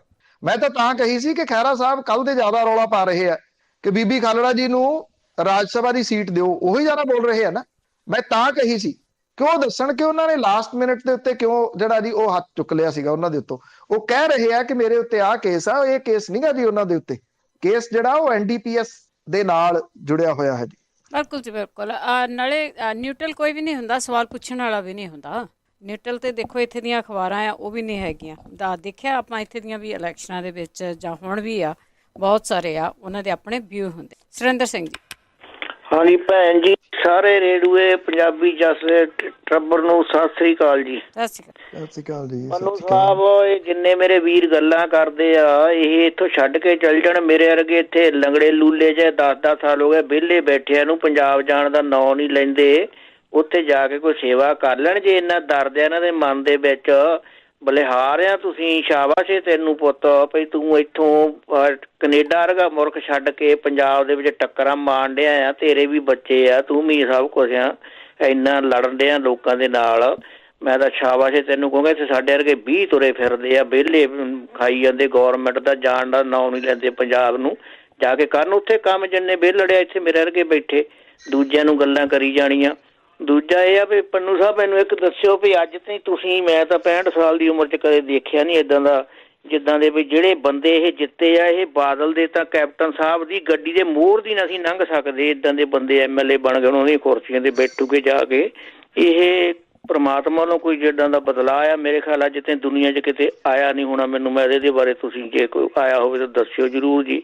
ਦੂਜਾ ਕੋ ਜਿਹੜੀ ਬਲਜਿੰਦਰ ਕੌਰ ਬੀਬੀ ਆ, ਉਹ ਤੇ ਪੰਨੂ ਸਾਹਿਬ ਪਿੱਛੇ 'ਚ ਇਲਜ਼ਾਮ ਲੱਗਦੇ ਆ ਵੀ ਉਹ ਵੀ ਕੋਈ ਕਰਦੀ ਰਹੀ ਆ, ਕੋਈ ਉਹ ਚੰਗੀ ਗਰਾਉਂਦੀ ਰਹੀ, ਪਤਾ ਨਹੀਂ ਕੀ ਕਰਦੀ ਰਹੀ ਆ। ਤੇ ਬਾਕੀ ਸੁਖਪਾਲ ਖਹਿਰਾ ਸਾਹਿਬ ਉਦੋਂ ਨਾ ਬੋਲੇ ਜਦੋਂ ਸ਼ਾਮ ਤੋਂ ਲਿਆ ਕੇ ਪ੍ਰਧਾਨ ਮੰਤਰੀ ਬਣਾਇਆ ਮਨਮੋਹਨ ਸੋਨੂੰ। ਉਸ ਵੇਲੇ ਖਹਿਰਾ ਸਾਹਿਬ ਕਿੱਥੇ ਗਏ ਹੋ ਸੀਗੇ? ਉਸ ਵੇਲੇ ਕਹਿੰਦੇ ਵੀ ਸ਼ਾਮ ਚੋਂ ਕਾਹਦੇ ਬੰਦਾ ਲਿਆਉਣੇ ਭਾਈ, ਇਹ ਤਾਂ ਪੰਜਾਬ ਤੋਂ ਜਿਤਾ ਕੇ ਇਹਨੂੰ ਭੇਜੋ। ਉਸ ਵੇਲੇ ਪੰਜਾਬੀ ਸੀ, ਨਾਲੇ 10 ਸਾਲ ਉਮਰ ਰਹੇ ਆ ਪ੍ਰਧਾਨ ਮੰਤਰੀ, ਉਸ ਵੇਲੇ ਪੰਜਾਬ ਤੋਂ ਭੇਜਦੇ, ਪੰਜਾਬ ਦੀ ਸ਼ਾਨ ਵੱਧਦੀ। ਇਹਦੇ ਬਾਰੇ ਦੱਸੋ ਜੀ। Thank you. ਤਾਂ ਮੇਰੇ ਚਾਚੇ ਜਿਹੜਾ ਜੀ ਉਹਦੇ ਉੱਤੇ ਉਹ ਗੱਲ ਕਰੀ ਜਾਣੀ ਹੁਣ ਐਵੇਂ ਉਹ ਖਿੱਚਣ ਵਾਲੀ ਗੱਲ ਹੋਊਗੀ ਰਾਜ ਸਭਾ ਦੇ ਮੁੱਦੇ ਦੇ ਉੱਤੇ, ਕਿਉਂਕਿ ਕੁਝ ਚਾਹੀਦਾ ਸੀ ਜਿਹੜਾ ਜੀ ਉਹ ਕੁਝ ਧਿਰਾਂ ਨੂੰ ਬੋਲਣ ਦੇ ਵਾਸਤੇ, ਕੁਝ ਕਹਿਣ ਦੇ ਵਾਸਤੇ। ਇਸ ਕਰਕੇ ਉਹਨਾਂ ਨੇ ਕਹਿ ਲਿਆ, ਕੋਈ ਗੱਲ ਨਹੀਂ, ਕਹਿ ਲਿਆ, ਫਿਰ ਕੀ ਹੋਇਆ? ਉਹਨਾਂ ਨੂੰ ਵੀ ਪੂਰਾ ਹੱਕ ਹੈ। ਮੈਂ ਨਹੀਂ ਕਿਸੇ ਨੂੰ ਕਹਿੰਦਾ ਕਿ ਤੁਸੀਂ ਇੱਥੇ ਆ ਜਾਓ ਜਾਂ ਤੁਸੀਂ ਚੱਲ ਜਾਓ, ਨਾ ਮੈਨੂੰ ਕੋਈ ਜਬਰੀ ਜਿਹੜਾ ਜੀ ਉਹ ਲੈ ਕੇ ਆਇਆ। ਮੈਂ ਆਪਣੀ ਚੋਇਸ ਦੇ ਨਾਲ ਇੱਥੇ ਆ। ਜਦੋਂ ਲੱਗੂਗਾ ਕਿ ਨਹੀਂ ਕੁਝ ਬਦਲ ਸਕਦਾ ਤੇ ਫਿਰ ਘੱਟੋ ਘੱਟ ਜਿਹੜੇ ਇਹ ਦਾਅਵਾ ਕਰਦੇ ਆ ਕਿ ਫਕੀਰ ਆ, ਝੋਲਾ ਚੁੱਕ ਕੇ ਤੁਰ ਪਾਂਗੇ, ਉਹ ਤਾਂ ਫਕੀਰ ਨਹੀਂ ਹੈਗੇ। ਘੱਟੋ ਘੱਟ ਮੈਂ ਆਪਣੀ ਫਕੀਰੀ ਜਿਹੜੀ ਆ ਉਹ ਜ਼ਰੂਰ ਕਾਇਮ ਰੱਖੀ ਹੋਈ ਹੈ ਜੀ। ਉਹ ਫਿਰ ਜਿਹੜਾ ਜੀ ਉਹ ਝੋਲਾ ਚੁੱਕ ਕੇ ਲਾਂਭੇ ਹੋ ਜਾਣਗੇ ਜੀ, ਵੀ ਠੀਕ ਹੈ, ਫਿਰ ਜਿਹੜਾ ਮਰੀ ਜਾਣ ਦਿਓ। ਪਰ ਦੂਜਾ ਪੱਖ ਇਹ ਆ ਕਿ ਤੁਸੀਂ ਕਹਿੰਦੇ ਹੋ ਕਿ ਗੱਡੀ ਦੇ ਨੇੜਿਓਂ ਨਹੀਂ ਲੰਘਦੇ ਸੀਗੇ। ਈਵਨ ਉੱਥੇ ਕਿਸੇ ਬਹੁਤ ਵੱਡੇ ਲੋਕਾਂ ਨੂੰ ਜਿਹੜਾ ਜੀ ਉਹ ਨੇੜੇ ਨਹੀਂ ਲੱਗਣ ਦਿੱਤਾ ਜਾਂਦਾ ਸੀਗਾ। ਉਹਨਾਂ ਤੱਕ ਅਪਰੋਚ ਕਰਨੀ ਕੋਈ ਛੋਟੀ ਮੋਟੀ ਗੱਲ ਸੀਗੀ। ਉਹਨਾਂ ਦੇ ਨੇੜੇ ਪਹੁੰਚਣਾ, ਉਹਨਾਂ ਦੇ ਦਫ਼ਤਰਾਂ ਤੱਕ ਜਿਹੜਾ ਉਹ ਪਹੁੰਚਣਾ ਬਹੁਤ ਵੱਡੀ ਗੱਲ ਸੀਗੀ ਜੀ। ਮੈਂ ਤਾਂ ਤਾਈਓ ਤੁਹਾਨੂੰ ਪਹਿਲਾਂ ਵੀ ਦੱਸਿਆ ਕਿ ਜਦੋਂ ਉੱਥੇ ਆਮ ਬੰਦਿਆਂ ਨੂੰ ਤੁਸੀਂ ਫਿਰਦਿਆਂ ਦੇਖਿਆ ਬੜਾ ਅਜੀਬ ਲੱਗਿਆ। ਔਰ ਦੂਜੀ ਗੱਲ ਸੀ, ਮੈਂ ਪਾਰਕਿੰਗ ਦੂਰ ਲਾਈ ਸੀਗੀ, ਮੈਨੂੰ ਬਾਅਦ ਦੇ ਵਿੱਚ ਹਾਈ ਕੋਰਟ ਕੁਝ ਕੰਮ ਸੀਗਾ। ਹਾਈ ਕੋਰਟ ਦੇ ਵਿੱਚ ਉਹ ਪਾਰਕਿੰਗ ਤੋਂ ਹਾਈ ਕੋਰਟ ਤੱਕ ਪਹੁੰਚਦਿਆਂ 3 ਜਿਹੜੇ ਜੀ ਉਹ ਥਾਵਾਂ ਦੇ ਉੱਤੇ ਰੋਕਿਆ। ਕਿਸੇ ਹੋਰ ਨੇ ਨਹੀਂ, ਪੁਲਿਸ ਵਾਲਿਆਂ ਨੇ। ਇਸ ਕਰਕੇ ਨਹੀਂ ਕਿ ਕਿੱਧਰ ਜਾ ਰਹੇ ਹੋ, ਆਪਣੀਆਂ ਮੁਸ਼ਕਲਾਂ ਦੱਸਣ ਦੇ ਵਾਸਤੇ ਕਿ ਸਾਡੀ ਆਹ ਮੁਸ਼ਕਲ ਹੈ। ਤੁਸੀਂ ਮੁੱਦੇ ਉਠਾਉਂਦੇ ਹੋ ਹਮੇਸ਼ਾ, ਔਰ ਤੁਹਾਡੇ ਤੋਂ ਇਹ ਆਸਾ ਕਿ ਸਾਡੀ ਤਾਂ ਉਹ ਕਹਿੰਦੇ ਕੋਈ ਸੁਣਦਾ ਹੀ ਨਹੀਂਗਾ। ਇਹ ਕਿਤੇ ਮਤਲਬ ਕਿ ਕੋਈ ਨਿਊਟਰਲ ਰਹਿ ਕੇ ਉਠਾਏ ਜਾਂਦੇ ਨੇ ਜੀ। ਜਦੋਂ ਸਰਕਾਰਾਂ ਨੇ ਧੱਕੇ ਕੀਤੇ, ਇੱਥੇ ਡਾਂਗਾਂ ਪੈਂਦੀਆਂ ਸੀ ਵਿਚਾਰੇ ਬੇਰੁਜ਼ਗਾਰਾਂ ਦੇ ਉੱਤੇ, ਉਹਨਾਂ ਡਾਂਗਾਂ ਦੇ ਵਿੱਚ ਵੜ ਕੇ ਫੋਟੋਆਂ ਖਿੱਚਦੇ ਸੀ ਨਾ, ਵੀਡੀਓ ਬਣਾਉਂਦੇ ਸੀਗੇ ਉਹਨਾਂ ਡਾਂਗਾਂ ਦੇ ਵਿੱਚ। ਉਹ ਨਿਊਟਰਲ ਰਹਿ ਕੇ ਥੋੜੀ ਹੁੰਦੇ ਸੀ ਜੀ। ਜ਼ਿੰਦਗੀ ਜ਼ਿੰਦਾਬਾਦ ਜਿਹੜਾ ਮਿਸ਼ਨ ਸੀਗਾ, ਜਿਹਦੇ ਤਹਿਤ 10ਵੀਂ +1 +2 ਦੇ ਵਿਦਿਆਰਥੀਆਂ ਦੇ ਨਾਲ ਸੰਵਾਦ ਰਚਾਉਣ 16 ਡਿਸਟ੍ਰਿਕਟ ਦੇ ਵਿੱਚ ਗਏ ਜੀ, ਉਹ ਨਿਊਟਰਲ ਰਹਿ ਕੇ ਥੋੜੀ ਹੋਇਆ ਸੀਗਾ। ਯਤਨ ਕਰਦੇ ਰਹੇ ਆ ਹਮੇਸ਼ਾ, ਹਾਰ ਕੇ ਨਹੀਂ ਬੈਠੇ ਕਿ ਨਹੀਂ ਇੱਥੇ ਕੁਝ ਨਹੀਂ ਹੋਣਾ। ਆਮ ਲੋਕ ਕਹਿੰਦੇ ਨੇ ਇੱਥੇ ਕੁਝ ਨਹੀਂ ਹੋਣਾ, ਕੁਝ ਨਹੀਂ ਬਦਲਣਾ। ਮੈਂ ਨਹੀਂ ਬੈਠਾ ਹਾਰ ਕੇ ਕਿ ਨਹੀਂ ਬਦਲਣਾ। ਲੱਗੇ ਰਹੇ, ਕਿੰਨਾ ਫਰਕ ਪਿਆ ਉਹ ਆਪਣੀ ਜਗ੍ਹਾ ਦੇ ਉੱਤੇ ਆ, ਕਿੰਨੇ ਕੁ ਸਫਲ ਹੋ ਸਕੇ ਆਪਣੀ ਜਗ੍ਹਾ ਤੇ। ਹਿੰਮਤ ਤਾਂ ਨਹੀਂ ਹਾਰੀ, ਉਹਦੇ ਵਾਸਤੇ ਲੱਗੇ ਰਹੇ ਆ, ਅੱਜ ਵੀ ਲੱਗੇ ਹੋਏ ਆ। ਮੇਰੇ ਦੋਸਤ, ਅਸੀਂ ਆਪਣੇ ਕੰਮਕਾਰ ਤੋਂ ਬਾਅਦ ਰਾਤ 11 12 ਵਜੇ ਤੱਕ ਲੱਗਦੇ ਆ ਜੀ ਉਹਦੇ ਵਾਸਤੇ ਕਿ ਇਹਨੂੰ ਕਿਵੇਂ ਕੰਟਰੋਲ ਕੀਤਾ ਜਾਵੇ, ਇਹਨੂੰ ਰੀਹੈਬਿਲਿਟੇਸ਼ਨ ਦੇ ਵਾਸਤੇ ਕਿਵੇਂ ਕੰਮ ਆਪਾਂ ਕਰੀਏ, ਕਿੱਥੇ ਕਿਹੜੇ ਪੁਆਇੰਟ ਨੇ, ਉਹਨੂੰ ਕਿਵੇਂ ਜਿਹੜਾ ਜੀ ਅੱਗੇ ਲਿਆਈਏ। ਲੱਗੇ ਰਹਾਂਗੇ ਜੀ, ਚਾਹੇ ਉਹਦੇ ਵਾਸਤੇ ਤੁਸੀਂ ਜਿੰਨੀਆਂ ਗਾਲਾਂ ਕੱਢਣੀਆਂ ਨੇ ਕੱਢ ਲਓ। ਜਿਹੜੇ ਗਾਲਾਂ ਕੱਢਣ ਵਾਲੇ ਨੇ, ਤੁਸੀਂ ਸਾਰੇ ਨਾ ਆਪਣੇ ਆਪ ਨੂੰ ਲੈ ਲੈਣਾ ਜੀ, ਜਿਹੜੇ ਵੀ ਕੱਢਦੇ ਨੇ ਕੱਢੀ ਜਾਣ ਦਿਓ।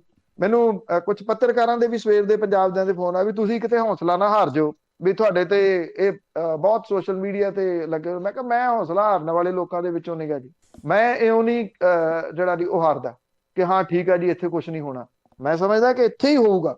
ਕੋਈ ਕਹਿ ਰਿਹਾ ਸੀਗਾ ਕਿ ਟਾਸਕ ਬੜੀ ਔਖੀ ਆ ਜਿਹੜੀ ਰੀਹੈਬਿਲਿਟੇਸ਼ਨ ਵਾਲੀ। ਮੈਂ ਕਿਹਾ ਜੇ ਔਖੀ ਟਾਸਕ ਦੇ ਲੈ ਕੇ ਹੱਥਾਂ ਦੇ ਵਿੱਚ ਉੱਤੇ ਕੰਮ ਨਾ ਕੀਤਾ ਤੇ ਸਵਾਦ ਕੀ ਆਇਆ। ਕੁਰਸੀਆਂ ਦੇ ਉੱਤੇ ਬਹਿ ਕੇ ਏਸੀ ਕਮਰਿਆਂ ਦੇ ਵਿੱਚ ਅੱਗੇ ਢੂੰ ਕਰਦੀਆਂ ਗੱਡੀਆਂ ਲੈ ਕੇ ਉਹੋ ਜੀ ਟਾਸਕ ਥੋੜੀ ਲੈਣੀ ਆ ਨਾ, ਉਹ ਕਦੀ ਉਹੋ ਜੀ ਅਪਰੋਚ ਕੋਈ ਰਹੀ ਹੈ। ਤਾਂ ਪੰਜਾਬ ਦੇ ਲੋਕਾਂ ਦੇ ਵਾਸਤੇ ਜਿਨ੍ਹਾਂ ਨੇ ਵਿਸ਼ਵਾਸ ਕੀਤਾ, ਜਿਹੜੇ ਤੁਹਾਨੂੰ ਘੇਰ ਕੇ ਕਹਿੰਦੇ ਆ, ਇੱਕ ਸਬ ਇੰਸਪੈਕਟਰ ਸਨ, ਉਹ ਗੱਲ ਸੁਣਾ ਰਹੇ। ਉਹ ਕਹਿੰਦੇ ਮਤਲਬ ਕਿ ਕਰਪਸ਼ਨ ਲਈ ਅਸੀਂ ਮਜਬੂਰ ਕਿਵੇਂ ਹੁੰਦੇ ਆ। ਕਹਿੰਦੇ ਕਿ ਕੋਈ ਅਨਆਇਡੈਂਟੀਫਾਈ ਡੈਡ ਬੋਡੀ ਦੀ ਡਿਊਟੀ ਲੱਗ ਗਈ ਕਿ ਇਹਨੂੰ ਲੱਭੋ।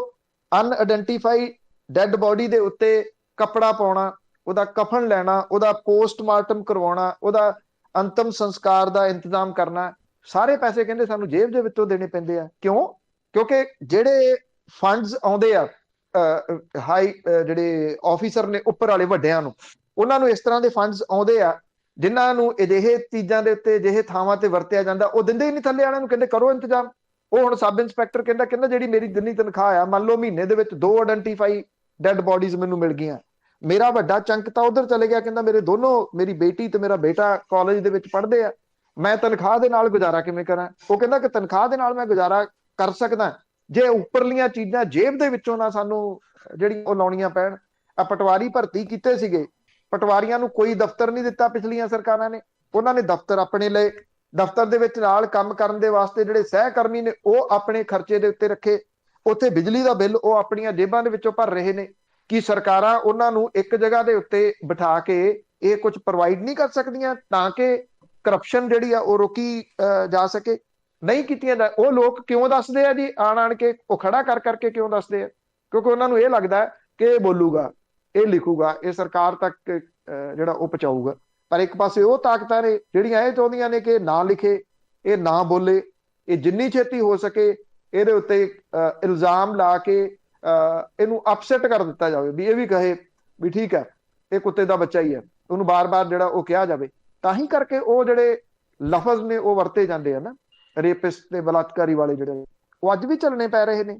ਉਹ ਇਹਨਾਂ ਲੋਕਾਂ ਦੀ ਵਜ੍ਹਾ ਕਰਕੇ ਚੱਲਣੇ, ਇਸ ਕਰਕੇ ਚੱਲ ਰਹੇ ਆ ਕਿ ਜਿਹੜੇ ਲੋਕਾਂ ਦੀ ਆਵਾਜ਼ ਕੋਈ ਨਹੀਂ ਗੀ, ਜੇ ਅੱਜ ਚੁੱਪ ਕਰ ਗਏ ਤੇ ਉਹ ਵਿਚਾਰੇ ਫੇਰ ਹੰਬ ਹਾਰ ਕੇ ਬਹਿ ਜਾਣਗੇ। ਫਿਰ ਮੁੜ ਕੇ ਕਿਸੇ ਨੇ ਨਹੀਂ ਸੁਣਨੀ ਜੀ, ਮੁੜ ਕੇ ਇਹੋ ਜੀ ਕੋਈ ਤਬਦੀਲੀ ਨਹੀਂ ਆਉਣੀ। ਇਹ ਤਬਦੀਲੀ ਸਿਰਫ ਅਜੇ ਰਾਜਨੀਤਿਕ ਆਈ ਆ, ਹੋਰ ਕਿਸੇ ਕਿਸਮ ਦੀ ਕੋਈ ਤਬਦੀਲੀ ਨਹੀਂ ਆਈ, ਜਿਹਨੂੰ ਲਿਆਉਣ ਦੇ ਵਾਸਤੇ ਇੱਕ ਵੱਡੀ ਲੜਾਈ ਸਭ ਨੂੰ ਲੜਨੀ ਪੈਣੀ ਹੈ। ਬਿਲਕੁਲ ਜੀ, ਬਿਲਕੁਲ। ਆਪਨ ਜੀ ਇੱਕ ਦੋ ਕਾਲਰ ਨੇ ਸਾਡੇ, ਇਹਨਾਂ ਦੇ ਨਾਲ ਭੁਗਤਾ ਕੇ ਫਿਰ ਆਪਾਂ ਖਿਮਾ ਮੰਗਾਂਗੇ ਜੀ। ਜਤਿੰਦਰਪਾਲ ਸਿੰਘ ਜੀ, ਜਤਿੰਦਰਪਾਲ ਜੀ, ਤਰਲੋਚਨ ਸਿੰਘ ਜੀ, ਹੈਲੋ, ਸਤਿ ਸ਼੍ਰੀ ਅਕਾਲ ਜੀ। ਸਤਿ ਸ਼੍ਰੀ ਅਕਾਲ ਜੀ। ਬੜੇ ਚਿਰਾਂ ਬਾਅਦ ਬੋਲ ਸੁਣਿਆ ਤੁਹਾਡਾ। ਹਾਂਜੀ ਹਾਂਜੀ, ਆਓ ਜੀ ਆਓ, ਸਵਾਲ ਕੀ ਹੈ ਤੁਹਾਡਾ? ਸਵਾਲ ਤਾਂ ਥੋੜਾ ਜਿਹਾ ਏਦਾਂ ਆ, ਪੰਨੂ ਸਾਹਿਬ ਨੂੰ ਸਤਿ ਸ੍ਰੀ ਅਕਾਲ ਕਰਨੀ। ਮੈਂ ਪੁਰਾਣਾ ਸਰੋਤਾ ਪੰਜਾਬੀ ਰੇਡੀਓ ਦਾ, ਹਾਂਜੀ ਹਾਂਜੀ ਤੇ ਵੇ ਫਰੀडम ਫਾਈਟਰ ਦਾ ਦੋਤਾ ਵੀ ਆ ਤੇ ਪੋਤਾ ਵੀ ਆ ਜੀ। ਹਾਂਜੀ। ਉਹ ਗੱਲ ਇਹ ਆ ਵੀ ਹੁਣ ਇਹ ਆ ਗਈ ਆ ਸਰਕਾਰ, ਅੱਗੇ ਤਾਂ ਕਿਸੇ ਨੇ ਬਾਤ ਬੂਤ ਨਹੀਂ ਪੁੱਛੀ, ਬੁੜੇ ਦਾ ਕੁੱਟਾ ਕੱਟਾ ਖਾ ਕੇ ਚੱਲ ਗਏ।